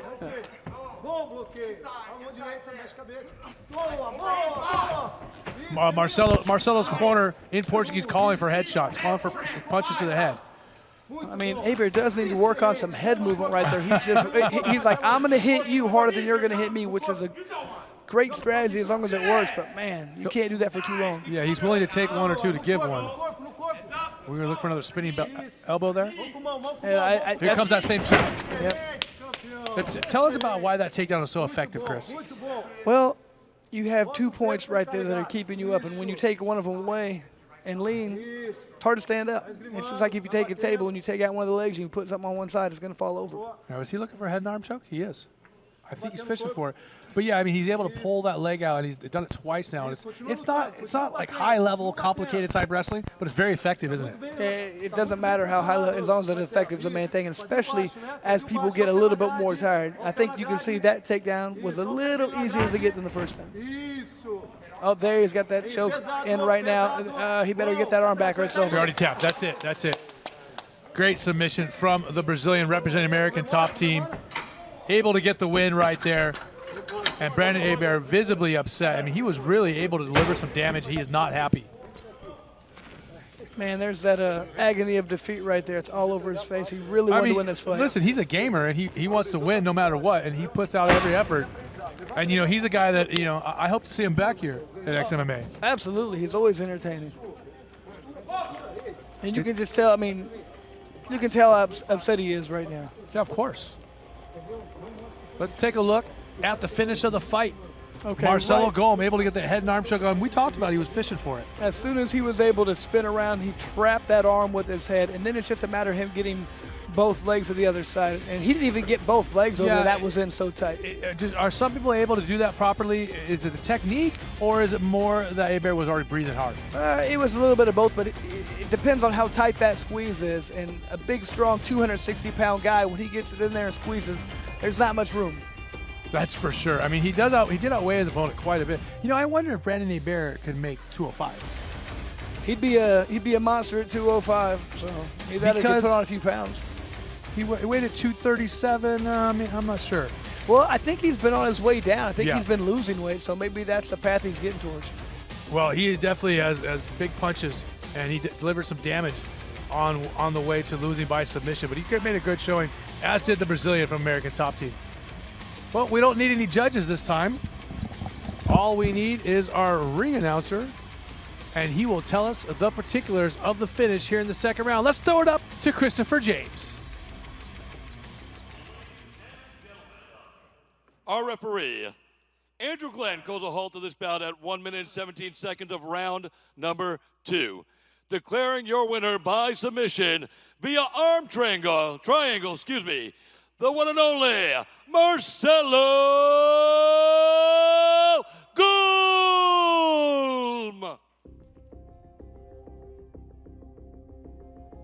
We have Chris Lights Out Lytle. If we might be able to jump in and get some Brazilian if he has someone that can translate for him. All right, I'm here with the winner, Marcelo. Marcelo, congratulations on a fantastic victory. He was able to land some big punches on you. Was it? Were you hurt at all at any time of the fight? Yeah, he's a tough guy. He's punching hard, but I trained on the best gym on the planet. I rock top gym. I'm ready for everything. It seemed like once you were able to get him on the ground, you did a lot of damage. You were able to sink that submission in. Was that something you were looking to get from the beginning, something you noticed in his game plan or in how he fights? Yeah, for sure, because he's a tough and good striker. And I need my jiu-jitsu. Yeah. Well, your jiu-jitsu looked fantastic. Is there any play in particular you'd like to fight next? Yeah, for bout. Yeah. I want a bout. Okay. Congratulations on a good fight, and can't wait to see you fight again. Thank you.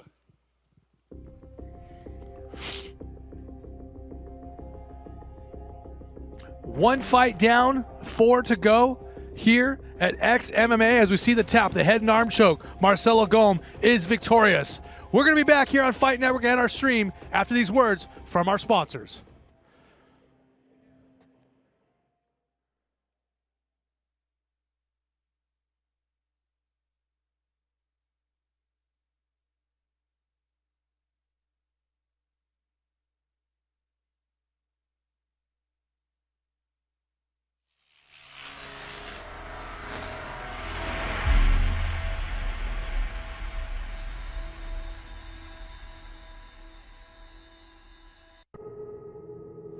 I lost, I lost. I'll be a man, I'll admit it. I'll take my loss to the ring.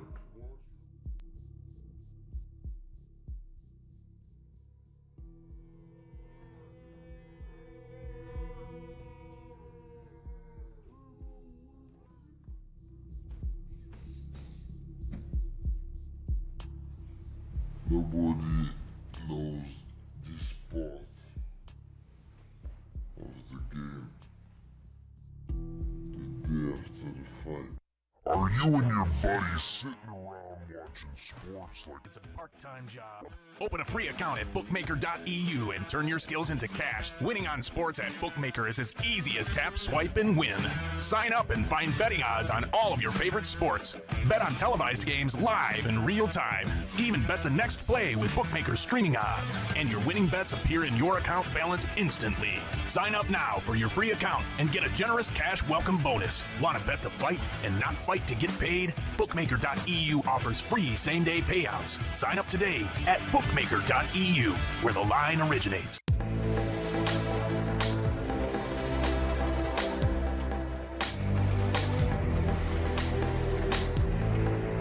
We're not just America's card room.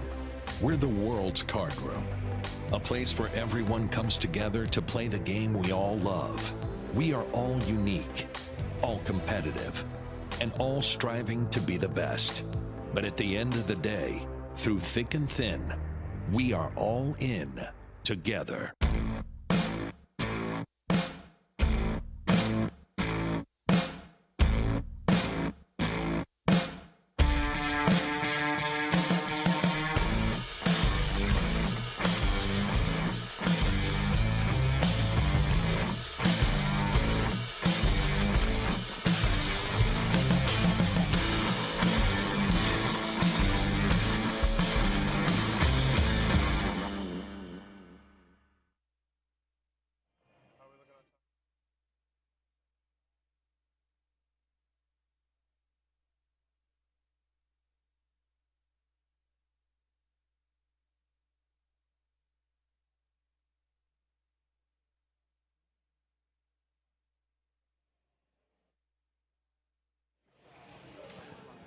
Welcome back to the Palm Beach Convention Center. Man, it's a beautiful day in Florida, a beautiful night in Florida, and it's a beautiful night for mixed martial arts. Eric Apple hanging out with none other than Chris Lights Out Lytle. Man, this is like a dream hanging out with this guy. I mean, this guy was one of those guys I watched on TV, said, I want to be like him, and now I'm sitting next to him calling some great fights here in this main card for XMMA. Well, hopefully the fights you watched of mine were the ones I won. Don't worry about those other ones. Those weren't real. Yeah. Well, I'll tell you what, we had a great heavyweight bout just now. The American top team fighter, the Brazilian, looking really, really tough against Hebert, who has some very, very powerful striking and some good hips and balance as well. But now, 4 more fights to go, and the night is going to keep on rocking. Great fights coming up. I'll tell you what, Kyle Stewart and Chris Curtis are going to be exciting. Oh, can't wait. These guys have 46 fights between the two of them. Very experienced guys. Both have doing a lot of good things. This is exactly the kind of fight I want to see on here. All right, well, these guys are pretty well matched up, and the matchmaker's done a great job. Let's take a look at our first opponent, Stewart. I think I have a much more well-rounded game overall. I think he's a good boxer. He likes to be slick, and he likes to have fun, and he likes to be the funny guy, and he likes to play around. But take a look at his fights when he starts losing, and he starts getting frustrated. It's not so fun anymore. You know, he kind of wants people to play his boxing game at his range and wants to, you know, be slick and cool. But once you start touching him up, and once he can't hit you, he starts to get really angry, and then it ain't fun no more. I see a knockout. I see a very violent knockout, and I think it's unexpected on his side. I don't think that he thinks I can knock him out, but I think it's going to be one that is exciting. One of the fans are going to like, and I don't normally say that. I don't normally say, hey, I'm going to go win by knockout, but I like just stylistically the way that I see the way how he plays the game, how I play the game, the way the X's and the O's go, I see a big knockout coming. Here he comes, Kyle Stewart, 13-3, and he's walking out to silence, Chris. He specifically stated he does not want to come out to a song. He wants it to be quiet. Really? He's rocking to his own music. Yeah, he doesn't need it. Now I don't think I've ever heard anybody say that before. No walkout song. He's got the flag of the U.S. Marines, And, you know, he comes out of Arizona. He's training at Arizona Combat Sports, and that's a gym that's had some pretty solid guys for quite a while. Absolutely. For a long time, they were one of the better, states, I thought, for mixed martial arts. Yeah, I know Robert Emerson coaching out there, Benson Henderson, a lot of well-rounded guys out there. And, it's interesting seeing Stewart come out with no music, but, every fighter gets himself going in a different way. Some guys want to rock out, some guys want hip-hop, some guys come out to Bob Marley and some mellow reggae, and then Kyle Stewart comes out to silence. Yeah, so, hey, whatever gets him going. Or not, or gets him not going. Yeah. Maybe he just needs, maybe he needs to stay more calm. Yeah, everybody just knowing yourself is very important. Like you said, he feels like he's a more well-rounded fighter. That tells me he's studied his opponent. He knows what his opponent he thinks is going to do, and he's going to try and do whatever he can to negate that and be the better fighter all around. All right, well, let's take a look at his opponent. He's about to come out. It's Chris Curtis. I am a guy who's going to be next to you for 15 to 25 minutes. Like, my entire style is based around me pressuring you, wearing you down, attacking the body, catching you upstairs. And now to that wrinkle we've added, if you annoy me too much and run too much, I'll put you on your back, beat you up, let you get up, and just wear yourself out. I've been doing nothing but wrestling for the last year. I've been wrestling nonstop for the best guys I can find. I think it's probably the first time going into a fight to where I know that I'm good everywhere. I really went a long way in shoring up some holes that, we'd patched over before, but now, we built a new foundation. Got some really good wrestling coaches and training partners, so I think that's probably been the biggest improvement overall with my wrestling. I just feel confident. I can take the fight anywhere. I can take you down. I can take me down. It's hard to get me down, first of all, and if you get me down, not many people can hold me down. Well, here he is. We fired the music up once again for Chris Curtis. 22-8. He's 33 years old, and he lives in Vegas now. Trains in a couple of gyms out there, Extreme Couture as well as Syndicate, I believe. Mm-hmm. And before that, he was in Temecula training with Team Quest and Dan Henderson. And this guy, Chris, he's feeling happy, smiley, comfortable. He's got some good energy. Positive energy, and this is a guy who, he took lemons and made lemonade. He had some time off. He shored up some holes he had in his game, just like he talked about. He's really worked on the wrestling. He knows that was people's game plan against him, to take him down and not let him be creative on his feet. He says he's taken that away from him. And it's also, I love the way these two fighters talk about each other. Kyle Stewart thinks that Chris Curtis is going to kind of play and bounce around the outside and look to counter. And then Chris Curtis is talking about he's worked on some other stuff besides that. So it's going to be interesting to see who is able to adapt to their opponent's attack sooner. Yeah, sometimes you can watch too much footage and you can get too much of the game plan. Sometimes you just have to turn this into a fight when you get in there. This card has been so good here at XmmaTV. Palm Beach, it's been a great week with the entire team here at XMMA. I'm real happy to be here. Let's take a look at the tail of the tape for Chris Curtis and Kyle Stewart. 13-3 is Kyle Stewart, while Chris Curtis 20-8. That's quite a bit of fights. Chris Curtis, 2 years older. They both weighed in at 185.2. Chris Curtis 2 inches shorter, and his reach is only 1 inch shorter, so pretty similar in size. Nothing's going to stand out and be too weird. Yeah, I'm amazed at how similar these guys are. A little bit of experience for Chris Curtis, but that's it. He's happy. He's singing. I love it. Love it. He's feeling himself, is Chris Curtis. Let's throw it into the ring for our introductions from Christopher James. Ladies and gentlemen, here we go with our next bout. Brought to you by America's Card Room at americascardroom.eu. This bout is set for 3 5-minute rounds in the XMMA middleweight division. And when the action starts inside the cage, our referee will be Russ Greenberg. And now, let's meet our fighters. Introducing first, fighting out of the blue corner, standing 5'10". Standing 6 feet and weighing in at 185.2 pounds with a record of 13 wins and 3 losses. Representing the MMA Lab and fighting out of Scottsdale, Arizona, please welcome Kyle Guns Up Stewart.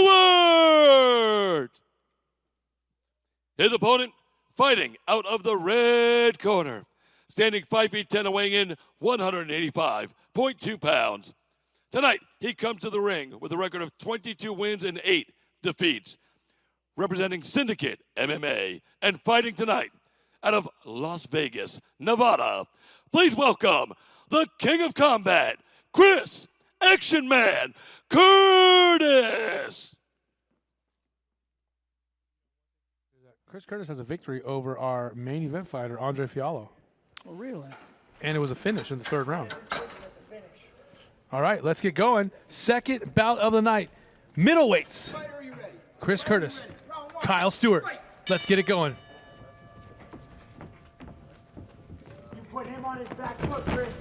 There we go. You don't want this. Action right away. Trading shots, straight punches and hooks mixed in there. There we go. I promise you, Kurt, you don't want this. Yeah, that classic right-handed versus left-handed fighter opens up a lot of straight punches and powerful kicks. That's where we're at. Make him run from you. Make him run from you. Nice. Hey, we're good here. We're good here. I love the silence, and we can hear the cornermen. You hear everything they're saying, but you know the thing, the other opponent hears it as well. Yeah. You heard him on the bill. Good job of getting those underhooks and training positions on the fence, which is so important. I know we've talked about those underhooks right there. They're very important. Difficult spot to be in if you have 2 overhooks. And Kyle, fight for position there. And Kyle Stewart, you can see his quarterman right there. I mean, it's definitely some wrestling knowledge being dropped to him while he's in there. But we need to turn him. Good head position, as we can hear, as well. 1 minute into the fight. Let's see what happens up here against the fence. Are they going to separate and throw some punches, or is there going to be a takedown involved? He did not like that. Chris Curtis's corner is just as entertaining as he is. You're doing damage. And sometimes a cornerman's job is not only to affect what's going on inside, but out. Sometimes they're trying to talk the judges into, oh, look, good punch, you're landing that punch. He's also, Chris Curtis's cornerman is also talking to Kyle Stewart just as much in all the statements. Exactly. He's like, oh, that was a great punch. And Kyle's thinking, he didn't like that. He didn't like that. Nice. This is a real competitive bout, I can already tell you. Both these guys are evenly matched up physically as well as skill-wise. And once again, you talk about that as being, a shout out to the matchmakers who put this fight together. Yeah, Kyle and Matt at Jana Sports. Oh, interesting shot there, huh? Yeah. Like I said, he is a very creative striker, so he's just looking for times. Right now, he's tied up. He's taking whatever he's being given. You're doing a lot more damage than he is right now. If he's just holding you, you're doing damage. Here we go. There it is. Just little punches in there. And, I mentioned Arizona Combat Sports. I misspoke.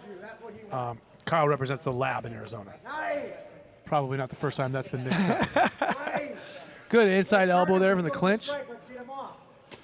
And that being said, he still is dominating the position. Whoa. Good whizzer there from Chris. And that's what Kurt, did he hurt his leg?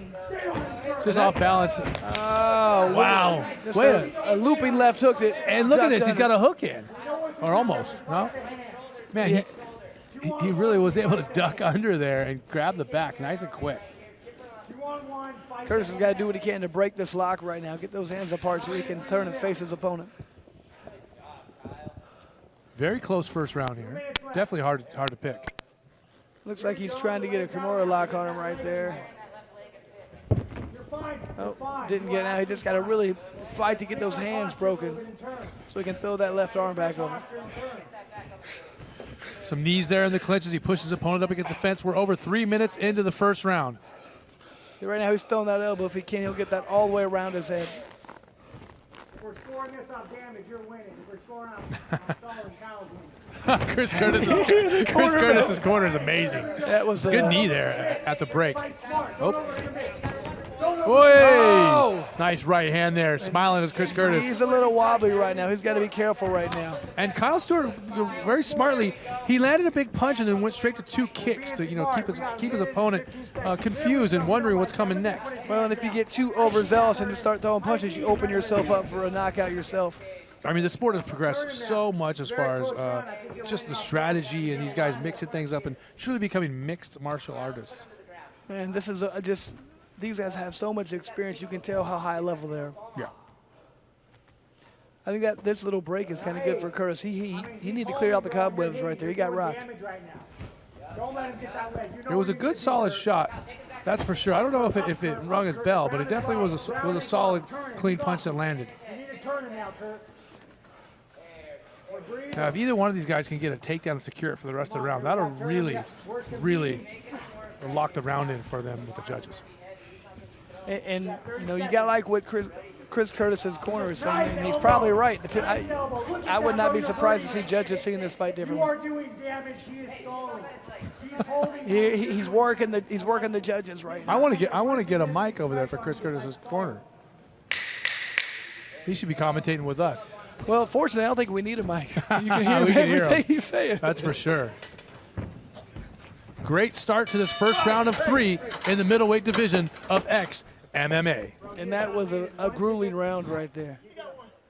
I mean, a lot of cage work was done. There was a lot going on. Oh, that's Strickland yelling all that stuff. Oh, yeah. That's who that was. I should have known. Yeah. I should have known. You got a problem with the glove or something of Chris Curtis?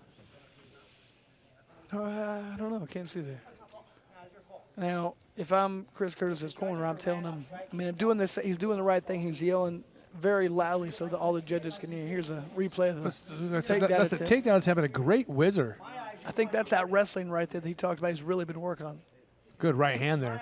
Landed clean. Now, it's one of those punches that moved him, but I don't know if it necessarily rung his bell or, you know, if he was, you know, on Funky Street. Yeah, I mean, he wasn't hurt badly, but I think it definitely it caught his attention. Kurt, we are here to kill, my friend. Strickland's great. So funny, man. I'm loving hearing This guy is amazing. These guys are ready to go. Second of 3 scheduled rounds. 5 more minutes. Let's go. Chris Curtis and Kyle Stewart here at XMMA.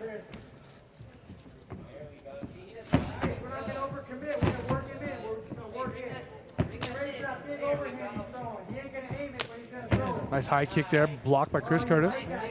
So he's taking away that boxing ability. He's trying to keep it at his pace, at his distance. Some good shots there inside. Really driving forward is Kyle Stewart with double underhooks up against the cage in his own corner. That was a great move right there. He waited for the right time, and then he got his underhooks and put the fight exactly where he wants it to be. He's not letting Chris Curtis get his game off. Curtis wants to be out there, like he talked about, looking cute, moving around, showing his slickness as a stand-up fighter. He's taking that away from him right now. Stewart got those hands clasped now behind the back. 4 minutes. And again, importantly, he's right there in his corner. Yeah. I mean, I wouldn't be surprised. He's got the double underhook right now. He really needs to work to try and get this takedown. He could just keep leaning on him and grinding, but if you really want to guarantee you win the round, you got to get this takedown. Yeah, I'll tell you what, Chris Curtis' his takedown defense has been pretty phenomenal so far. I hope I didn't just jinx it by saying that, but he's done a really good job because Kyle Stewart has been in position to get takedowns quite a bit. Yeah. Here we go. Look at him, bro. He is tired. Look at that big gas. As they separate, get back to the center of the cage. He does not want this. Which one of these middleweights wants to come out with a win here in Palm Beach? People that hurt, look at that face. Send him home. Somebody with so much fight experience, Chris, what do you see on the faces of these two guys? Well, I see Curtis right now. He's right where he wants to be. He's feeling pretty good. He's defending all the takedowns. He's able to get off a little bit of shots when he's in the middle, but Kyle Stewart's doing a great job of taking that away from him when he gains. It's just that the problem is you waste a lot of energy. I don't want to say waste. You spend a lot of energy as you're trying to control this guy and put him up against the fence. Strickland is probably the funniest guy in this room right now. I thought we were funny, but Strickland is a comedy act over there. He's killing it. That wasn't even a knee. That was like a touch. You see, I'm telling you, he's doing a great job of working the judges. And if the judge listened to 1% of what he says, I can make a difference. I'll tell you what, if I had a fight like that where a cornerman was talking to me that way, I'd have something to say to him. If my opponent's cornerman was talking like that, wouldn't you? Yeah, I think the other cornerman needs to go over there and try and shut him up or something, or try and beat him at his own game and start talking louder himself. Well, both these cornermen have lots of fight experience of their own, so they could have a bout as well. I don't know if the weight class matches up. And I kind of agree with his corner right now. Kyle looks like he's getting a little bit tired right now. That shot looked a little Well, he's been pushing sloppy. the action and going for all the takedowns, and he's not getting them. That's extremely tiring, and he's doing the same thing right now. He's pushing against the fence, but that takes a lot of energy, and we don't know how the judges are looking at this. If you're just pushing, are you winning, or you happen to be landing the strikes? So let's see if we get a shot of Strickland right there talking. You can see it perfectly. Insulting his man's opponent. belittling him at all turns. So this is Kyle Stewart's corner. We want to see Chris Curtis is there right in front of him. It's Sean Strickland over there, and he is just full of all the love over there. I love it. He said that wasn't a knee, barely touch. It was a barely touch. Digging for the underhooks right now. Chris Curtis, very good job on those underhooks. These guys are physically and talent-wise very evenly matched up. Look at Strickland. I feel like, to be honest with you, I feel like what we keep talking about, that style of pushing the guy into the fence, it's wearing Kyle down a little bit. Yeah, it is. I mean, I'll tell you what, though. I guarantee you that Chris is feeling as well. Yeah, he is, but I mean, here's the thing. You got to look at, he has a little bit more experience. And what has he had, 28 fights? Look at that big smile 30 from Chris. fights. He's had 30 fights, so you just learn how to adapt and deal with that a little bit better, I think, the more fights you have. These guys are having a good time. Well, Chris is. I don't know if Kyle is. He's starting to get a little weighted because he's been pushing the action, and he's been pushing those clinches and pushing those takedowns so much. Hasn't really been able to secure them, and it's really worn him down. 30 seconds to go here in our second round. And just look at Chris Curtis right now. He just seems very relaxed. He doesn't seem nearly as worn out from this. Yeah, some people are able to stay calm in the fight and lose no matter what's going on, and that's a special gift some people have, and most fighters don't have it. Well, and like I said, the more fights you have, you got a guy who has 30 fights right here. That's the thing you develop when you have that many fights. You learn how to win when you need to. You know, when to spend energy, when to save energy. All right, that's the end of our second round. One more to go. Kyle Stewart still not able to really secure those takedowns we're looking for, but he's been pushing them forward. Yeah. I almost want to just listen to Chris. I wish we Sean had a Strickland mic over there. I wish we had a mic who could hear what was going on in that corner. We see the corner of Kyle Stewart. Hey, Chuck, can I get a scissor? Let's just listen in. We're going to listen in while we take a look at some highlights. It's okay, dude. You're honestly watching this, bro. It's hard to watch. He just he doesn't look like. Wow. There's a little bit of stand up.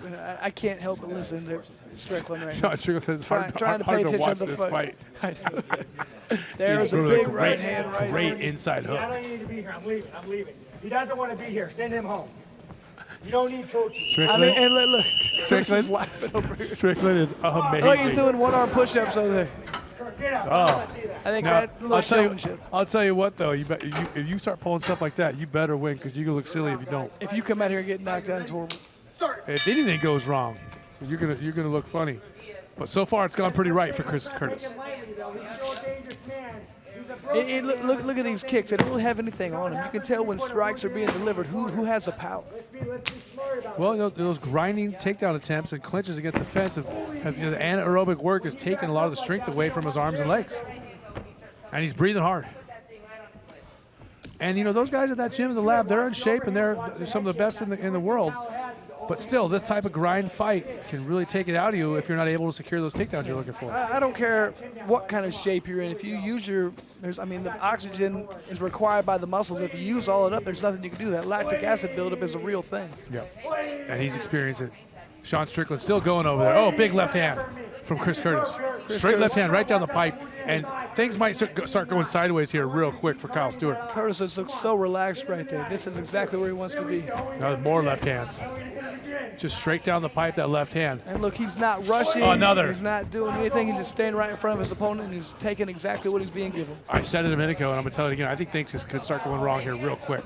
Here we go. This is just a game. We got one guy who's fatigued, and the other guy is not. Strickland, there's that grin on his face. He is brutal. The greatest corner. Did he slap him? Did Kyle Stewart just slap him? I think that was the Stockton slap, wasn't it? Is it a Stockton slap of somebody not named D? Oh, here we go. That's it. That's the beginning. Kyle Stewart didn't like it. This is it. They're going to stop the fight. Yep. I think that was just accumulation, really, man. I mean, it was a good punch, but I don't think it would have hurt him if it hadn't been for all the other punches that landed. Unfortunately for Kyle Stewart, I don't think things were going to get much better. And he's a tough guy who's got a lot of experience, very well-rounded. But, again, I don't think things were going to get much better in that fight. No, I mean, we talked about it extensively there. He got tired. And when you get tired and both guys aren't tired, the guy who has energy is going to win every time. Well, nothing can put more fear into a man than breathing heavy and not getting enough oxygen and your lungs just not working. There's nothing scarier than that. If you've ever been in there that's happened, it's the worst feeling in the world. I don't care what anybody says. When you're telling your body to do something and it's not happening, the other guy has energy, that's like a nightmare. Chris Curtis is excited, talking to the camera. Thank you, Syndicate MMA, John Wood, Keebler, all my coaches out there. Thank you for Extreme Couture, Nipsic, Brad, Tavares, Puna, everybody, you know, got a lot of wrestling in. Jake Shields, thank you. You've been a blessing, brother. I love you guys. I'll see you soon. So there you go, Chris Curtis thanking all of his training partners in the gyms that have been helping out Vegas. See you, that's fine. Kyle Stewart, not quite able to implement his game plan, wasn't able to get those takedowns that he was looking for, unfortunately. But he will be back. He's a tough fighter, very well-rounded, like we said.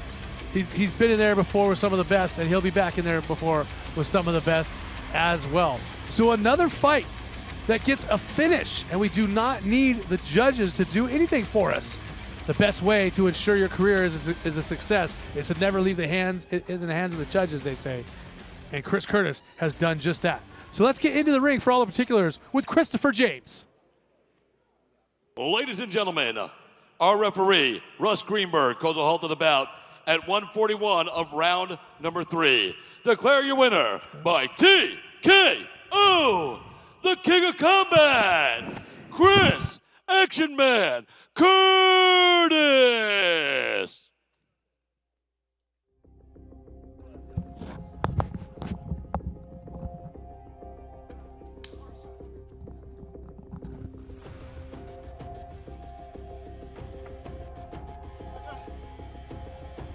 All right, congratulations, Chris, to a very good victory against a very tough opponent. He looked like in the first round he caught you with a good shot. How bad were you hurt there? Well, 1 second before that, I just want to say anybody that knows me, Chris Lytle's always been one of my favorite fighters. So I'm 30 fights into a pro career. This is really fucking awesome. So, hey, Chris Lytle. Hey. But yeah, man, that was actually the hardest. I mean, he took the crown for the hardest shot I've ever been hit with that I remember. I think Ray Cooper knocked me out, so he still has that one. But that's the hardest one I remember. That was a good shot. He caught me off guard. He was loading up before that, and on that one, it just came straight out, and I was looking for the load up, and he cracked me. You looked like your wrestling there was on point. He had some good attempts. Wasn't able to really get you down, secure a takedown. What do you attribute that to? Since my PFL fiasco, you know, we really sat back, and John Wood sat me down, and he made me, we had to talk about things that I do and bad habits that I have, and, you know, he's really like a really good permanent coach for me, so we've had to talk about me being coachable and fixing things. So we've done a lot with John Wood and guys at Syndicate. And then I got a lot of teammates and guys at Extreme Couture. Their head coach, Eric Nixon's been really cool, and he's been really great about having me there. Sean Strickland in my corner is one of my best bros, one of the best partners you can have. I got Brad Tavares, Puna, Tom Lawler at Syndicate. I got a bunch of good wrestlers making me better. And Keebler, our wrestling coach. So I've had a lot of work and a lot of people sacrifice time and energy for me. So I'm glad I didn't give a takedown up, guys. So it wasn't wasted. Thank you, guys. 23rd victory of your career. Can't wait to see you fight again. Congratulations on a fantastic fight. Thank you. Thank you, guys. Thanks for watching. I'm glad to put on the show. Guys, stay tuned. XMMA, man, this has been a hell of an event, guys. I wish you guys could see the backstage. They really went above and beyond for us. Not many regional shows do this much for their fighters. Guys, I'm really grateful to be here. Please tune in, tell your friends, get everybody watching. This is going to be a fun show to stick around. So, tune in, guys. This XMMA is going to be really good. Good job. What a promo there from Chris Curtis, really plugging the show. And hey, he's been right. So far, these prelims and these main event fights have been so good. Here comes Curtis coming in with some shots straight to the body, a right hook to the head, and that was pretty much all she wrote as he went to win by TKO. We're going to head out to some commercials, and we'll be back in just a moment with some more from XMMA.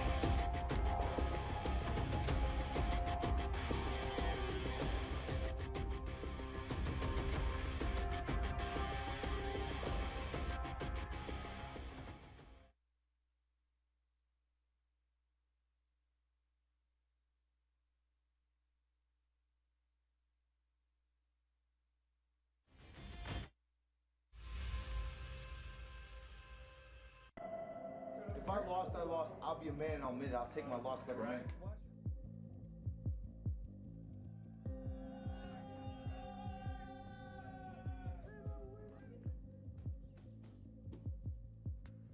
Nobody knows this part of the game the day after the fight.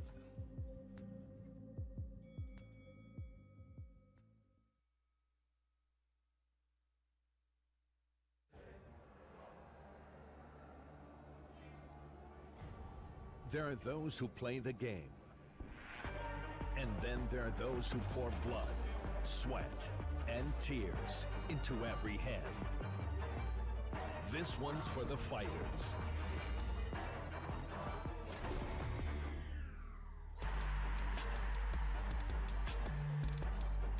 Progressive knockouts at America's Card Room.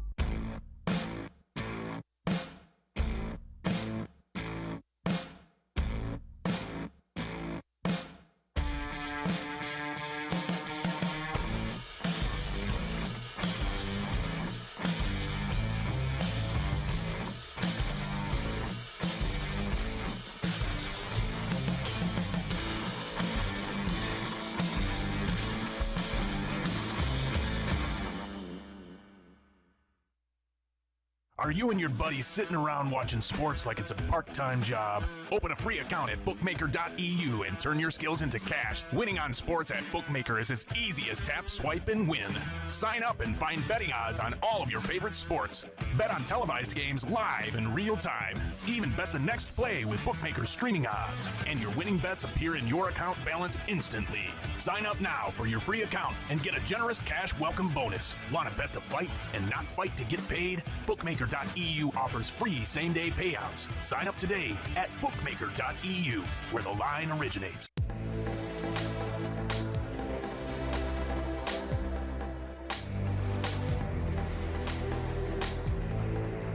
We're not just America's card room. We're the world's card room. A place where everyone comes together to play the game we all love. We are all unique, all competitive, and all striving to be the best. But at the end of the day, through thick and thin, we are all in together. All right, we are back at XMMA. Eric Apple joined by Lights Out Chris Lytle. And as we get ready for our next fight, we brought in a special guest who might have a little bit of insight into one of our fighters here in this fight. We're sitting next to none other than Charles Rosa, who does have some experience against our next fighter, Kyle Bochniak.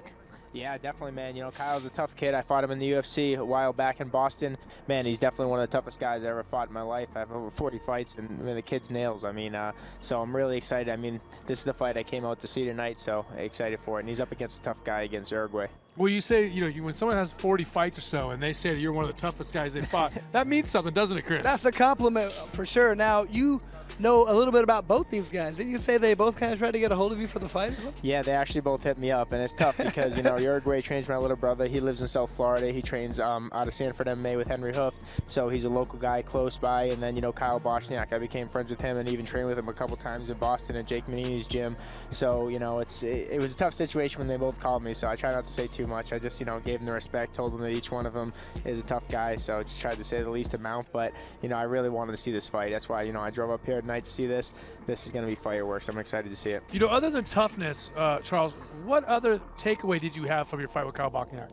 Man, I think the biggest thing we're going to be looking for with Kyle is his cardio. You know, I know from training with him, I trained with him about 6 months back at Jake Manini's gym in Boston.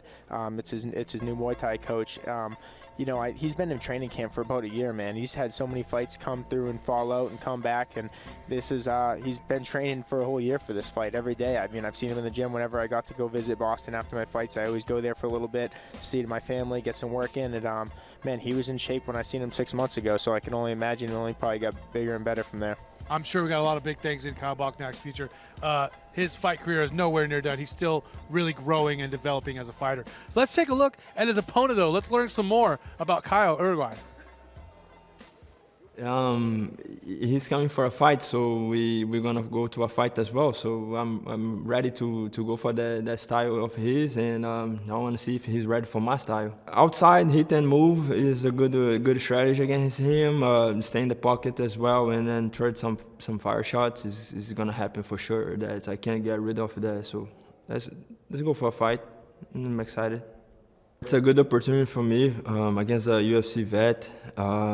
To test myself against the best. I have done that before and had a pretty good performance, but I'm very excited to fight Kyle Bochniak and looking forward to this bout. He's a guy that comes forward and he get hit a lot, but he's very tough as well. So play my game and see what's gonna happen on that fight. I'm very excited for that. All right, Caio Uruguai. He is another fighter making South Florida his home, originally from Brasilia, Brazil. And I don't know if you know much about Brasilia, but it was one of those future planned cities in Brazil. They plan it way ahead of time. It's perfectly laid out like a grid. It's got everything. Really nice, high-level city to live in. I mean, look at you. You're full of knowledge. I don't know why he brother. wanted to come to Florida. He's from a great city. It might just be the fact that we have all these great gyms out here. Yeah, that would do it because there's so many tough gyms like right here, what you're talking about. I love the fact, though, he's done his homework. He's ready for this fight. He knows his opponent is a tough guy, but he feels like he's there to be hit. So part of his game plan is going to be to hit his guy, move out of the way, not be there for the return fire. Now tell us about the gym that Kyle comes from, Charles. Yeah, Kyle's coming from Sanford MMA. You know, he trained over at the Black Zillions before that, you know, with Henry Hooft, and he's training with the top guys in the world for a long time. So you better believe that he's going to be ready. You know, you see Sean Soriano's with him. He's one of the head kickboxing coaches over at Sanford MMA. So, I mean, man, he's training with the top guys on the planet. He's a black belt in jiu-jitsu, black belt in judo, and a black belt in kickboxing. So, I mean, this is a well-schooled... Three black belts. Three black belts. Well-schooled guy, man. So there's no doubt you're going to see some talent from this guy. And he has some boxing and kickboxing fights as well. Yeah, that's what I believe. He had some kickboxing fights. He had a dynamic fight in Titan a couple months back. Maybe it was like 6 months back. He fought Yuri Go for it. Amazing fight. This kid's real nails, dude. All right. He's in the cage, and it's time for his opponent to come out. It's none other than Kyle Bochniak. There's too much I haven't seen. I got a lot of mat time, a lot of cage time. 15 minutes, 7 times. That's over an hour of octagon experience. So I don't think Kyle, my opponent's going to bring anything new haven't seen. So I think that's going to play in my favor. Kyle, he's got good kickboxing. He's got a Brazilian style, so he's very offensive. He's got a Brazilian Jiu-Jitsu black belt, so I haven't seen too much of his grappling, but wherever the fight goes, I feel that I'm going to be better in that moment. I'm not going to underestimate him at all. He's aggressive, and he has fun in there, and he smiles a lot, so I think it's going to be a good fight. I'm just going to go in there and enjoy fighting. I'm going to fight Kyle. If Kyle wants to go to the UFC or take a step up, he's got to fight me. If I want to go back, I got to fight Kyle. You know, he's been on a lot of co-main events. He's got a good name, trains at a good gym. It's the fight I need, it's the fight he needs. And, you know, I'm just excited for it. Well, Kyle Bochniak is excited for this fight. And I'll tell you what, we're excited for this fight. Chris Seidel, Eric Apple, hanging out with Charles Rosa. And Charles, tell us a little bit more about your former opponent here, Kyle Bochniak. He's really had quite a story before he got into mixed martial arts. Had kind of a rough upbringing and some rough goings on. Yeah, no doubt, man. Anytime you're growing up in the streets of Boston, man, you know, there's always a story. And any fighter that you talk to, any fighter that you see that's getting in these cages, they all have a big backstory. But, you know, I mean, Kyle's a special one. He's coming, he's coming from Boston, had, rough time growing up and stuff like that. But, that's what makes who you are. That's what makes fighters. That's what makes real fighters. And it's going through tough times. And Kyle's been through the toughest of them, and he's here now. I haven't spent a lot of time in Boston. I don't know if you have, but you see like in the movies and all that stuff, you hear about Southie, but it's not a joke. It is legit. It is legit, isn't it? No, it is legit. It is a rough neighborhood. Yeah, I mean, Kyle's from Gloucester, dude. That's definitely Gloucester's a tough pretty city. rough too, yeah. I mean, definitely a city of fishermen. You know what I'm saying? So, but he's and I mean, he's nails. You're gonna see a good fight tonight, I think. Well, you can just tell he has that tough mentality because one thing you talked about, his opponent's got a black belt here, a black belt there, and he still feels like I'm a better all-around fighter. I mean, at what area? I mean, I can see you saying I'm better at one area, but this guy's top-notch at all these areas, and you say you're better at all of them? That's pretty impressive to me. Yeah, and I mean, Kyle's training every day. He's working hard. He's working with top coaches in the world. He trains with Rob Font, Calvin Cater, Rico DeShul, Tateki Matsuura. So, I mean, he's training with the top guys in the world, UFC fighters, Bellator fighters, and he's getting better every day. He's not just a tough kid now. He's a tough kid with skills, so it's going to be a good one. Okay, well, we see Kyle sitting in there waiting for his opponent. And that's the thing, you know, when you're in the blue corner, it's you have to wait for your opponent, and that always plays a little bit of a mind game. It's like, you know, should I stay warm? Should I relax? Should I not try to waste my energy? It's always a question. Yeah, and sometimes people use that to their advantage. You know, the red corner, they want to wait a little bit. They want to make their opponent stand out there and maybe get a little bit nervous. I think it's time to take a look at our tail of the tape.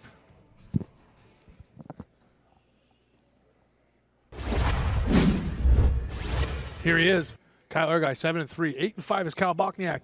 Bochniak also 6 years older, both weighting the same right there, the featherweight limit. Bochniak 3 inches shorter, his reach is only 1 inch shorter. And I think it's time to get into the cage for our ring announcer. It's Christopher James. Ladies and gentlemen, here we go with our next bout of the evening. This one being brought to you by the United States Marine Corps, the few, the proud, the Marines. Scheduled for 3 5-minute rounds in the XMMA featherweight division. When the action starts inside the cage, our referee, Mr. Andrew Glenn. And now, let's meet our fighters. Introducing to you first, fighting out of the blue corner, standing 5'10" and weighing in 145.8 pounds. He comes to the cage tonight with a professional record, 7 wins and 3 defeats. Representing Sanford MMA and fighting out of Boca Raton, Florida, please welcome Kyle Uruguay. And his opponent, fighting out of the red corner, standing 5'7", weighing in 145.2 pounds. Tonight, he comes to the cage with a professional record, 8 wins and 5 defeats. Representing Broadway Jiu-Jitsu and fighting out of Boston, Massachusetts, please welcome Kyle Crash Bochniak.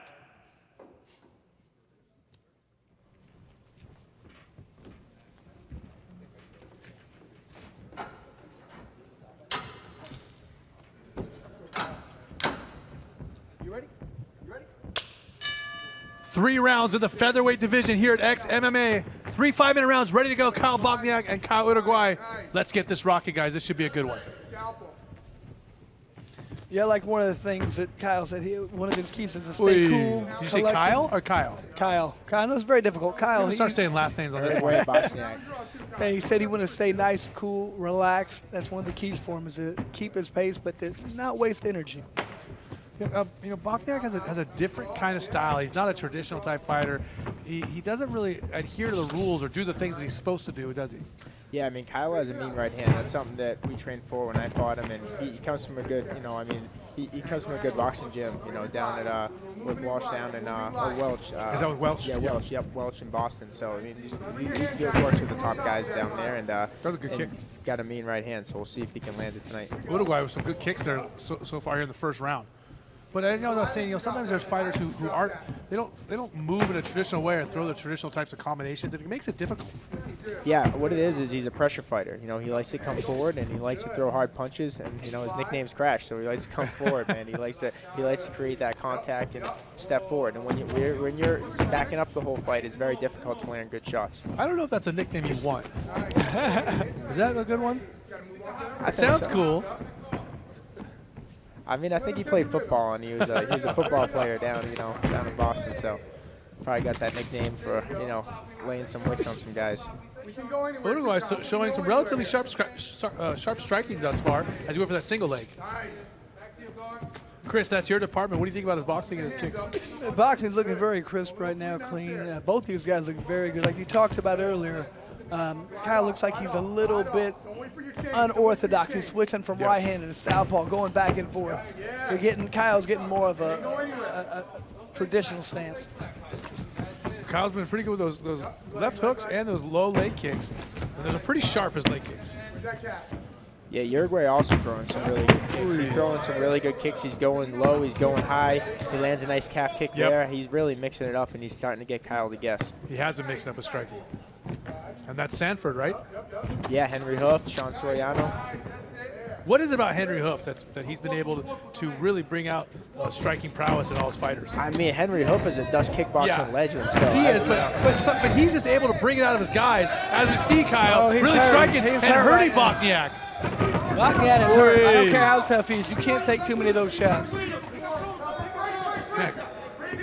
Uruguay's striking is really looking on point. Yeah, he's landing some good combinations, good shots, and he's mixing it up. And that's that Henry Hoof Dutch kickboxing, man. He's throwing these punches, uppercuts. Could we see another stoppage here at XMMA tonight? Oh, another shot. Bochniak momentarily wobbled. Bochniak might need to try and take this fight to the ground for a little bit. That lead leg is starting to hurt a lot as well. And Uruguay's doing a great job of mixing up the strikes high and low. Yeah, that's really important. When you keep your opponent guessing, they don't know where the strikes are coming from, that's when you can land clean shots. Now, he's taking a lot of shots, but Bochniak is known for being a tough guy and being able to handle this, right? Yeah, man, this is another level right now. I mean, Kyle just ate some serious shots right now, and he's still in this fight, and he's still throwing back. Still came with 2 hard punches right there, but great sprawl right there. Good hips from Uruguay. Absolutely. I do like the idea, though, trying to mix it up a little bit. Chubbs Peterson right there. It's all in the hips. Another Chubbs Peterson reference. How many times do you get 2 of those in one? One during the prelims and one during the main card. Okay, that's great. Oh, great calf kick, another one. Mixing it up. Is really bothering him. He's going back to more of a southpaw stance to stop that from happening. Yeah, we saw that in the Conor McGregor-Dustin Poirier fight the other week. That's how Dustin took out Conor. So, I mean, I'm sure a lot of fighters, including myself, are looking at that. Hey, beautiful right hand. Yeah, Bochniak landed a mean right hand right there. Yeah. It's not going to be easy for Uruguay. But talking about that low calf kick, you know, guys can check it, but you have to check it and turn your shin out. You can't just lift your leg because it doesn't do anything. You have to actually point your shin bone out. Yeah, and now people even kick it down at the ankle. There's really not much there. So if you get hit in the ankle with someone's shin, it's going to hurt. Kicking the ankle, now that's just mean. But effective. Another calf kick there. Bochniak needs to really close the distance and clinch and make this fight a little more dirty, don't you think? Absolutely, that'd be his best game plan. He's staying in his opponent's range. He needs to keep it closer to where he can land punches and an opponent is going to have more trouble. The closer inside he gets, the more, got the little bit shorter reach. That's better for him. I'm looking at Bochniak's face, though, and his facial expressions are not changing. He doesn't seem bothered. Well, I mean, I don't care. You can't take those punches like that for too long. That was a good right hand, but he ate 2 more. Now I know why he's called Crash. Man, what an entertaining round. What a good round, yeah. And Kyle Uruguay really looked impressive. His striking has been maybe as sharp as it's ever been. Yeah, man, that was a really special performance. Really, really good striking, really good combinations. But I mean, even more it is Kyle, the amount of damage he's able to take and walk through it. I mean, that's the different levels that you see. That's what makes a guy that's a UFC fighter. They got the skills, and then you see that there. All the damage he took, all the hard shots he took to the head. I think the biggest problem right now is going to be that left front leg, because that's the thing that's going to change the fight. We saw you talked about with the Conor McGregor fight. Same thing here. He was hurt pretty bad from that, I believe. Okay, you got the replay right here, and that's after he hurt him. You can see. I mean, he wasn't hurt bad, but he was taking a lot of shots. I'm not sure how he was not hurt that bad. He's a durable guy. I mean, Charles would know. I mean, were you able to land a lot of strikes like that, and was he able to walk through them? I hit Kyle with everything I had, I'm going to be honest, and that's the one reason I said that. I had his leg was purple, blue, everything, but he walked through it. So even though I see him eating these calf kicks, I know that Kyle's fought through it because he's done it before against me, so going to be a good second round. Round number 2 of 3. Bochniak and Kyle Uruguay, and it's kind of confusing, Kyle and Kyle, so we're trying to use last names. Yep, and we talked about this earlier. I really like to see how a guy responds after having a tough first round. Sometimes people wilt, and sometimes they just excel afterwards. Well, we already know that Bochniak is able to do that. Yeah. He's already proven himself, right? Yeah, there's no doubt about that. But we're also going to find out what Uruguay has, because to be able to give this much damage and see the guy still standing, sometimes that breaks fighters and sometimes it makes them. So we're going to see what's going to happen right now. He looks sharp right now. He's coming out looking like he did in the first round, and he's landing good shots. Well, Chris and I were talking about this earlier. It might have been a conversation off camera. We were talking about how disheartening it can be to unload on a guy and have him just stay there and keep looking at you and coming back. And that's what's happening right now. And it's happened before where fighters they tire themselves out by beating up their opponent so much, and then they have nothing left. Yep, seen that many times. Sometimes fighters get out there and they hurt somebody, they throw everything at them, and they still got 2 minutes left in the round. Yeah. Nice low kick there again. And Bochniak returns the same kick. Returns the favor. In kind. Oh, wow. Changing it up. Great hips there. I thought he had that single leg. Man, these guys are both so fast and so athletic and able to get us up very quickly. He's loading up on the right every time you fire, you're right. I need your head offline. I need your head offline. Shoot in the cover. an ebb and flow here. They kind of scramble, get a little crazy, then they slow down for a few seconds and gauge where their opponent is and where he's going, and then they start to explode once again.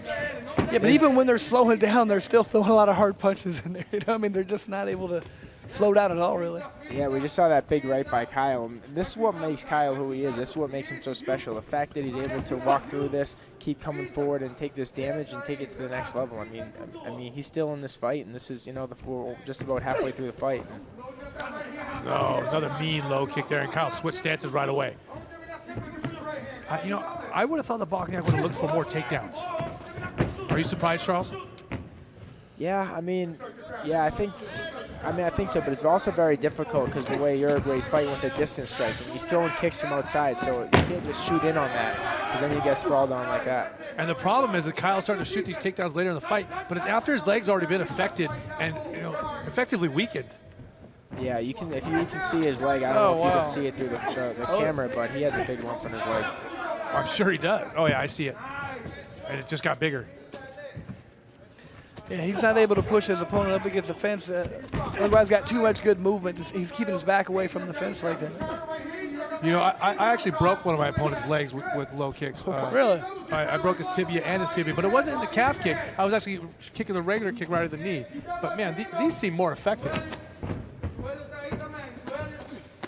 Big shots there from Kyle inside. I mean, he's in this fight 100%. Oh, without a doubt, this isn't a one-sided fight at all. Man, both these guys showing a lot of skill and a lot of heart. Yeah, this is an awesome fight. And this is what I came to see tonight. All the fights have been great. I mean, I say right now, this is probably the fight of the night so far, right? Absolutely. Now, considering that you beat Kyle, are you hoping he wins because you want to make it makes you look better? I don't know. It's tough. It's tough. I mean, I love both these guys. They're both warriors, and you know, I want to say I'm rooting for them both. But it's a great fight, man. This is what I came to see. Now, this has been a stand-up fight pretty much the whole time. I mean, there's been some quick single legs and double legs, but nothing really sustained. And as I say that, of course, we get a single leg attempt by Kyle Uruguay, but Bochniak able to fight it off. Yeah. Bochniak's really starting to do a good job now of kind of walking through and walking his opponent down. I mean, his pressure is finally starting to pay dividends. Yeah, I guess. Oh, he really is starting to come through. And maybe Uruguay is running out of gas. Maybe it's just what we talked about. Uruguay can't dish it out anymore, and now he's taking some hammers. Kyle's putting the pedal to the metal, gas on full, big shots he's landing. These are big punches. He really looks like he hit the wall right there, does Kyle. He looks very tired right now over the last half of the round, taking a lot of clean shots. I think, you know, I'm not trying to predict anything, but that's just what I said. Kyle just got tired of beating him up. Yeah, I mean, maybe his hands hurt. We don't know. Well, now his face is going to hurt. Yeah, Kyle smells blood right now. He's going for the kill, and he got him on wobbly legs, man. Good body shot. Can Uruguay make it through 8 more seconds and see the 3rd round here at XMMA? What a turnaround in this fight. Tide has totally turned right now. He was lucky to get out of that round. How prophetic is Charles Rosa, who's talking about he's going to be able to turn it around later on in the fight? More of a prophet, less of a fighter, you know? Yeah. I mean, it helps that I was That could be your new nickname, the Prophet Fighter. Prophet, all right, I'll take it. No, but it's exactly it's kind of what we were alluding to earlier. There are fights where guys are delivering a lot of damage, and just after 6, 7, 8 minutes, they're run out of gas. I hit you too many times ahead, and I'm tired. Well, it's just like in baseball. You only have so many fastballs. Maybe he threw them all. Yeah. Yeah, that's a great analogy, actually. Yeah, I mean, and this is one of the things, too, is that, like, this is the difference. You see, a lot of guys in the gym, they have the skills to be in the UFC, you know, but this is what it is. It takes this durability and this cardio and all this to really be able to fight there, you know? I mean, this fight is amazing. I can't believe how Kyle Bochniak has come back, and he was laying down big shots. Let's take a look at this replay here as we get ready to start the round. Boom, big right hand. Big left hand. Just walking his opponent down, staying right in front of him. The pressure finally started to pay dividends. It takes a while. So as we get ready to start this 3rd and final round here in the featherweight division at XMMA, now we talked about, can Kyle Bochniak come back in the 1st round? Now let's switch it around. Can Kyle Uruguay come back from that and finish strong? And that's what we're going to find out. A lot of times, you know, it wasn't hurt that much. I mean, in the 1st round, he wasn't gassed. He was more hurt, it looked like. But now he's able to regain his feet and he's coming forward. If you're tired, can you still come back? What a great matchup. Another well-matched fight. All night long, we've had very equally matched fights. That's all you can ask for, equally matched fights. The sport has come along so well and progressed, and the skill of the fighters, and these two guys are really showing it. Yeah, there's no doubt. This is the best live fight I can see since I can remember. I can't think of a better fight already, and we still got 4 more minutes of this, man. This is great. This is fireworks. Thanks to Charles Rosa for coming and joining us, a former opponent of Kyle Bochniak. And Charles, you got a fight coming up yourself. Yeah, I'm fighting February 20th, Las Vegas versus Derek Minor, so everyone tune in. It'll be on ESPN, so can't wait to get back in there.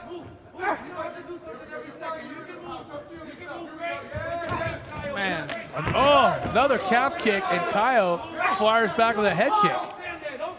Even when he landed that head kick, it kind of knocked him backwards. Man, this is absolute violence. And violence does solve everything. It'll decide who wins this fight. Man, I have it 1-1 right now. What about you guys? I agree 100%. Absolutely. I don't see how else you could really see it. Now that's the thing. If Kyle Uruguay is able to dig and get through this and become victorious, I will be incredibly impressed. And it's also going to show that he's ready for the next level. He's ready for the UFC. I mean, if he can come back from a thing like that and show that resilience and show that toughness, that just shows that he has all the skills to be at that top level. Great knee. I mean, and what good shape would he have to be in? How being that tired in just a 1-minute break, you're able to get it all back together? And I'll tell you what, these guys are not going to be walking very well in the morning. I guarantee it. And neither fighter really getting a solid takedown and keeping it. I mean, their takedowns and takedown defense have matched up as well. Yeah, both of them have been flawless. They've gotten in deep as well on good shots. It's just good takedown defense. Ooh, good straight kick to the body.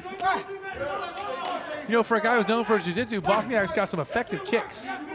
Yeah, for sure. Like I mentioned before, he was working with that guy Jake, who's a guy that lives in Thailand. Jake Manini lived in Thailand for years, and it's a new coach that Kyle's been working with. And you know, like I mentioned before, you know, Kyle got to work with Calvin, Calvin Cater, Rob Font, Rico DeSchulo, Tateki Matsuda, all in Boston. These are, you know, some of the top guys from there. Oh, beautiful takedown! But look at this. Just right up, right again. This scramble for Bochniak. Amazing. I mean, Bochniak is just a savage. Look how he's just walking right straight forward, These guys are pushing both. this guy backwards. Amazing fight.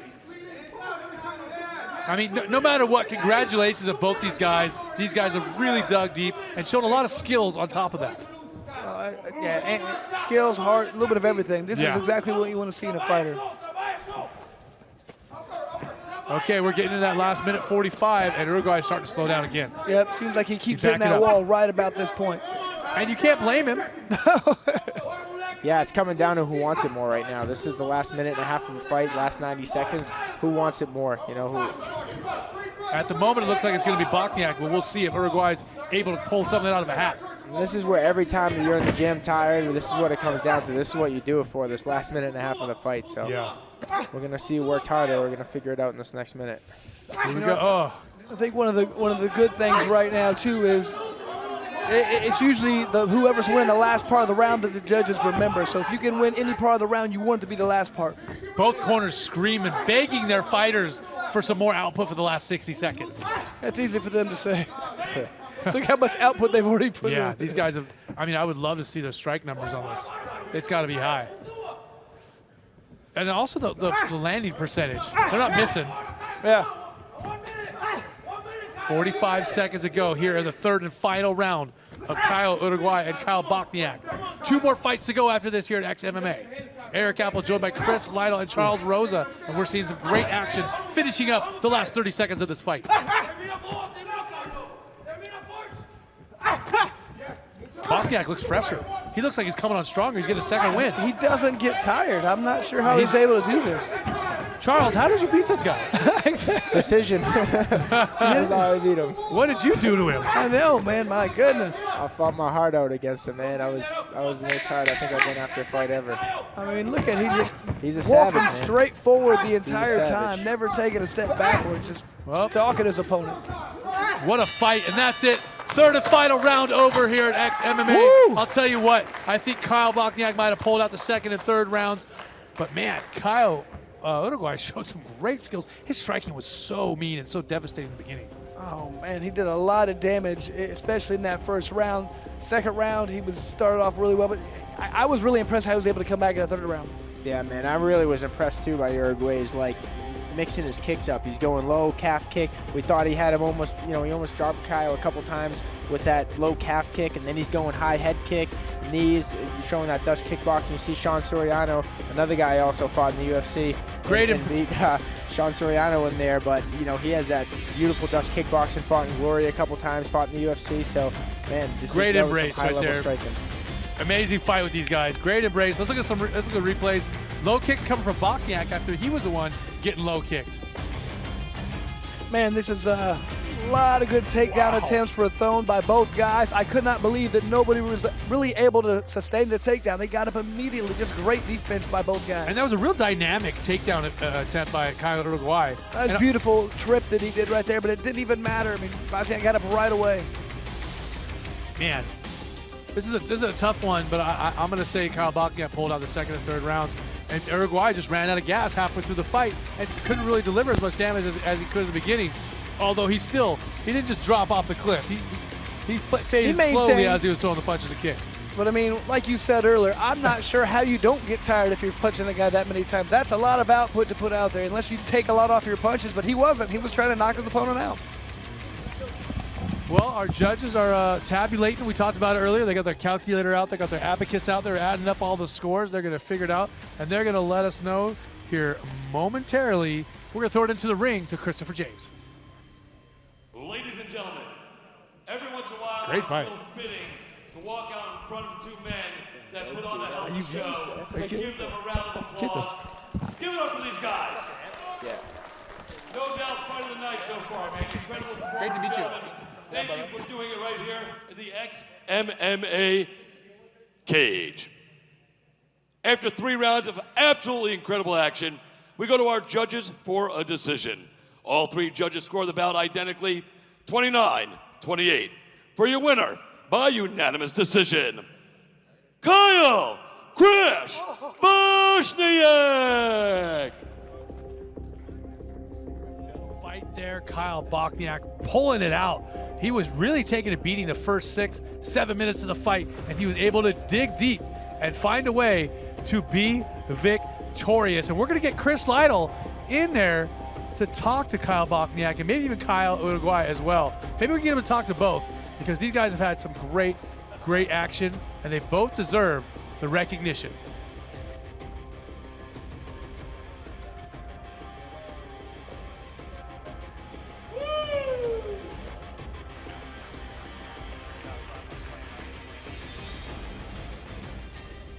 What a moment here, both these featherweights showing the utmost respect. They shared the cage, they shared some real battle. They're both gonna be limping tomorrow. And let's see Chris Lytle with our winner. I'm here with the winner, Kyle. What an absolutely unbelievable fight. Obviously, fight of the night so far. You guys put on a war right there. Looked like in the first round you were dealing with a lot of leg kicks, a lot of pain. How did that feel in the first round? Were you able to, did we hurt it all? Was the leg a problem for you? I don't know, you gotta tell me, did I look like I was hurt? I felt like I was hurt. My calf was killing me. I didn't know where I was in the first round, but I had to shake the cobwebs and come back. I had a tough 2019, 2020, I'm sure everybody did. I lost my grandfather to COVID. Got dropped from the UFC. Tried to have 4 fights that fell through. 2021's a new year, had to turn a new leaf. Kyle definitely pushed it. Bigger things to come. This wins for my grandfather. I got a newborn coming, so 2021 is looking bright. Absolutely. What can we expect to see from you next? I don't know if that was enough to get back to the UFC. I probably need another 1 or 2. XMMA, I love him so far. I'm definitely down to come back. Hopefully I get the call to go back to UFC. So 2020 was about just rounding out all my skills. I got in the UFC kind of green. I realized there's levels to this shit. I had to come back, sharpen, come in here and showcase that. Hope I did. Hopefully I get back. Man, one of the best fights I've seen live. Can't wait to see you fight again. Hopefully you'll fight for us again. Thank you very much. Good luck to you. What a fight we had right there in the featherweight division of XMMA. I'll tell you what, Kyle putting on one of the best shows we've seen in quite a while, especially in the featherweight division. These guys threw it down, and they really brought it tonight. Both of them. And Kyle Bochniak, nicknamed Crash, and he shows why. He's a tough guy. We want to thank Charles Rosa for jumping to the commentary along with me and Chris Lytle. Let's throw it to some commercials from our sponsors, and we'll be back with our co-main event.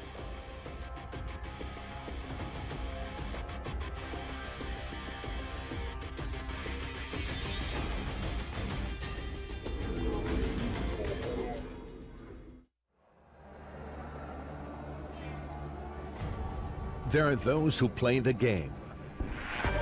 And then there are those who pour blood, sweat, and tears into every hand. This one's for the fighters.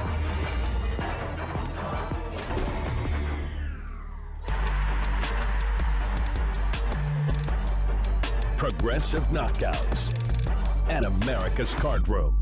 Are you and your buddies sitting around watching sports like it's a part-time job? Open a free account at bookmaker.eu and turn your skills into cash. Winning on sports at Bookmaker is as easy as tap, swipe, and win. Sign up and find betting odds on all of your favorite sports. Bet on televised games live in real time. Even bet the next play with Bookmaker streaming odds. And your winning bets appear in your account balance instantly. Sign up now for your free account and get a generous cash welcome bonus. Want to bet the fight and not fight to get paid? Bookmaker.eu offers free same-day payouts. Sign up today at bookmaker.eu, where the line originates.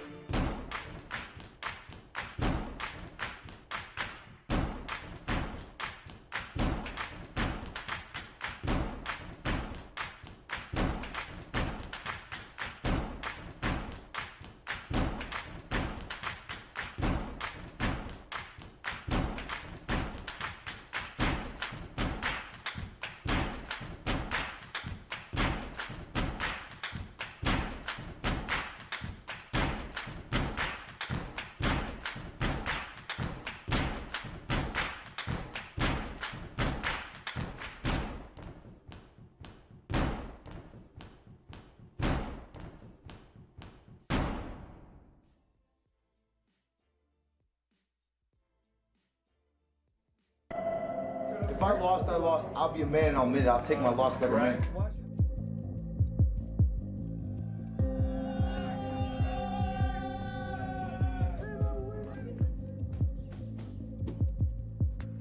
Nobody knows this part of the game the day after the fight.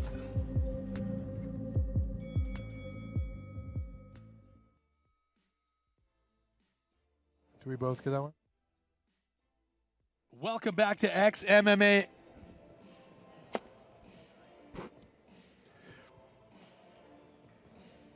Welcome back to XMMA, and man, what an exciting featherweight matchup we just had. Kyle Bochniak, Kyle Uruguay, and I'll tell you what, these guys really tore each other apart, and Bochniak was taking some huge damage in the first 5, 6, 7 minutes, but I'll tell you, Bochniak showing the toughness that he's known for, and he really banged it out, grinded it out, and started returning fire.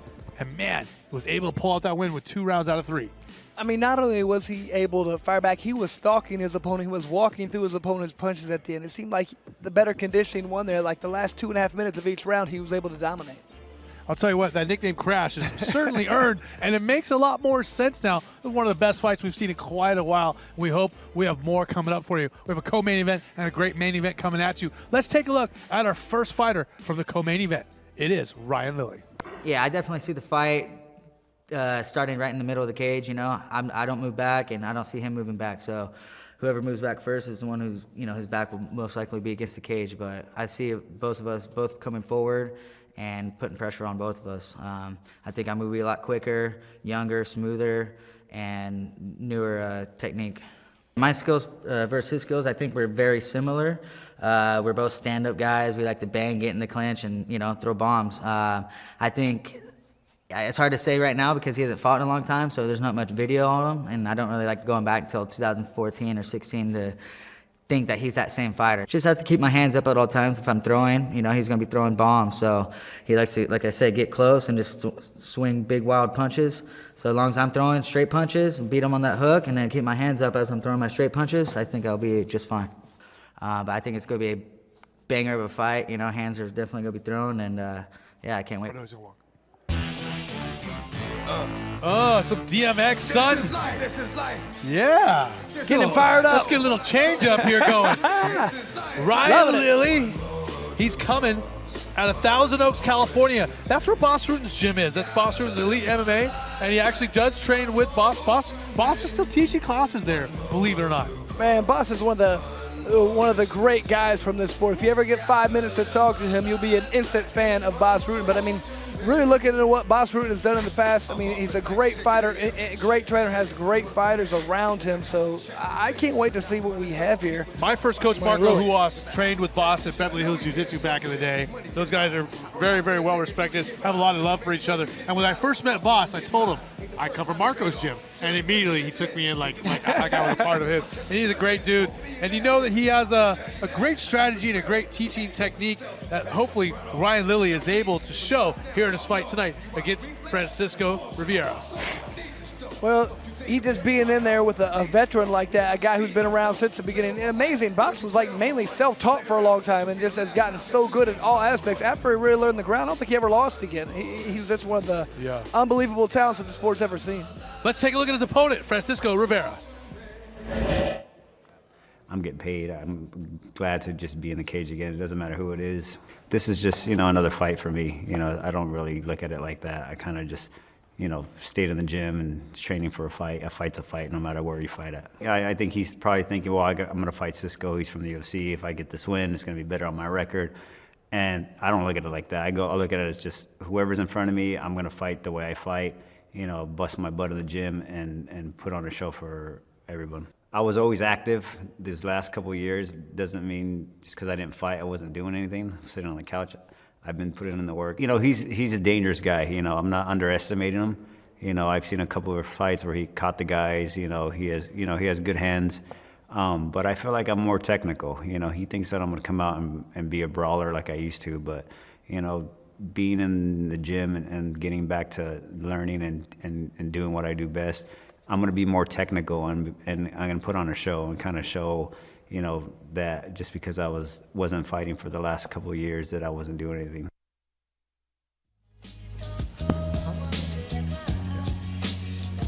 All right, Francisco Rivera, it has been a long time since we have seen him. It's been 4 years, 4.5 years almost, since he last competed, and that was in the UFC. He is back. He has been training. He's been busy. He hasn't just been working on technique. He says he's been sparring, and he's been duking it out in the gym, going hard. Yeah, that's one thing we're going to see if he's really developed as a fighter, if he's been just trying to train, stay around the gym, but if he's actually been working on his weaknesses. I like one thing he said, he feels like his opponent has more pressure on him. Even though he's a bigger guy, a bigger name guy, I would say, he feels like his opponent is trying to build his name off his back. So he's the one with all the pressure. I got to do this. I have to do this. All Francisco wants to do is come out and fight. Yeah, I mean, this is a step up in competition for Ryan Lilley. Let's take a look at that tail of the tape here in just a moment and get a look at how these guys match up physically. Francisco Rivera 11-7, 10-6, so similar right there, but the class and competition has been a little bit different. Rivera 39, much older. Ryan Lilley 31, and Lilley did not make weight. He missed weight by over 5 pounds, I believe. He's 2 inches shorter and has 2 inch shorter reach. And that's the thing that stands out to me is the weight difference. I mean, the age is one thing, but when you miss weight by 5 pounds, that's a big statement. That's telling me either, you know, you didn't have a good camp or you didn't take it serious, one of the two. Well, in all fairness, Ryan Lilley did take this fight on shorter notice, 2 or 3 weeks, he said. Okay, well, that could make a lot of sense as well. So, you know, there's always circumstances involved. I don't think Ryan Lilley just said, I don't care if I don't make the weight. And these guys get along. Do you see the little high five there as they go by? Yep. These guys don't have any animosity. They're here to make some money and get paid, and they're going to have to show some violence and able to do so. I think we're ready for our in-ring announcement from Christopher James. Ladies and gentlemen, here we go right now with our co-main event of the evening, brought to you by blackchippoker.eu. Thanks for what you do for XMMA. And now, this bout is set for 3 5-minute rounds in the XMMA featherweight division. When the action starts inside the cage, our referee, Mr. Russ Greenberg. And now, let's meet our fighters. Introducing to you first, fighting out of the blue corner, standing 5'6" and weighing 146.2 pounds. Tonight, he brings to the cage a professional record of 10 wins and 6 defeats. Representing Boss Rutan Elite MMA and fighting out of Thousand Oaks, California, please welcome Ryan the Lion Lilley.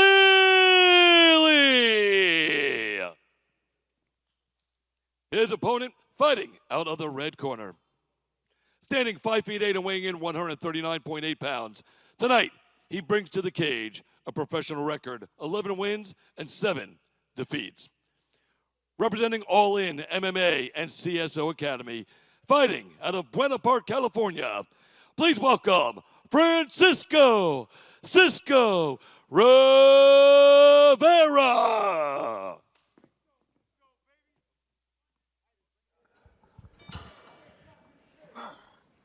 Did we just hear a bell? Yeah, I think it was a little premature. My commands at all times. Premature ebellation happens sometimes. Yeah, Good luck. it's not his fault. Gotta think about baseball. Now, Francisco does live in my neighborhood. I see him all around Orange County. And I'll tell you what, Ryan Lilley has a couple Gladiator Challenge belts, which I do as well. So is it maybe he's tough. All right, Ryan Lilley, Francisco Rivera Jr. This is a catch weight bout that Lilley did miss weight on. They normally fight at 135. Now they're fighting at 140 and 145. So basically a featherweight bout. A little bit slower pace than our last fight. Yeah, a little surprising, especially considering these are smaller guys. They're usually a little faster pace. There it's picking up. Rivera touching him already. And like we said, this is a step up of competition. Although Ryan Lilley's competed in LFA and Bellator and had wins there, had that great head kick knockout in Bellator. But Cisco is a tough guy, and if you can have a good showing against him, that really says something. Oh, absolutely. You guys fought at the top level for, I think, his last 10 fights. More than that even, probably. That's 10 years. But hey, he hasn't fought in 4 years, so that might be the same. Exactly. Man, powerful right hand there from Cisco. And these guys are just so fast with every punch and throwing every kick. And Cisco really controlling the cage, dictating where the fight goes. He's backing up Lilley. Now again, it's only a minute into the fight, so things can change. He's backing him up, but at the same time, he's just kind of right in front of him and just waiting to counter, looks like. Let's go. Body head. Just looks so relaxed out there. Everything being thrown, it's not bothering him at all. He's blocking, just doing the bare minimum like he should. Cisco really coming forward, looking to deliver some damage and walk through those shots, or just keep tight and block them all.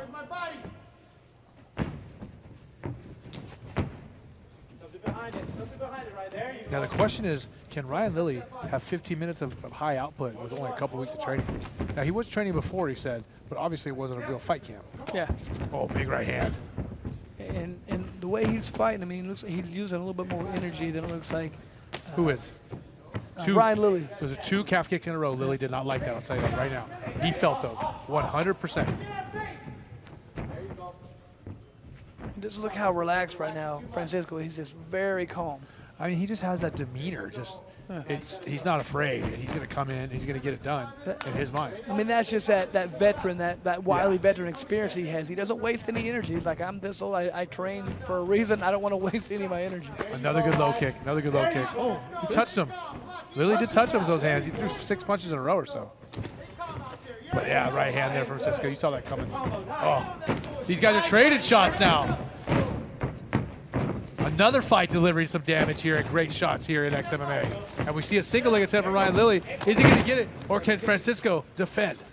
Great balance displayed right there by Francisco. Now how much energy I take out of Ryan Lilley? Exactly. That trade and punches, and then that takedown attempt might have taken some gas out of him. Oh, that clipped him right there. He's hurt. Now Lilley needs to get those hands up right now. Hands are low. He took that shot. He needs to really cover up and try to get his senses back. You see, he takes a deep breath right there. Yep. Still 2 minutes to go in this first round, and Cisco is starting to really close in on him. Yeah, his punches just pinpoint right now. They're very accurate. Our friend Cisco's. Anthony is cornering Lilley, asking for some jabs and asking him to touch Cisco a little bit and use the distance instead of just trading with him, which is not working so far. Couldn't agree more. He needs to come up with a little bit different strategy right now. And Lilley's starting to get tired. He's breathing hard. Well, like I said, his opponent, Francisco, he's just stalking him down and staying right in front of him, staying in front of his hips. And nothing makes you more tired than that pressure, does it, Chris? Oh, that is the worst thing in the world. You know what pressure does? It makes diamonds, baby. Again, asking Lilley to put his hands up as he takes some body shots there from Cisco. Mean rips to the body and a right hand. This could be it. That's got to be it. I'd like to see the replay on that, exactly what caused that knockdown. You know, I'm confused if it was either some of the body shots or he got touched in the ear. It might have been like in the ear, the top of the jaw. That's what I'd like to see the replay. Couldn't see exactly what happened. He was nailed into the body, but he kind of fell forward in a funny way. Another finish here at XMMA. And here we got. Let's see Francisco. Okay, there's good body shot being delivered. There's 2, 3. He's coming forward right now. And this right hand.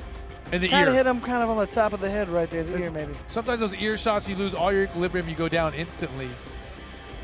Yeah, he was already coming forward, and that was just the finishing blow right there.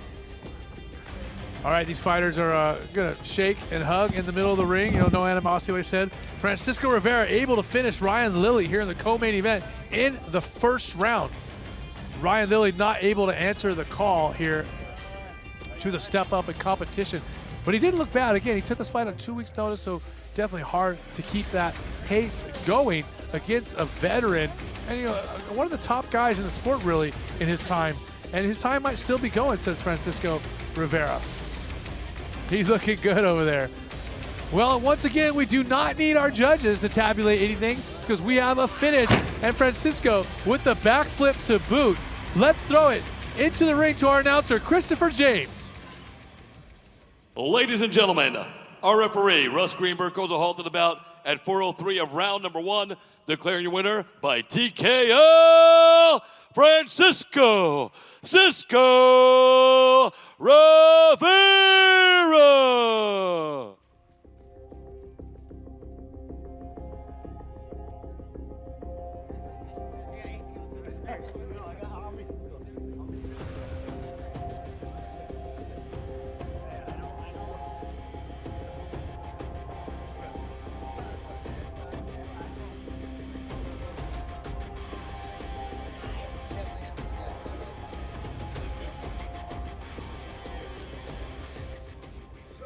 Congratulations on a fantastic victory. You look good out there. You look like you were so relaxed. Is that one of your strategies, kind of go out there and wait to see what your opponent's going to do? Or? Yeah. You know, usually in my other fights when I was in the UFC, I just came out and tried to knock someone's head off. But, you know, the way I train now, after taking a couple years off, sparring sessions, you know, that teep kick, it hurt him. And trust me, all my sparring partners at All In, all the guys that helped me train, Tony Ferguson, you know, all the guys at CSO, all the guys at All In, some of my teammates at CSW, all those guys, you know, all my fans, all my family, friends that have supported me. These last couple of years I haven't been fighting, you know, it's good to be back in the cage. You landed some fantastic body shots in there. Is that something you noticed when you watched tape of your opponent or just something you've been working on? No, I've been working on that for the last 2 years, you know. People don't realize how bad those body shots, you know, hurt. I've been hit with them. I know how my training partners feel when I hit it with them. And as you can see, I did to Ryan. You did fantastic. Can't wait to see you fight again. Congratulations on a great fight. Thank you. Yeah, I saw the tears coming, but he was able to hold it back. He's happy to be back in the cage. We know that 100%. Let's take a look at some of these replays. Look at this backflip out there. He's feeling good about himself, and he got the finish here in the first round against tough competition in Ryan Lilley from Boss Rutan's gym. We're going to be back with the main event here at XMMA in just a minute.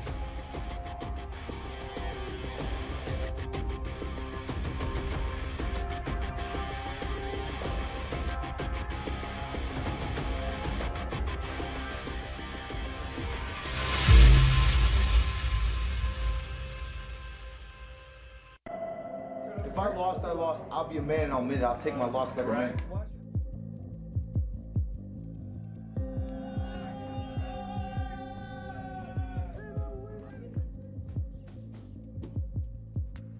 Nobody knows this part of the game the day after the fight.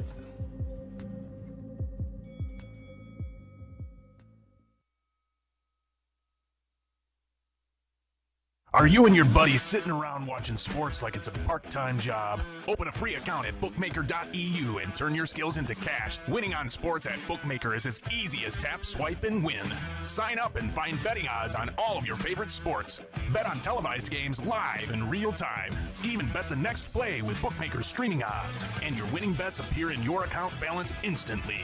Sign up now for your free account and get a generous cash welcome bonus. Want to bet to fight and not fight to get paid? Bookmaker.eu offers free same-day payouts. Sign up today at bookmaker.eu, where the line originates.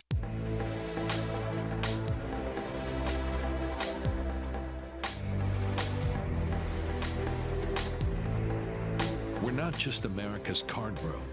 We're the world's card room. A place where everyone comes together to play the game we all love. We are all unique, all competitive, and all striving to be the best. But at the end of the day, through thick and thin, we are all in together.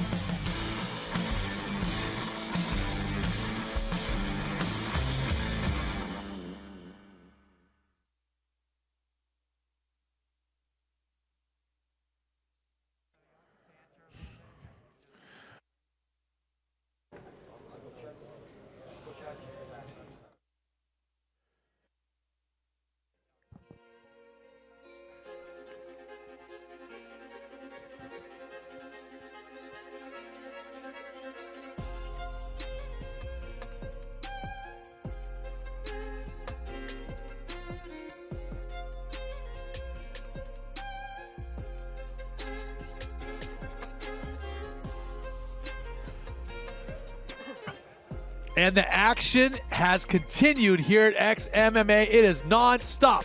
I'm Eric Apple, hanging out with none other than Chris Lytle. We've had a great time, and I'll tell you why we've had such a good time, because the fights have delivered 100% here at the Palm Beach Convention Center. South Florida is where it's at. You're not kidding. I mean, think of all the great fighters we have right here. They're on display right now. You know, it's weird. You can match a great card and you can hope it's great, but you never really know until you get here. Tonight, they've delivered, like you said. Well, Matt and Kyle at Jetta Sports have done a great job matchmaking, helping out this entire card, and it has shown. The proof is in the pudding. And I'll tell you what, we got one more serving of that pudding to come, and that is a main event fight. James Vick from Texas, man, he's fought on the top show, the big level, for quite a while. He done really, really well. He's hoping to get back there, but guess what? He's got a great opponent and a great show here at XMMA in Andre Fialho. Andre Fialho, yeah, he knows who he's fighting, and he doesn't want to let that guy get back to the UFC. He wants to keep him right here. He wants to earn his ticket right now. So a great fight is set up. Once we talked about earlier, the matchmaking's been done. They've put together some great fights. This is no exception. I'm just ready to watch it. Well, I'll tell you what, Andre Fialho's got a lot of boxing experience, pretty slick, great, good counters, and he's pretty well-rounded. He's a veteran. He's had some tough fights, get some really good wrestlers in the PFL, but he's looking to put on a striking clinic here tonight against James Vick. Let's get to know him a little bit better. My experience through all I've been through is going to help me out a lot in this main event, especially because I've done a lot of things wrong, and I've realized what I've done wrong, and I've made some changes, and I think now I'm reaching my full potential. I'm committed like never before. I'm consistent. I'm working hard. Before, I hold on too much on my potential, and I thought I was too good, and I didn't need to do all that work, that I was already there. So I left all that hard work on the side. James Vick is dangerous because of his reach. He has some good submissions. He has some good kicks, Muay Thai. He's long. but I think I'm a very bad matchup for him. I'm better than James Vick striking all around. My hands are way better than him. I'm faster than him. I can move better than him. I don't think he'll be able to touch me that much, and I think he'll get hit a lot. The kick to victory is stay loose. Stay loose, don't think about using my power. Sometimes I think it about a lot, and I get stiff, and I show my striking. I just need to get loose and relax in there, and I think I'll.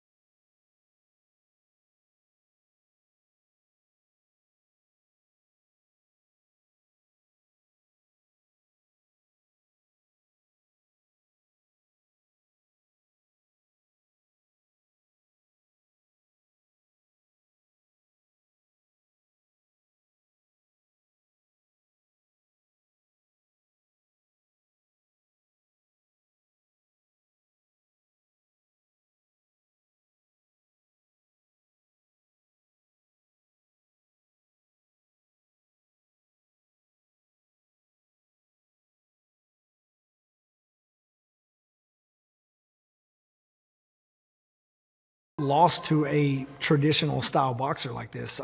It's mostly these looping wide MMA guys that have caught me. I've never lost to a technical boxer like him before. I've only lost to some looping wide shots. I think I'm a better boxer. I definitely think my ground game is better. If we go to the ground, I think I finish him within 2 minutes. I think if I catch his neck, it's over. And I'm assuming he's aware of that, and I think he's going to try to avoid the ground with me as well. I feel really good. After my last fight, I took a couple months off, and I didn't do anything for about 2 months. But I've been training hard for this last year. I've been training still basically twice a day, 5 days a week, just progressing my techniques and adding a bunch of new stuff to my game, and I'm excited to show that. I feel like I am gonna reinvent myself tonight. I feel like I'm gonna do some things that I've never really did in fights before. And the one thing with me is I'm not afraid to try stuff. He has one chance, and that's just land a bomb in the first round. If not, then he's gonna break. So it ends with my hand raised, no matter what happens. Oh, here we go. Some more music, and Fialho likes it as well. Now, James Vick, he had quite a winning streak going for himself in the UFC. He won a ton of fights on The Ultimate Fighter, won a ton of fights in the UFC, and then he ran into Beneil Dariush, someone I know very well from XMMA. Beneil, a very tough guy, was able to finish him as well. He burned off another 4-fight win streak, and then once again had another streak of losses. But look at these people he lost to, Chris. Justin Gaethje, Paul Felder, Dan Hooker, Nico Price, and he was doing good in that fight with Nico Price until he ate that up kick. Yeah, I mean, he has not lost to anybody who sucks. Yeah, those guys are pretty decent. I think I've heard of a couple of those guys before. I'm just kidding. Those guys are phenomenal fighters. You know, he's fought nothing but the best of the best. He's not losing to scrubs is the thing. So, exactly. So does he deserve to be in the big show? Well, he definitely deserves to be in this main event against Andre Fialho. Let's look at our final tale of the tape for the evening. All right, we got a record right in there. James Vick, 13-5 versus 10-4. A lot of experience for these guys, 33 years of age. Vick's a little bit older than the 26-year-old Andre. Weight very similar, but the thing that you see here that stands out is a height advantage, 6'3" versus 5'10". Surprisingly enough, though, not that big of a reach advantage, only 2 inches. Yeah, you know, it looks like it's a bigger height advantage than that. Now I'm going to say something weird there. I think the reach advantage is definitely more important than the height advantage. Yeah, definitely. Okay, let's throw it in to the ring for the one last time with our main event. It's Christopher James, and he's looking good in that suit. Ladies and gentlemen, this next bout is our main event. And it is being brought to you by our friends at headrush.com. Fortune favors the brave. This bout is set for 3 5-minute rounds in the XMMA welterweight division. And when the action starts inside our cage, our referee, Mr. Andrew Glenn. And now, for those in attendance and everybody enjoying our stream around the world on Fight Network, let's get this party started, because this is it! Introducing to you first, fighting from the blue corner, standing 6 feet even and weighing in at 170.2 pounds. Tonight, he comes to the ring with a professional record of 10 wins, 3 defeats, and 1 no contest. Representing Sanford MMA and fighting out of Cascais, Portugal, please welcome Andre Fialho.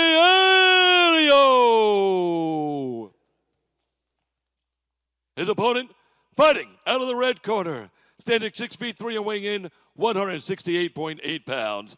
Tonight, he comes to the cage with a professional record of 14 wins and 5 defeats. Representing Team Lloyd Irvin and Ironside MMA, fighting out of Fort Worth, Texas. Please welcome James, the Texecutioner Vick. Fighters to the center of the cage, please. Gentlemen, you got the rules earlier. You got any question about the rules? Follow my instructions, protect yourself. I tell you to stop, do it immediately. Touch him up right there if you want. Step back, ready at the bell. Good luck, gentlemen.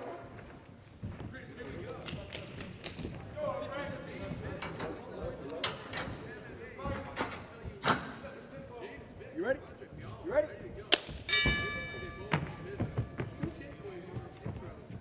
Vick was staring down our ring announcer a little bit. Maybe you didn't like the way he was introducing him. I got to be honest with you. I do love the name, the Texecutioner. Can you ask for a better nickname than That's that? pretty cool. The other takeaway from that was you talked about everyone enjoying our stream. Yeah, that's a good point. I hadn't really noticed that. Thanks for pointing it out. One thing that I know Vick talked about was he felt the kicks were going to be very important in this fight. He's going to utilize that length and try and keep his opponent away with the kicks. Well, he has the tools to do it, those long legs. That's kind of like a karate sidekick there, aren't they? A hook kick. Do you think those are very effective? I mean, I personally feel like they're more of a distraction. I think you can hurt people bad with them, but you can throw them off, just kind of keep them guessing on where it's coming from.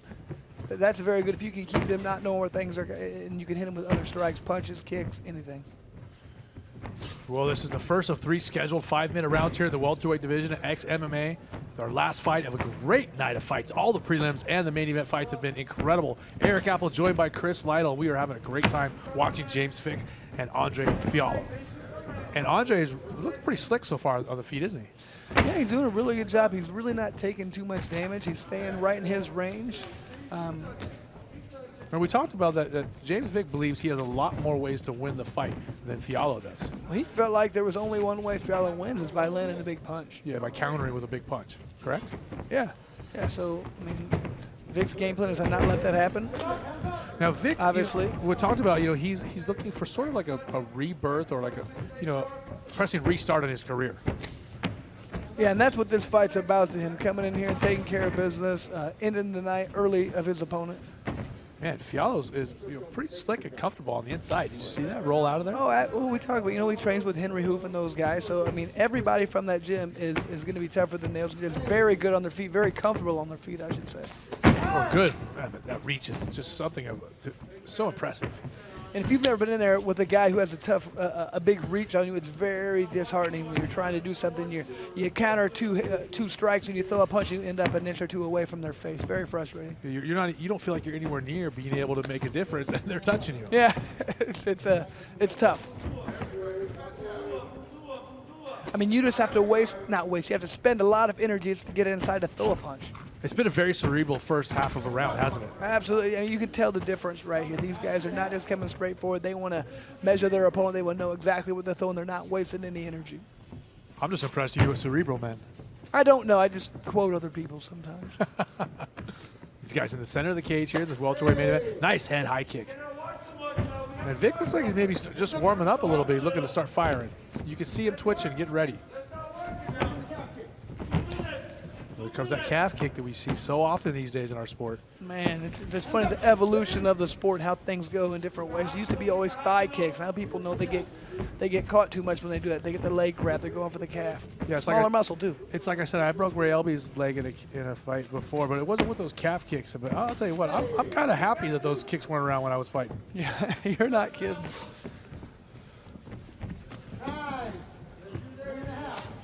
James is not afraid to fire the nice. Starting to open up a little bit more. He's not afraid of those high kicks, is he? No. Well, he feels like he has the advantage on the ground, so I think he's like, if I get taken down, I'm still in a great position. Who cares? I think this fight's matched up really well. I think Fialho's doing just fine inside with him. I mean, other than those low kicks that Fialho's eating, he's doing good on the striking. Absolutely. And I get the impression right now he's just kind of setting up for that big right hand. If he can land it, he's going to hurt. Well, I think he's capable of hurting anybody with that right hand, is he? Yeah, but he's just being patient right now and trying to set a trap and wait for it to come open. Yeah, you can see he's doing exactly what you said. He's setting traps and he's looking for the big counters. And that's a higher level of this sport. When you can set traps and be patient and wait for the right timing, that's when you get a lot of knockouts. Now we're touching each other.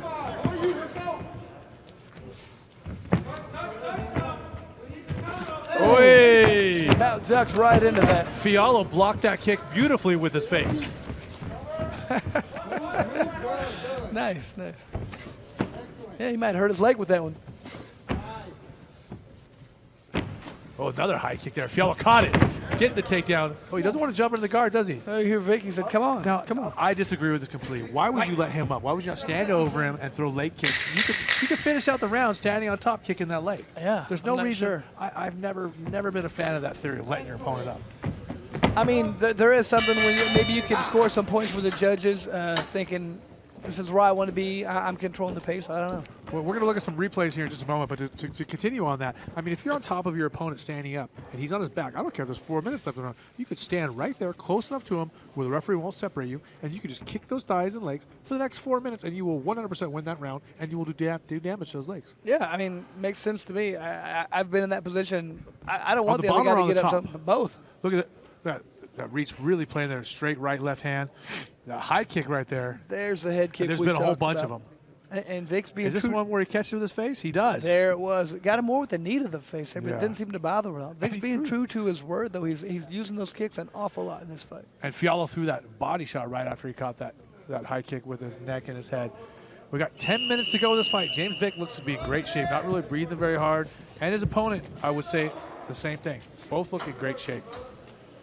Okay, we've had the first round now. Let's see how they can adjust. I mean, some adjustments need to be made. Both guys, let's see who's able to make those adjustments. This is it, second round of 3. Like I said, if I'm in the corner of Fialho, I'm trying to say you have to really let that right hand go. You can't just sit in position for it. You have to let it go now. Oh, that was interesting. He caught the karate kick in the face as well. That's the one thing with Fialho. He likes to stay in tight like a boxer, but because of that style, you can eat those kicks to the face, and it's not really helping his cause. No, but like I said, to me, the main thing is he's got to pull the trigger on that right hand. When he's in position, he's got to let it fly right now, because otherwise he's just taking punches. Now, the problem with the style, he's looking for this counter and looking to catch Vick off guard, is time's going by, and he's staying in there, and he's absorbing some shots and not really finding that big fire back. Well, not only that, but Vick's kind of being unorthodox and not doing a traditional way of fighting, so he's waiting for that right opportunity to throw that right hand, but it's not there. Fialho, at some point, is going to have to start feeling a little bit of urgency and have to go forward and make the opportunities happen on his own. I'd like to see him double jab his way in and then throw that too. He has good boxing, though, that's for sure. Huh. But you can tell his head movements there. He's blocking all the punches besides those. 3 we just straight shots right there from James Vick. I had to say something and kind of.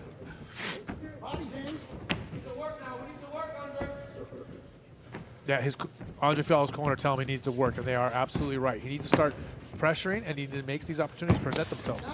Well, I'm a firm believer that even if you're doing a great job of using your head movement, ducking, avoiding punches, you're not winning the fight by ducking punches. You have to land punches. Making your opponent miss doesn't mean you win. Exactly. I think he hurt James a little bit. I do James too. lost his mouthpiece, and he's absorbing some shots. He looks like he's big right hand. And James is not liking he's still this. very hurt right now. He's better try and get the fight to the ground right now. That's why I recommend him pulling guard. Another big left hand. James Vick is in trouble. Fialho's boxing is coming into play just as his corner told him he needs to make something happen. And Vick's push against the corner right now. He does not have a mouthpiece.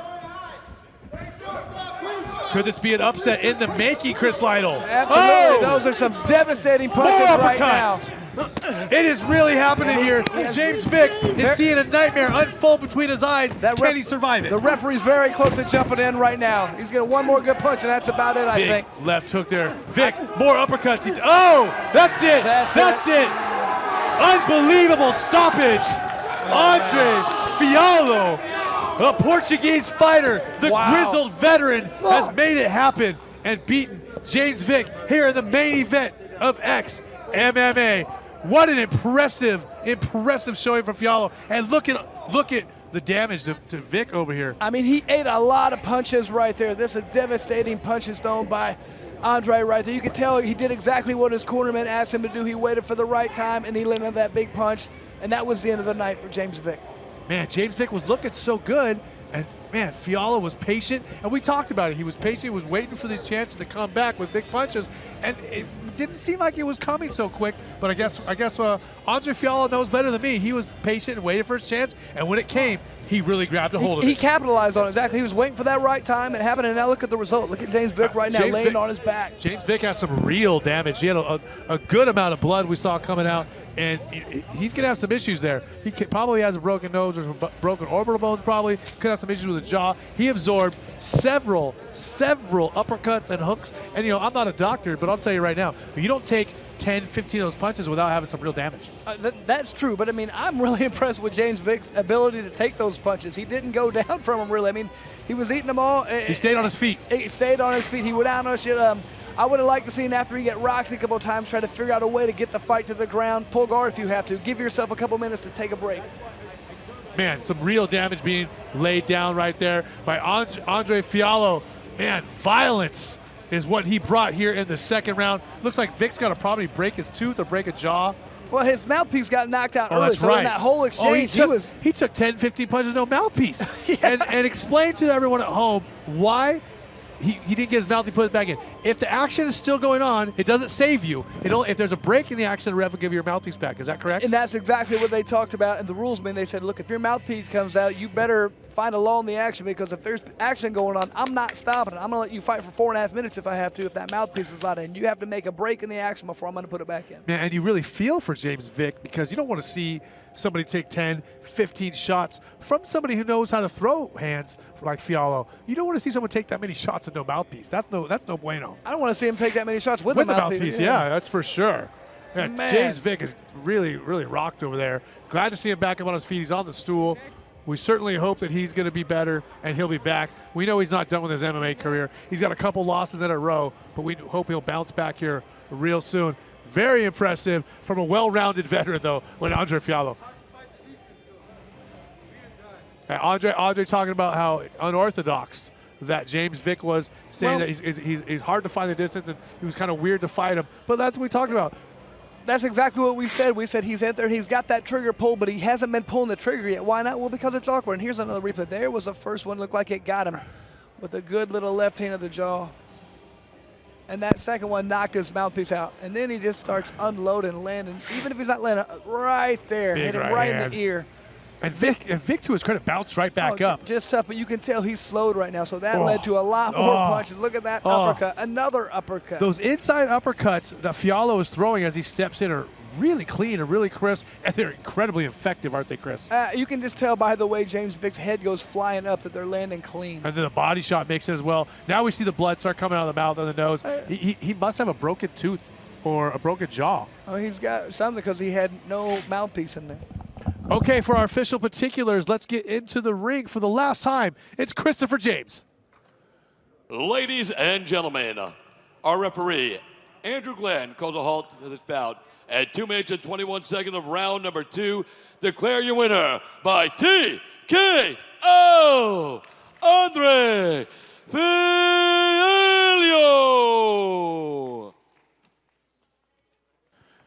Man, what a win here in the main event for welterweight Andre Fialho. Chris Lytle's with him. Congratulations, Andre, on a fantastic win against a very, very tough opponent. It looked like out there you were very patient waiting to unload that right hand. Was that the game plan coming in?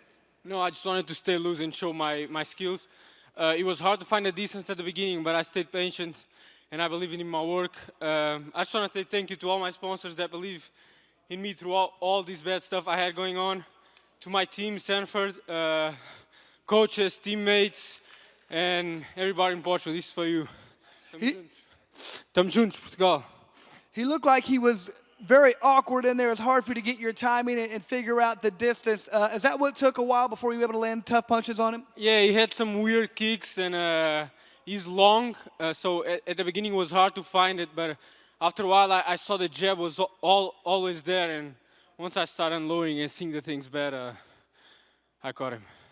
Oh, well, great victory for you. What can we expect to see from you next? Uncle Dana, I'm coming. Thank you, XMMA, for the opportunity. It was a pleasure. Thank you, James Vick, and thank you, everybody that watched. All right, well, hey, fantastic win. Congratulations on a great victory, and can't wait to see you fight again. Thank you. Hey, Chris Lytle. Christopher Curtis wanted to come in here and give a message to Andre, if you want to go ahead and share it with the folks. Dude, me and Andre fought 2 years ago, and I mean, that was a much better performance. You're way better than when we fought the first time. Hats off to you. You look great. XMMA wants to do, what, 3 more shows this year? So I want a title. I want another title. You want a title? You can fight now. Let's do it, man. Like it's a... Let's do it. I think it'll be fun. The fans, he came out here. He put on a hell of a show. You guys saw that. That was a hell of a finish. I'd love to run it back and see what we can do. So you guys want to, let the boss man know. Let's do it again later. It was an awesome performance, man. Let's run it back. That was an interesting little moment right there with Chris Curtis and Andre Fialho. I talked about it during Chris Curtis's fight that they fought before, and man, maybe they'll fight again since XMMA wants to do some more shows. But man, what an incredible finish to an incredible night. I don't know if I can say the word incredible anymore. We had prelims that were absolutely amazing, and then the main event came in and delivered with all 5 fights on our main card. I'll tell you what, we had a great finish from Marcelo Golm. We had a great fight right there and a great finish from Chris Curtis. And then we saw Bochniak do an incredible job at coming back and getting that victory from Uruguay. What about the last 2 fights? What do you think? Well, that one right there is very impressive. Andre just did a great job of beating Vick. I mean, he showed patience. He showed that, waiting for the right time. Listen to the camp and Henry of those. I mean, just a fantastic job by him done right there. I couldn't ask for anything more in these fights we had tonight. They were fantastic. Francisco looked real good in his finish of Ryan Lilley. I mean, so many finishes, and the decisions that we had, those fights were close as well. So what more could you have asked for the return of XMMA? Well, and not only that, I mean, geez, we have people already making fights for themselves there. It's great. Amazing. Look at these highlights from our first show back here at XMMA. We want to do a couple more shows this year. We hope all of you people on the Fight Network and on our stream who are enjoying our stream will watch us when we come back later on in a couple months. I hope that I'll be joined by none other than Chris Lytle once again at that time. Well, I'll be here. If you're here, I mean, if you're not here, I'm not coming. Let's do it. Look at these punches from Fialho.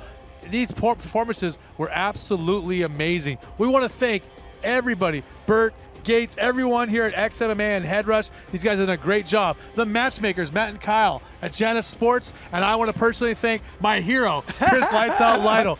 My name's Eric Apple. Thank you for hanging out with us here in Palm Beach. We'll see you soon.